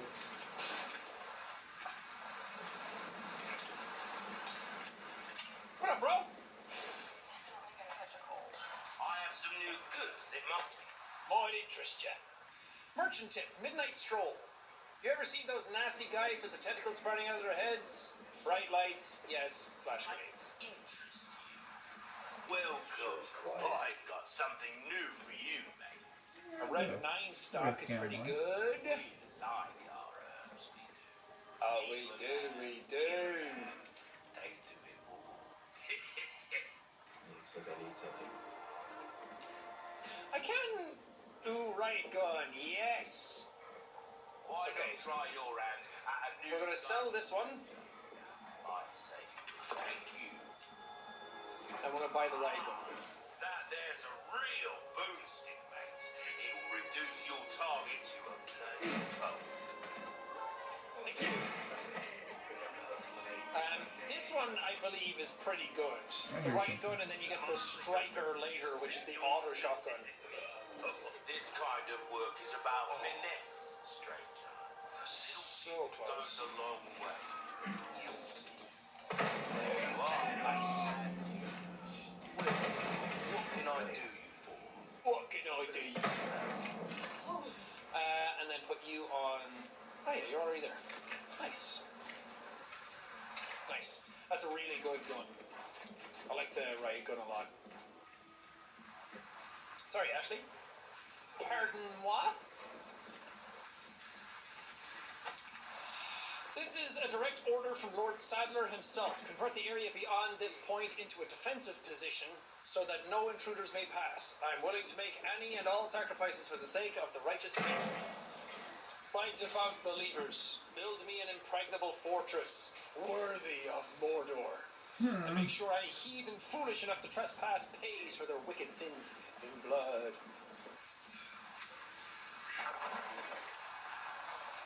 We've got company. Keep moving. Quietly. Got it. Okay. Oh, I'll try. You'll never find me. You definitely won't find me now because you're fucking dead. I guess there's a ladder there for some reason. What the heck is this? Okay.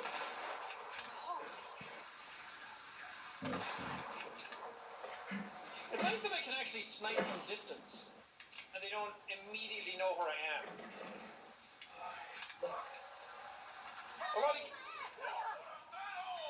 We're doing this. Whoa! That was close.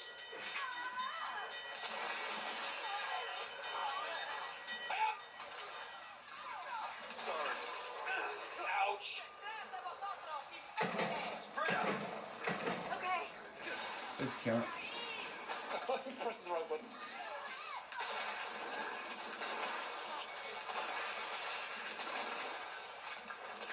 Nice. Less nice.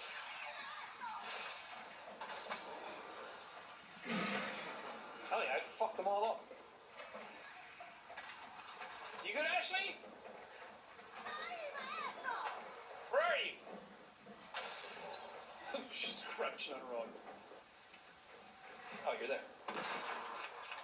It's hard to see. It's hard to see through this scope sometimes. It's hard to see through this scope. Good job. Let's go. Okay.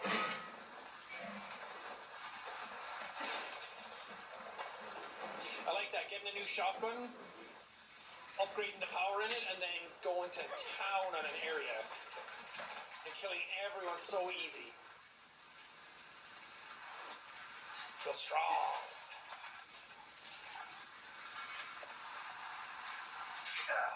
Ow! Ashley, help! Ow! Ah! I'm fine.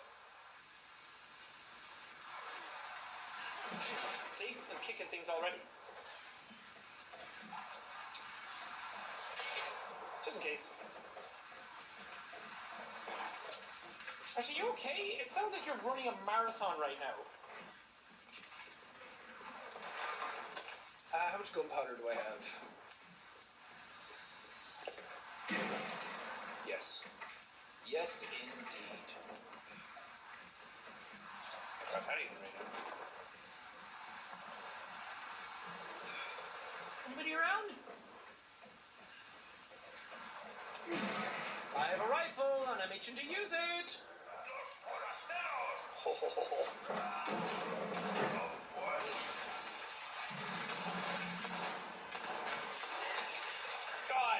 that side aiming is so sick looking when he does that. I love that. I love it so much. What? Okay. Chalice of Atonement.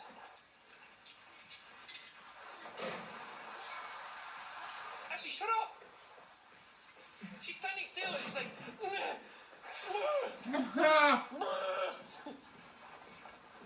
she's used to just hiding out in churches. She has no idea what it's like to run around.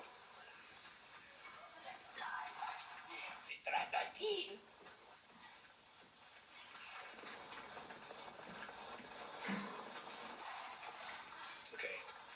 It's a handy thing I can use. We'll see that beyond. No bad things are about to happen. Sure is quiet. It would be a shame if someone tried to come out and kill us. Leon, shush! Looks like I need something. Probably a key. Oh, this is gonna be They crazy. usually open doors, Ashley. Probably wouldn't know that because you're the president's daughter and you're trapped inside a church.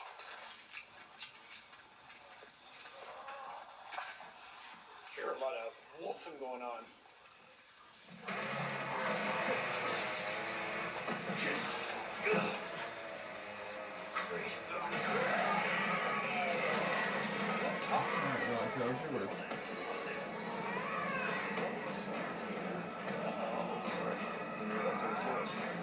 Howdy, darling. I am flattered.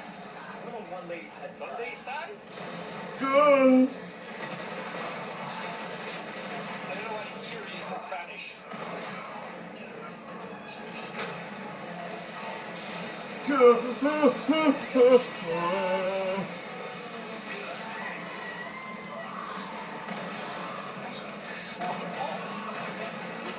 What's going on? Go! Go!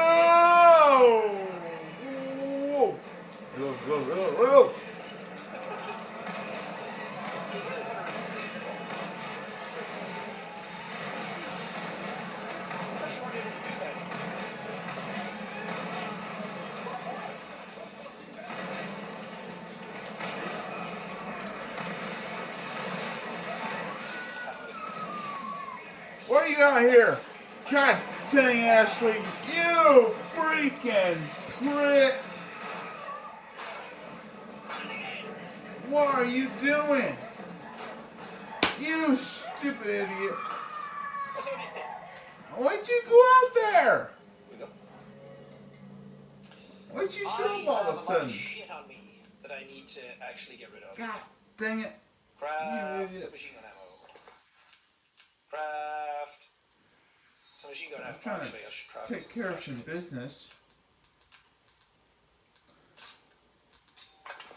Okay, that's a bit better. I have so many knives.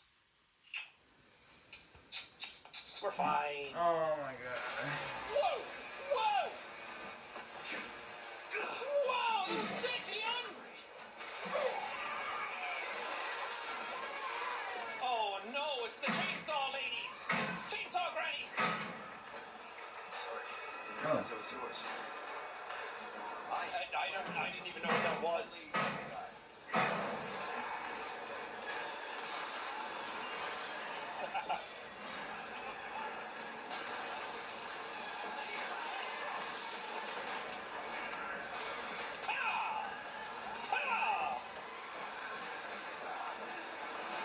I don't want to carry the chainsaw, but I also don't want to get close enough for that to happen. Right here. Nice.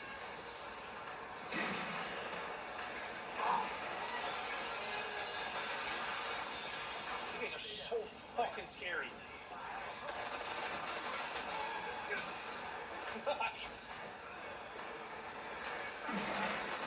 You should be almost dead. I'm not gonna make it. I'm gonna make it.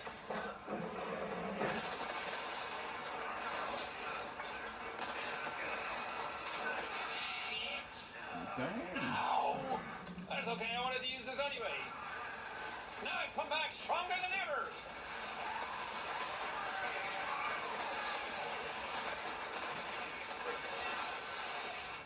Oh. And use this. Here you go.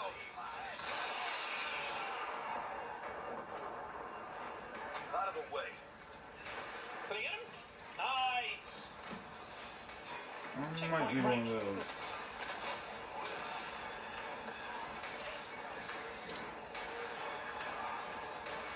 I can't go over that. You know, I could accidentally hit R3 when I was running around panicking. I can open this one now. Reload.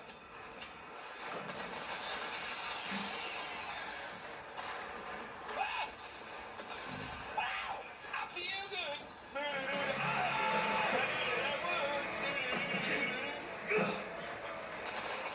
I feel good. I am flattered. What a one-mate pet dog. Oh. Next. So cocky and awesome.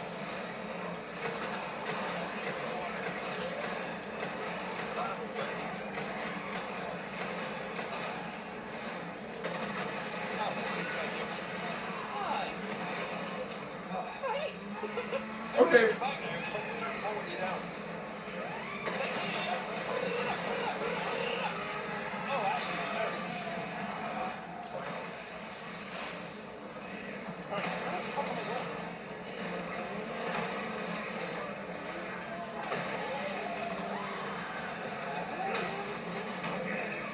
Ah! Ah! Nice shots. Not too bad, man. No!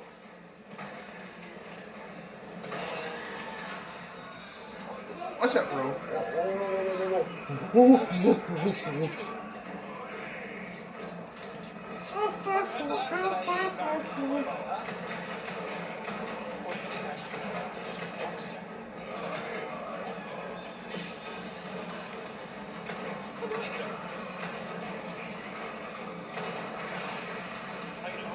Oh, okay. I'm glad Ashley's more capable now, though, because she can actually jump down ledges herself. You don't always have to do everything for her. It felt a bit silly in the original game. And then they even had it where if she's up on top of a ledge, you need to grab her to get her to come down and good luck up. She's like, she's wearing a suit, you'll be able to see up her skirt, and see her underwear. It's like, good job, developers.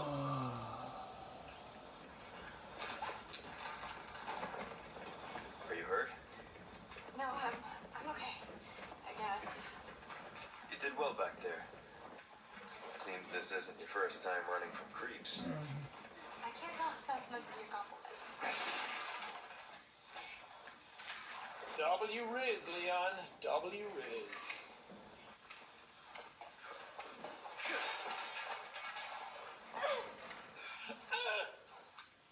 My ankles! Leon! Ah! No. Watch this, Ashley. That's what real ankles can do.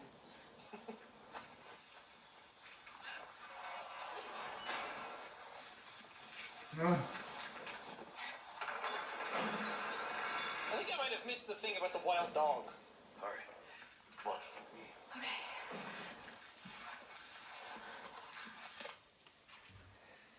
Pause for a second.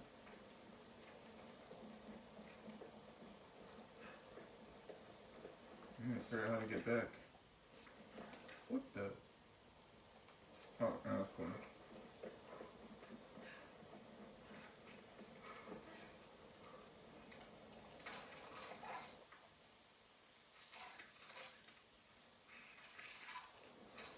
I don't have much ammunition.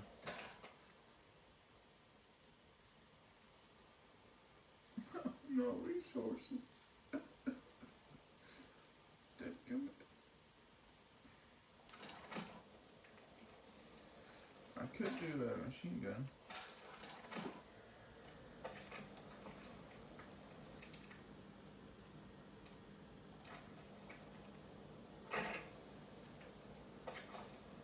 Are you hurt? No, I'm okay. I guess. Ugh. You did well back there. Seems this isn't your first time running from creeps. I can't tell if that's meant to be a compliment.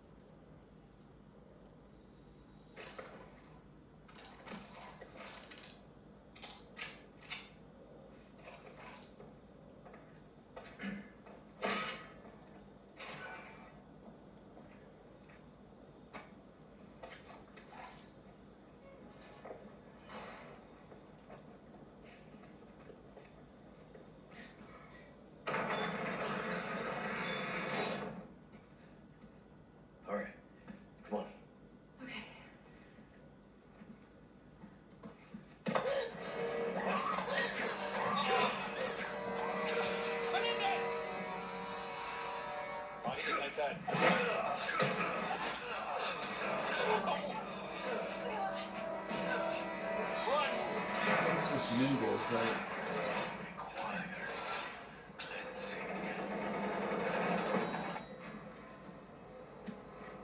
Come, child.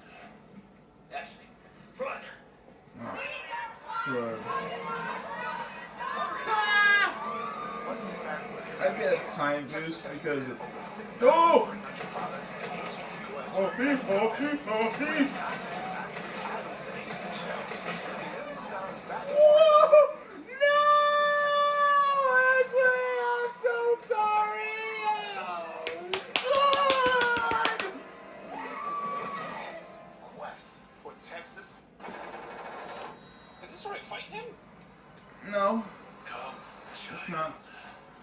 Ashley, run! He looks so cool. Hurry! Flee from the villagers. Can, will, and am doing. Okay, not. Don't worry about that. Not quite. I'm not doing it as cool as I thought. Alright. I use this one. Hurry! Whoa! You shoot.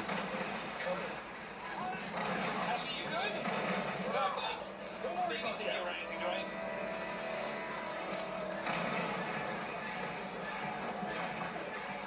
What do we do? What do we do? Ashley, Ashley, come on, come on, come on!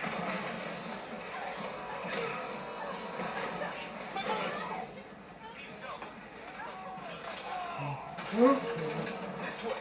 Well, that's bad.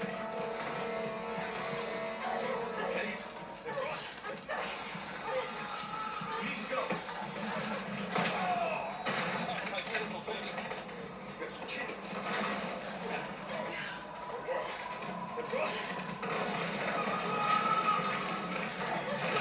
That's cool.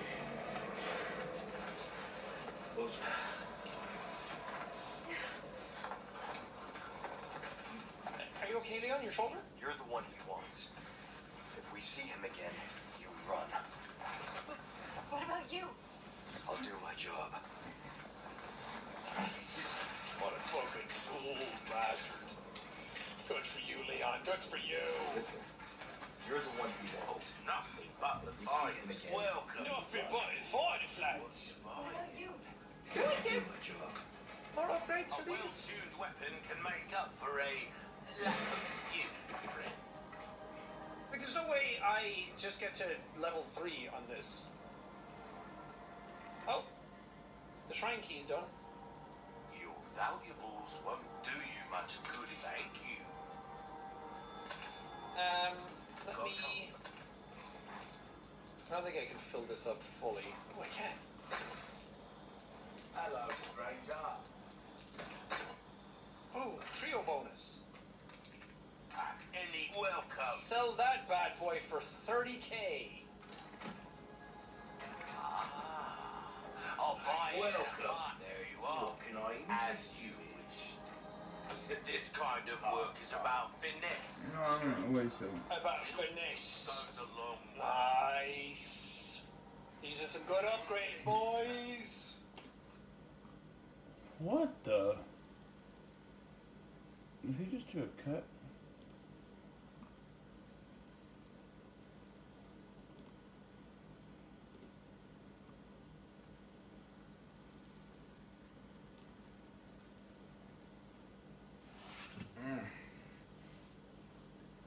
What's that for? 3.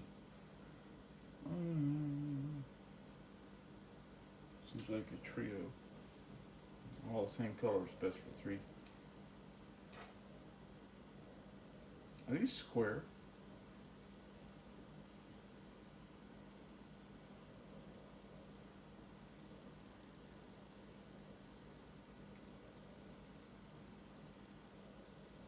Oh, son of a... Thanks. Welcome.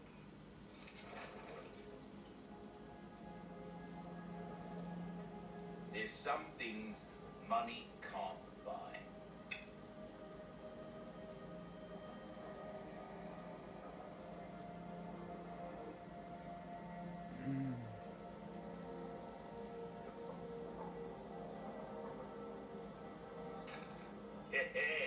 A wise choice. I know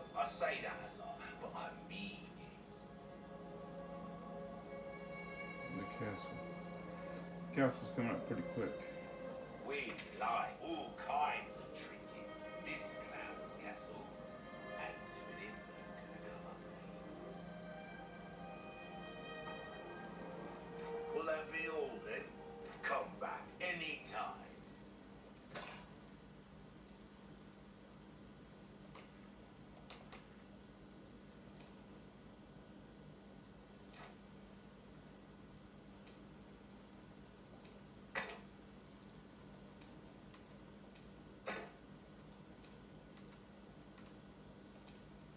I was gonna give it back to him.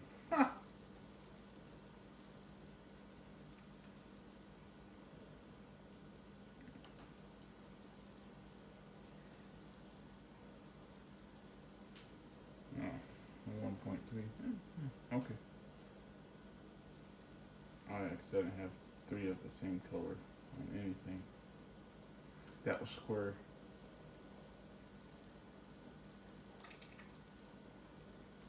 Still 35,000.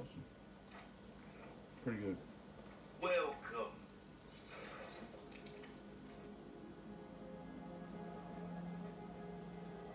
Your valuables won't do you much good in the grave.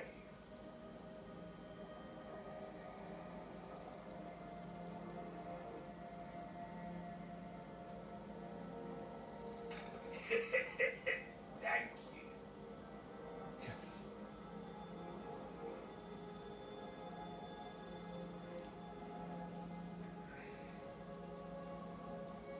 I'll buy almost anything.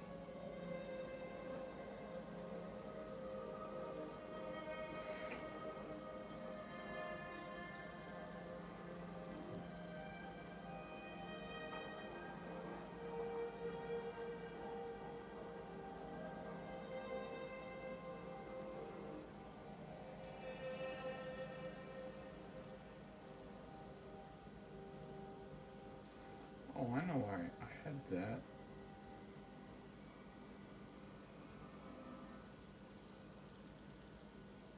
You know what? Get rid of that. Pleasure doing business with you. Yeah. Anything else I can help you with? Don't get yourself killed now. I don't get that knife. Yeah.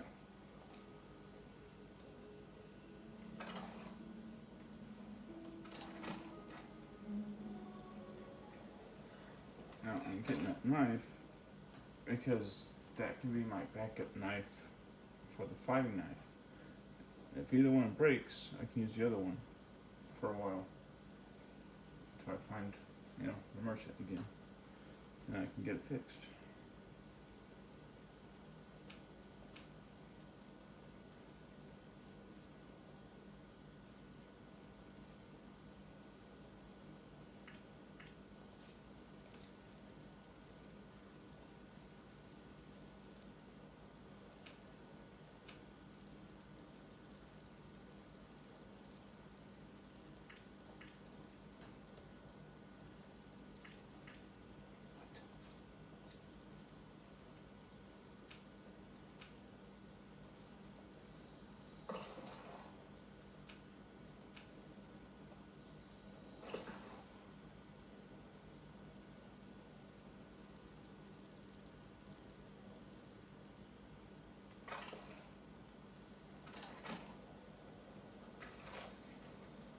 Welcome.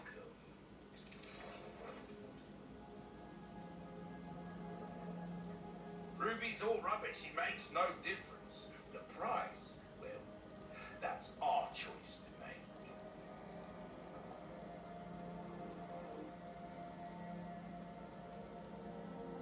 Dang.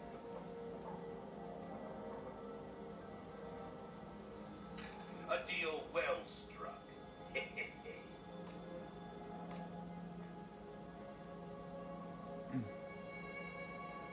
What you see is what I've got.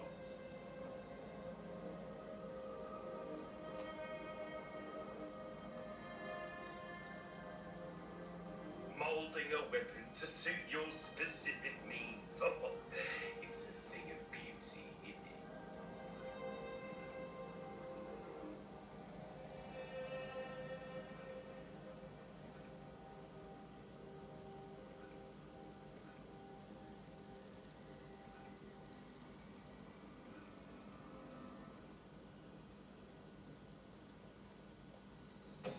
crossing your T's, dotting your I's. That's the way to be.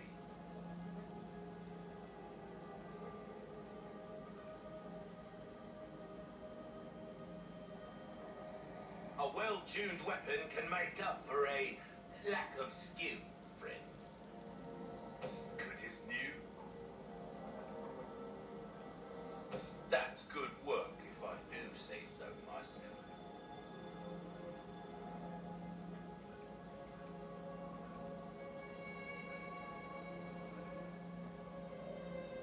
If you want a fighting chance out there, you best tune up your kit.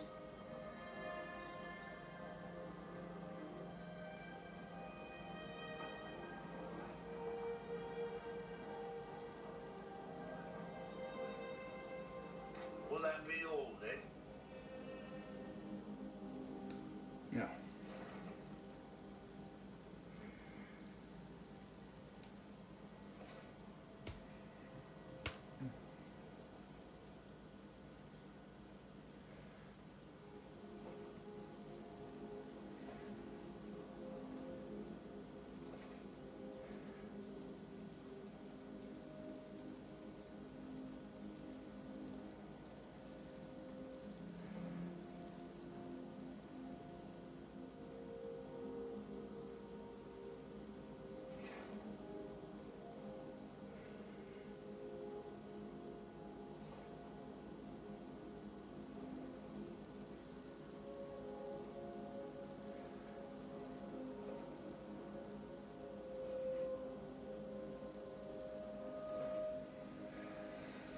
Okay, out.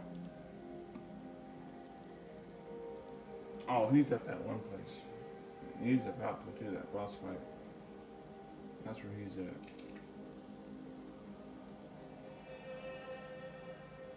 What's that? How have we procured these curiosities? You don't want to know, mate.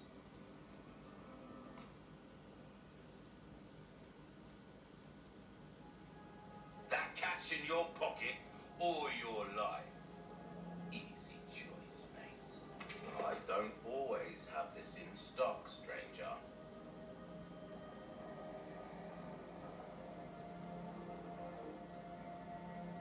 What the? What you see is what I'm stocking up while you can. Wise choice.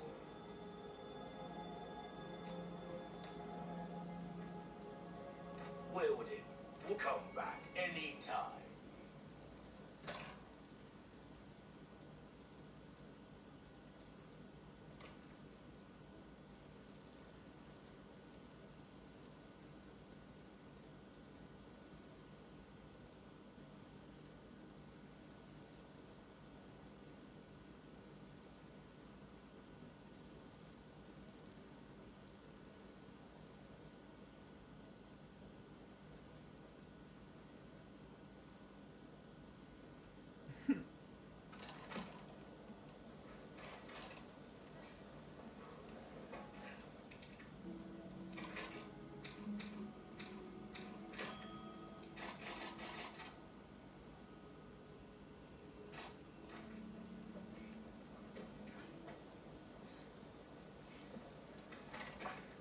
Oh, yes.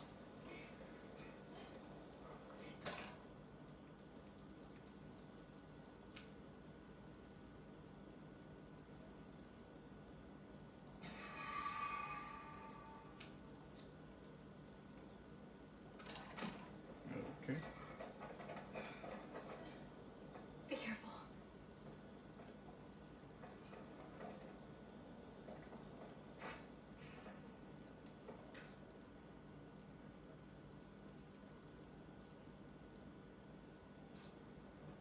Mm-hmm.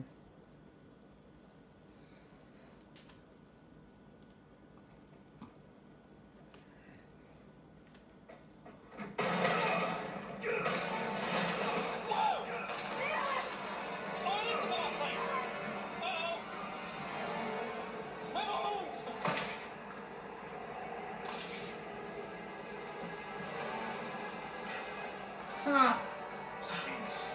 Pointless struggle.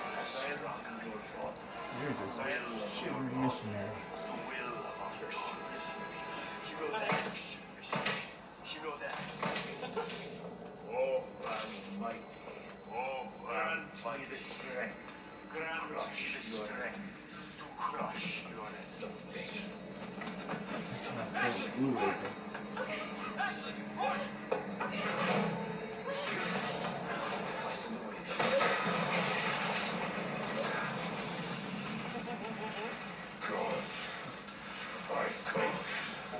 Oh, this is gonna be tough.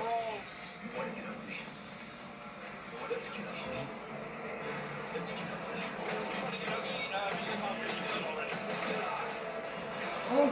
Oh, Mendez, not Menendez.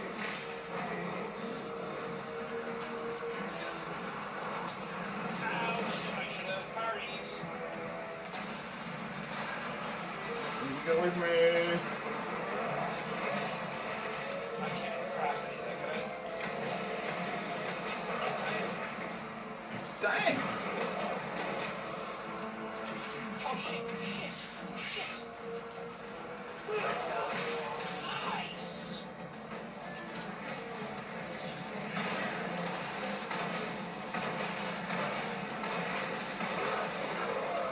Oh. That's not right.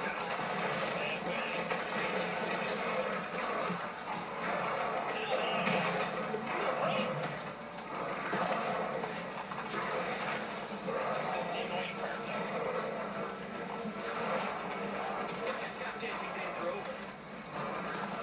Oh, you mad?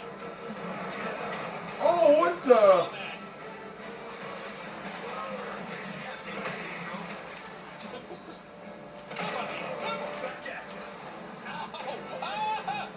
The fire, the flames, the burning! Ow, it hurts so much! Jesus fucking Christ! Why? What do I use? Okay, let's just get up the steps. Ow, ow, ow, ow! I can't go to my inventory! I was spamming! Oh man, that's the first time I've died!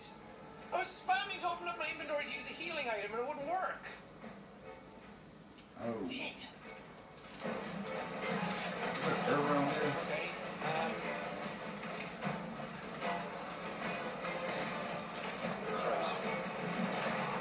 Hey, Octopi's gonna.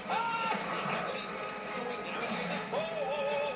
Oh, why the fuck do you have to reload now? Fuck!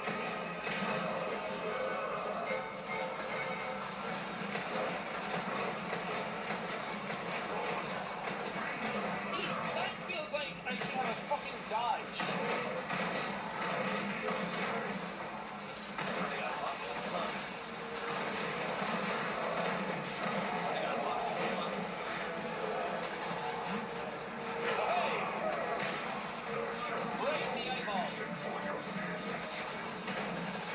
Oh! That's the wrong one. Oh, okay, then. I'm annoyed that I died. Down you go, big boy. 2 thumbs down. Oh, his eyeball fell out.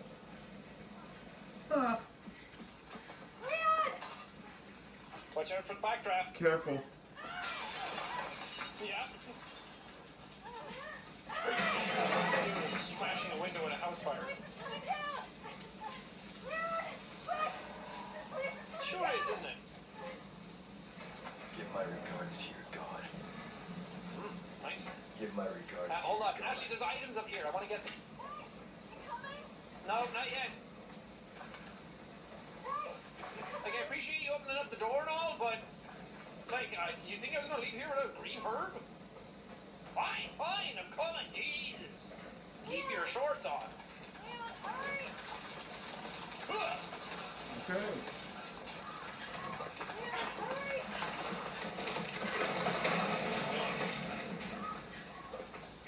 You're welcome. Man, he's good looking gangster. You're welcome. That was really fun. Thanks.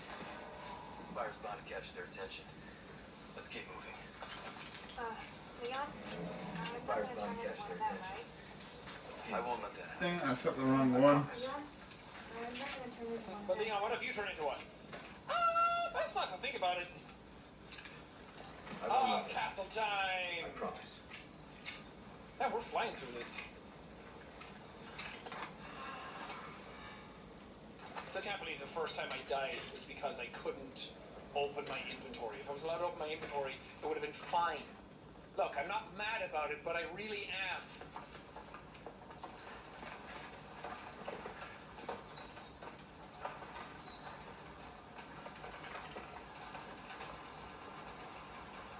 Does she actually speak?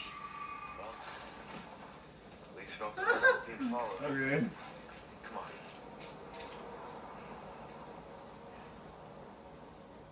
Nice.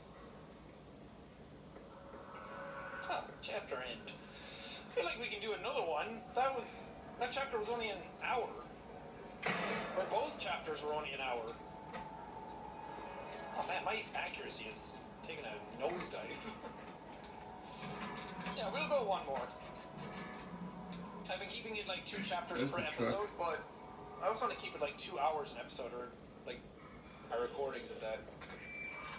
Hola, Luis here. You guys still around? Wait a second, bro.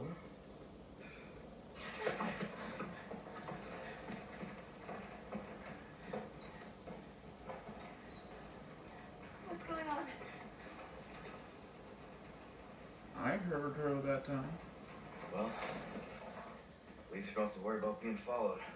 I got the castle treasure map.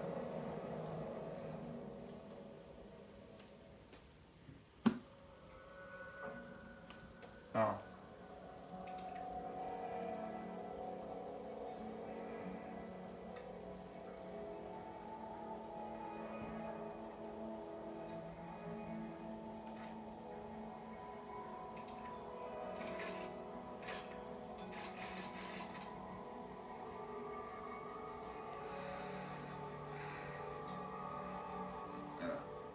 I may be stopping pretty soon.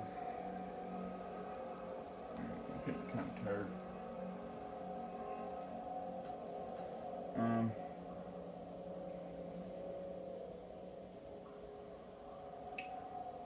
Maybe like one more chapter.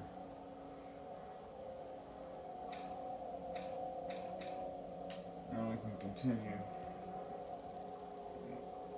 later tomorrow or something. Okay.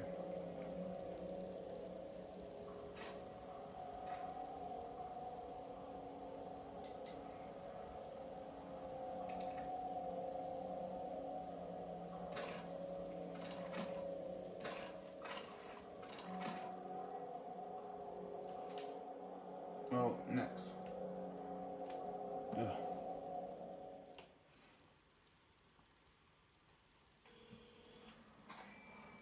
Hola, Luis here. You guys still around? We should burn some. Ashley just had to see this castle first. Perfect, because I have a present I want to give you. Medicine that will help to suppress the progress of your problem. Where do we go? Where do we go? Let's see. Come to the courtyard inside of the castle. We can meet up there. Ciao. Ciao. I like this guy. All right, Ashley. All right. Reese just said. Reese just said. I got it. They're shooting. Get that other one?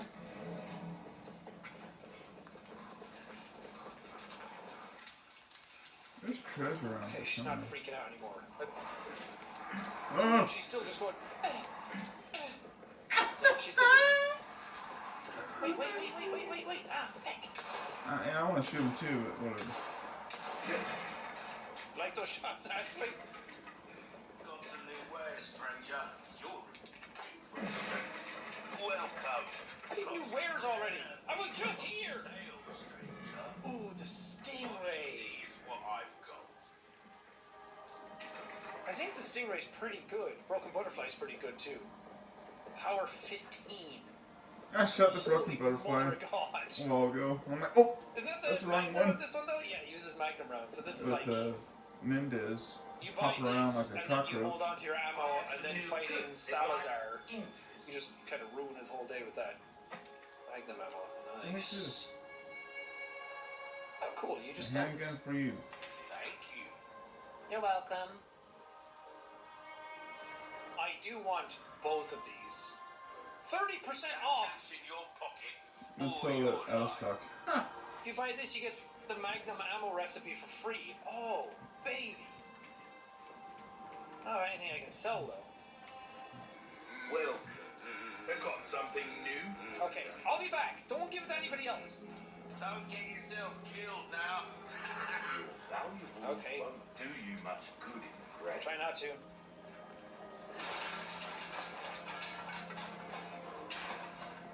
A deal well struck. Nice vintage compass. You think that'll sell for 100,000?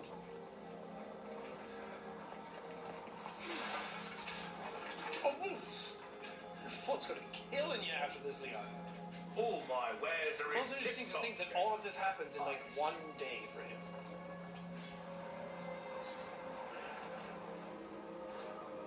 Oh, I forgot about those guys. It's gotta be through that gate. Don't think our host is gonna roll out the red carpet. Rolled out the red robe, so why not the carpet? Crossbows. Your weapons are in good Something hands. tells me they don't want to be friends. I'll seek it right. Oh. What is that? Guessing it's not for decoration. Oh, thank you. You're the type of guy to run into prison and be like, those bars? I guess You those want a aren't for fighting looks. chance, give that the care it deserves. You know? Oh, good. That's what he'd be like. Hey, shoot these guys from here. Oops. Your valuables won't Where were all do the you guys I much just saw? good in the grave. How did you see any of that stuff from here? See one, guys. Yeah, you guys better run and hide. I love sniping in games. My favorite game to snipe in is Metal Gear Solid 3. For like single player games. I don't need that. Pleasure. This If you could just give me some. Where you guys going, bingo? Damn it. I've still been looking for the bingo parlor, but I haven't found it yet. I want to get that durability stuff.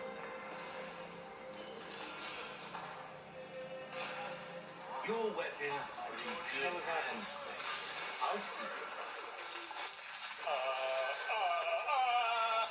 Jesus That guy Christ. killed himself. You good, bro? Boot knife. Power. A 50 power. Weak. I guess it's better than a kitchen knife.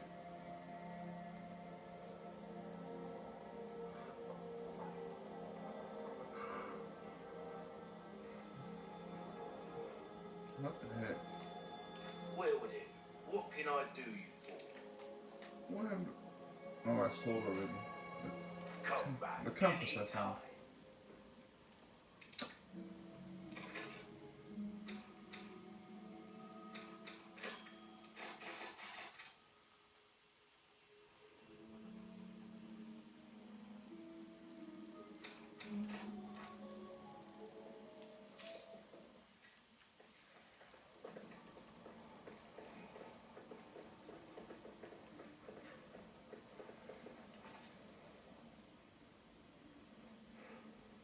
What are they at? Quicker, it's gotta be through that gate. This jerk. Why else those portals? Gonna roll up the red carpet.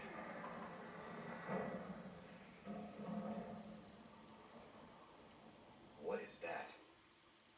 Guessing it's not for decoration. Oh. Crossbows, huh? Something tells me they don't want to be friends.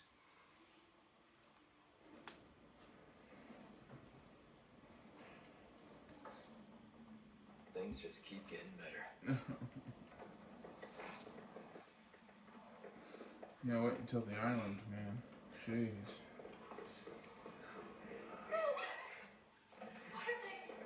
Oh. Keep your voice down.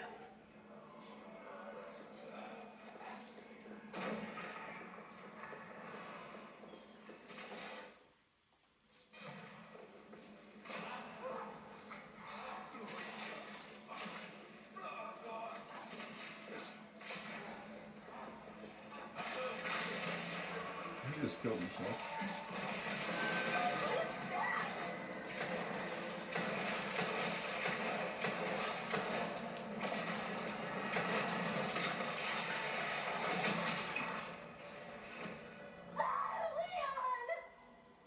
Are you kidding me?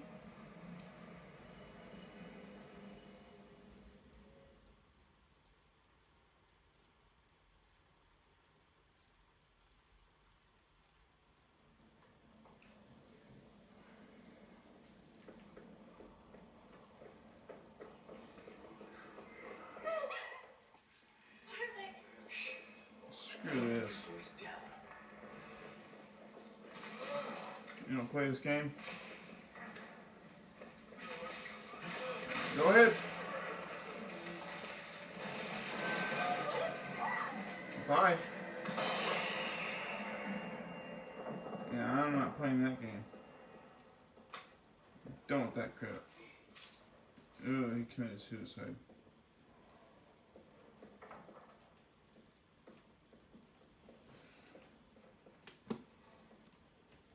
Power 50, durability 50, attack speed 1. What is this? 50, 25, 1.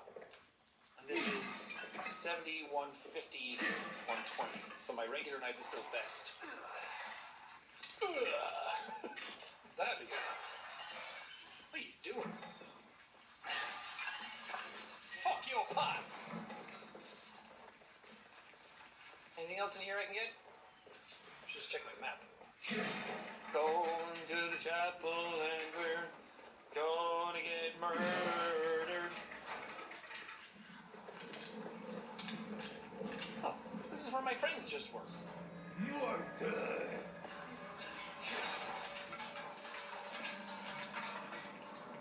Ashley, Oh! calm down. Sit down, sit down, sit down. You are good. What does that so mean? close. Does that mean, like, become good friends? Whoa, whoa, whoa, whoa, I didn't even see you guys.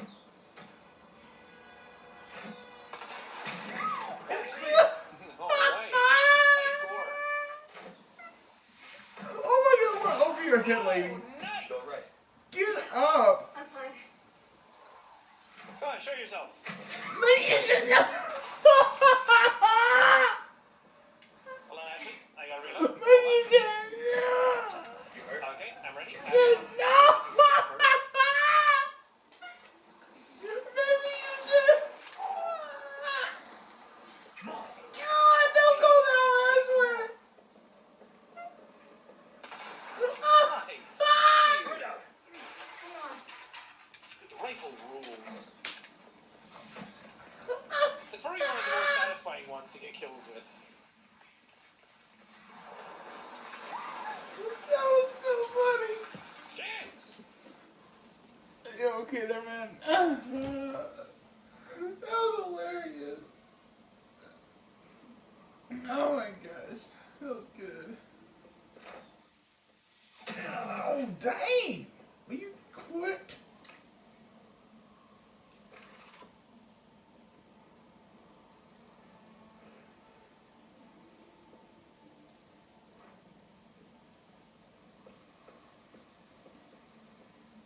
I swear, I thought she was gonna go up the stairs and then get shot again. I'm like, if you get hit twice, you're gonna die, lady. And I'm not gonna be very happy. That was pretty fun, though. Can I shoot him in the head?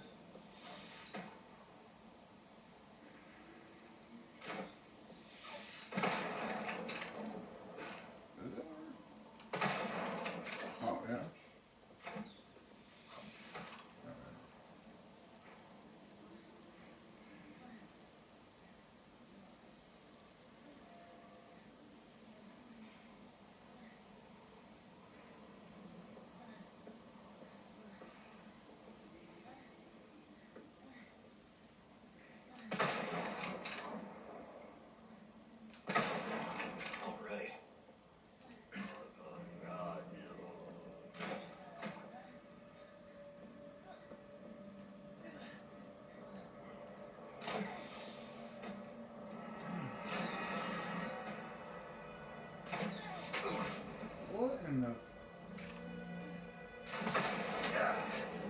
Damn it.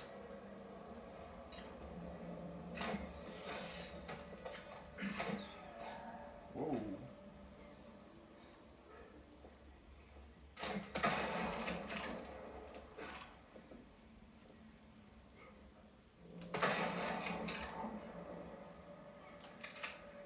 Damn it.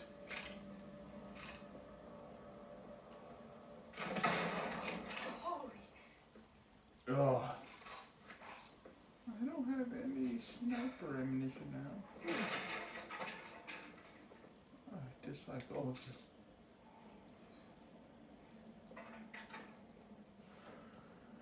you. Oh.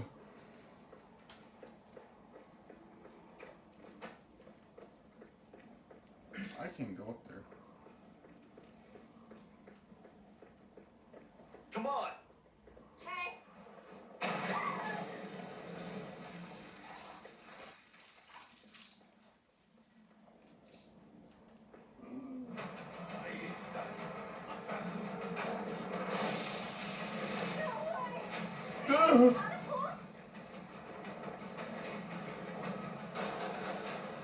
Run that way.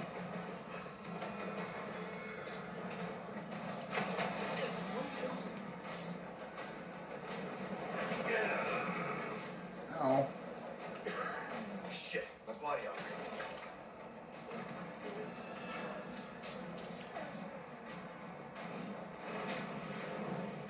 Alright.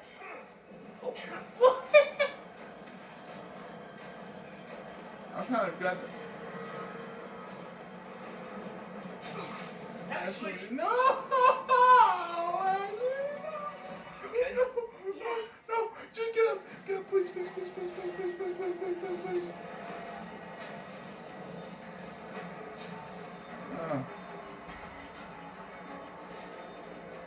I guess this is their idea of a warm welcome. Next.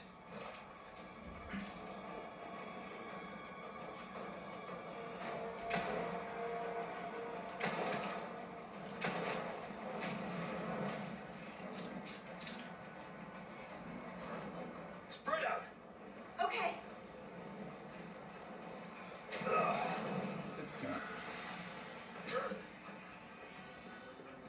Come on. Hang on.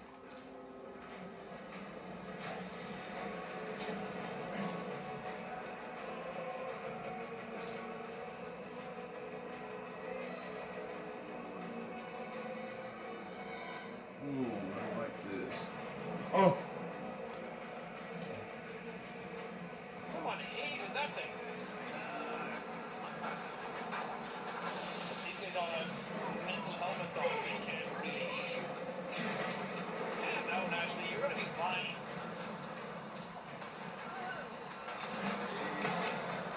Ow, my face!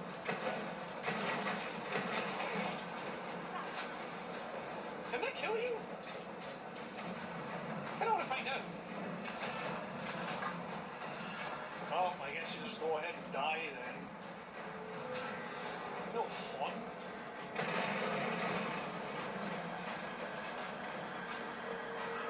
Oh, nothing down there. I guess this is their idea of a warm welcome. Ah! Ah! You want a new hole in your neck? You good?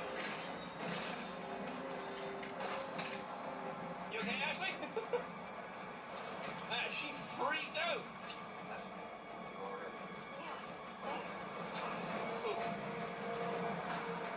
I mean, I get it. I'd freak out if the guy was picking me up and then I had no way to fight back either.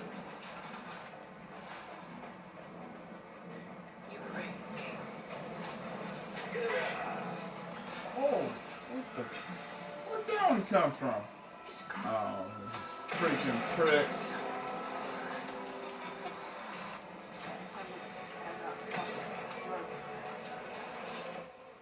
I'm ready.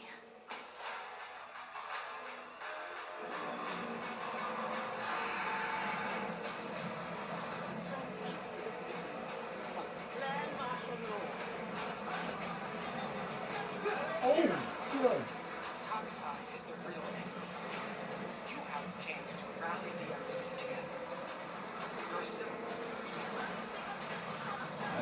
see him. So what are you planning?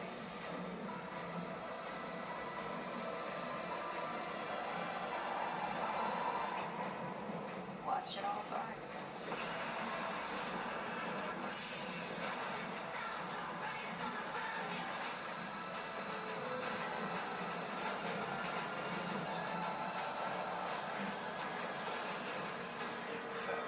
Haven't you?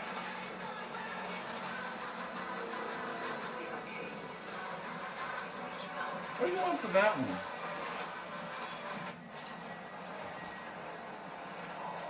Whoa, whoa, whoa. Whoa, whoa, whoa, whoa. Nice. Fucking guys up. All the Go. time. Sorry.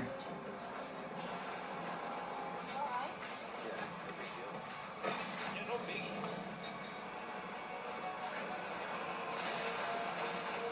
Nice.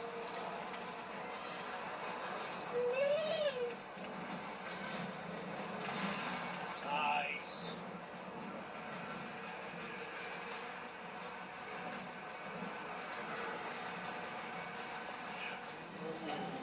Ooh, medallions. How many of those have I missed?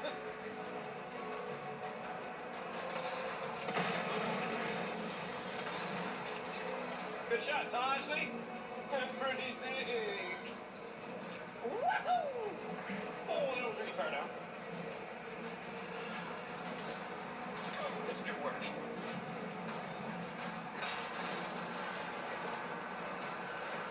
I like the way your brain is firing, Leon.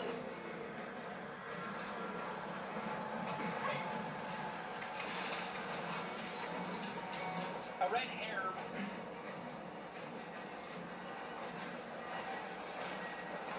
Okay.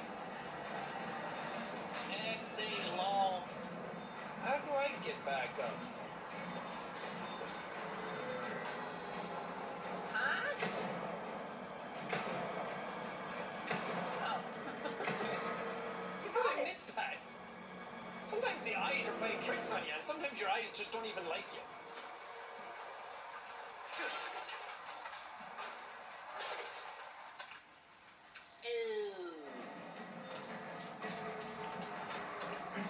Okay.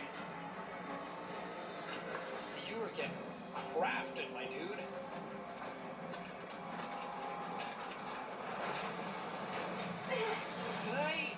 Where are they shooting from? Let me see this. There. Can I hit a barrel? Sure can.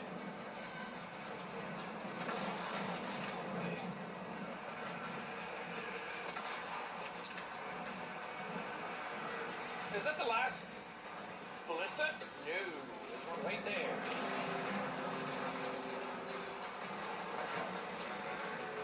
That has to be the last one. I can't see where yours is at. At all.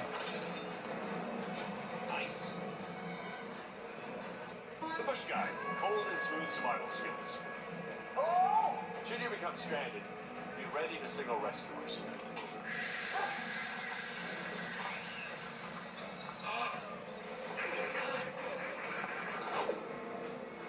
How long have I been out here? About 12 minutes. You have got to be kidding me.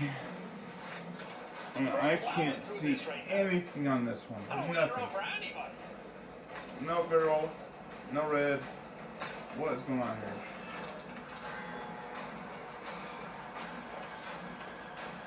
That's good work. I'm an absolute machine.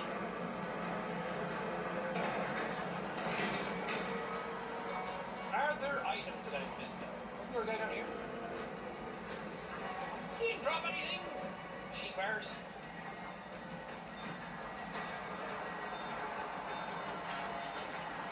And you don't have to wind to like turn this. Well, maybe not. Oh, that's what the other people are at. That was sick. Okay. Okay. Now I see it. I'll go for it, but only because you told me to.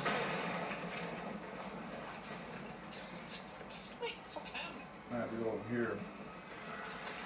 Calm and peaceful. I'm sure not bad will happen now.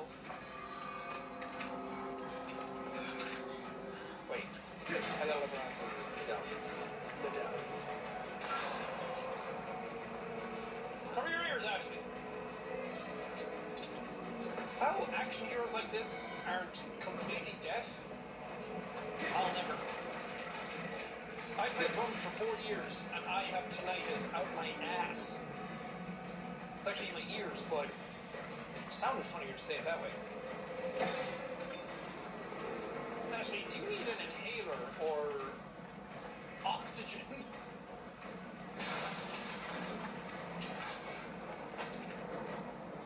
Okay, do they show up on the map now?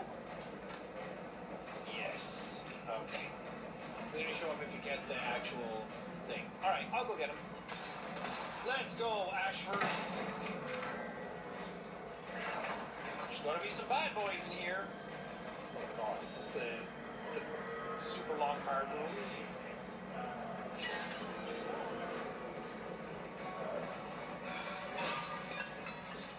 And boy, old things are some of the most beautiful things in the world, especially buildings.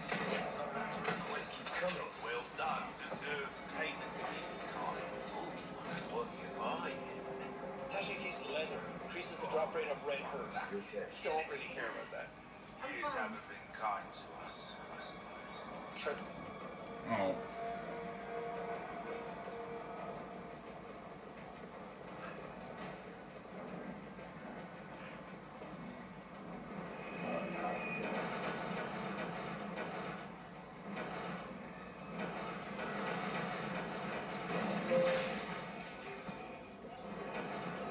Firing again.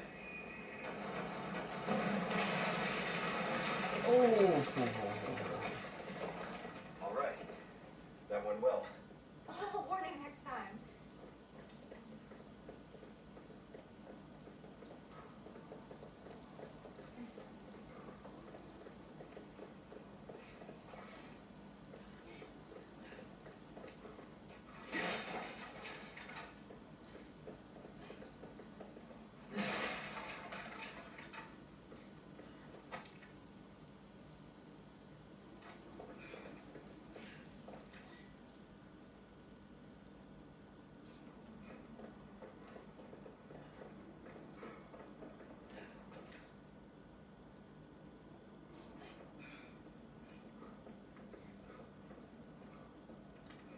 Hmm?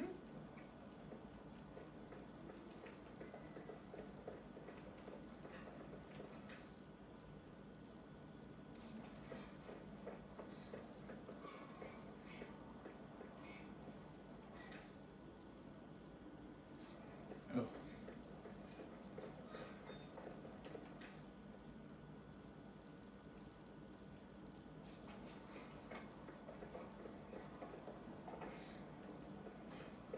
What's that? Okay. Is it down here?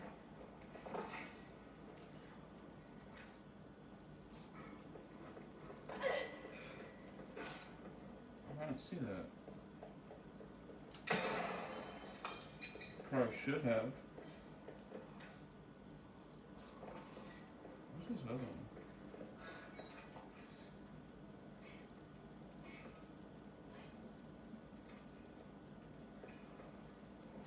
Oh, I see it, but how do I get down there? Oh wait.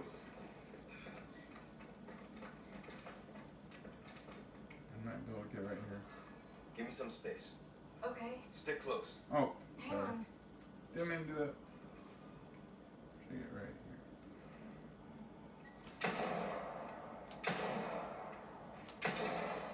Oh. Third time's charm. Oh, and now I gotta go through all this stuff again. Okay, damn it.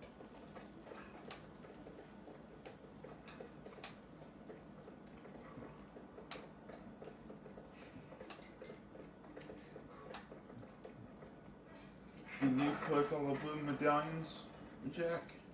Because I did.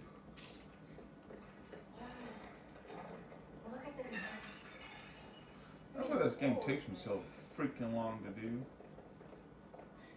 Because I'm just busy looking around for stuff.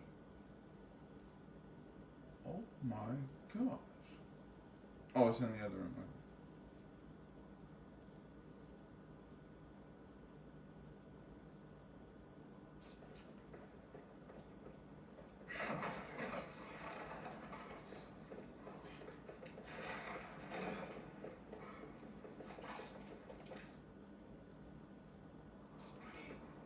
Where's that at?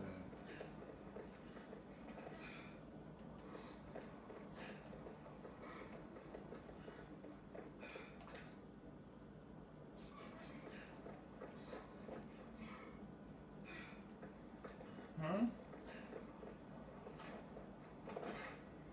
Oh my gosh.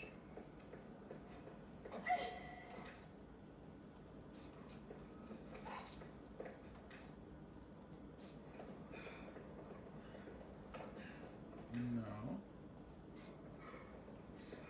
What the heck is it? Oh. Oh, I see you now. Okay. We're gonna go up there and go back around. Yeah, gosh.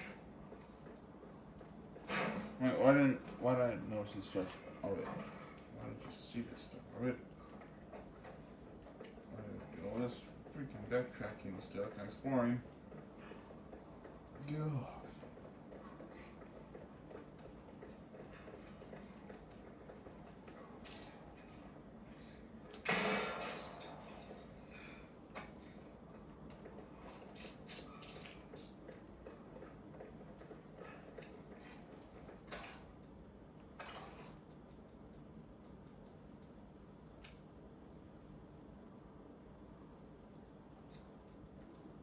Nah, save it.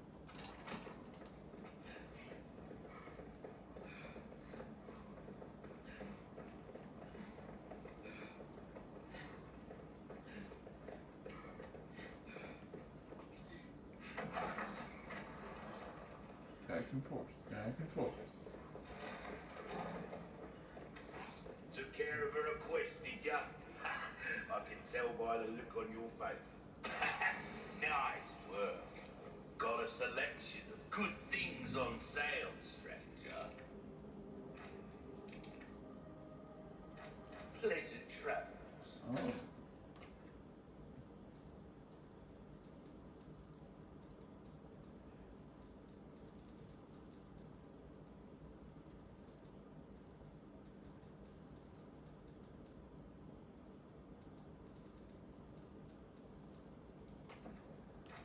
What? Oh, okay. I'm like, what was I looking for?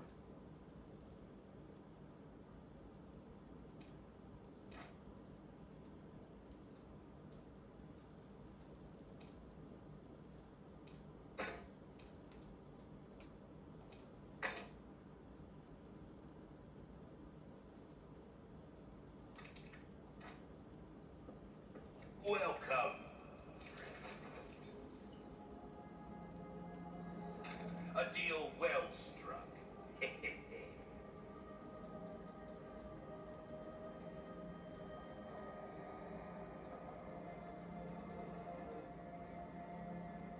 Your valuables won't do you much good in the grave.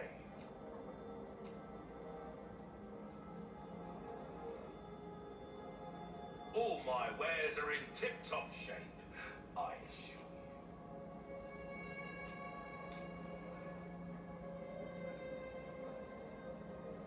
Oh. If you want a fighting chance, easy work.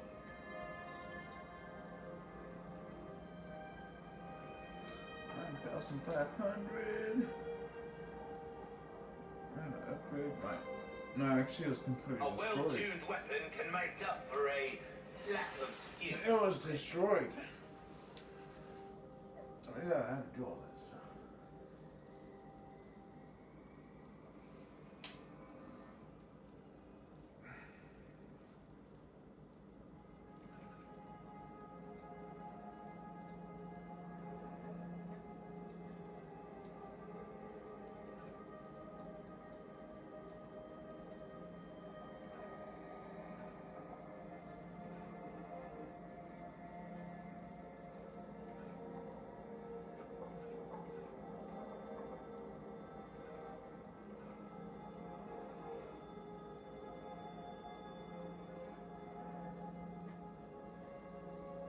Time is money, mate. Will that be all then? Come back anytime. Where's I found it.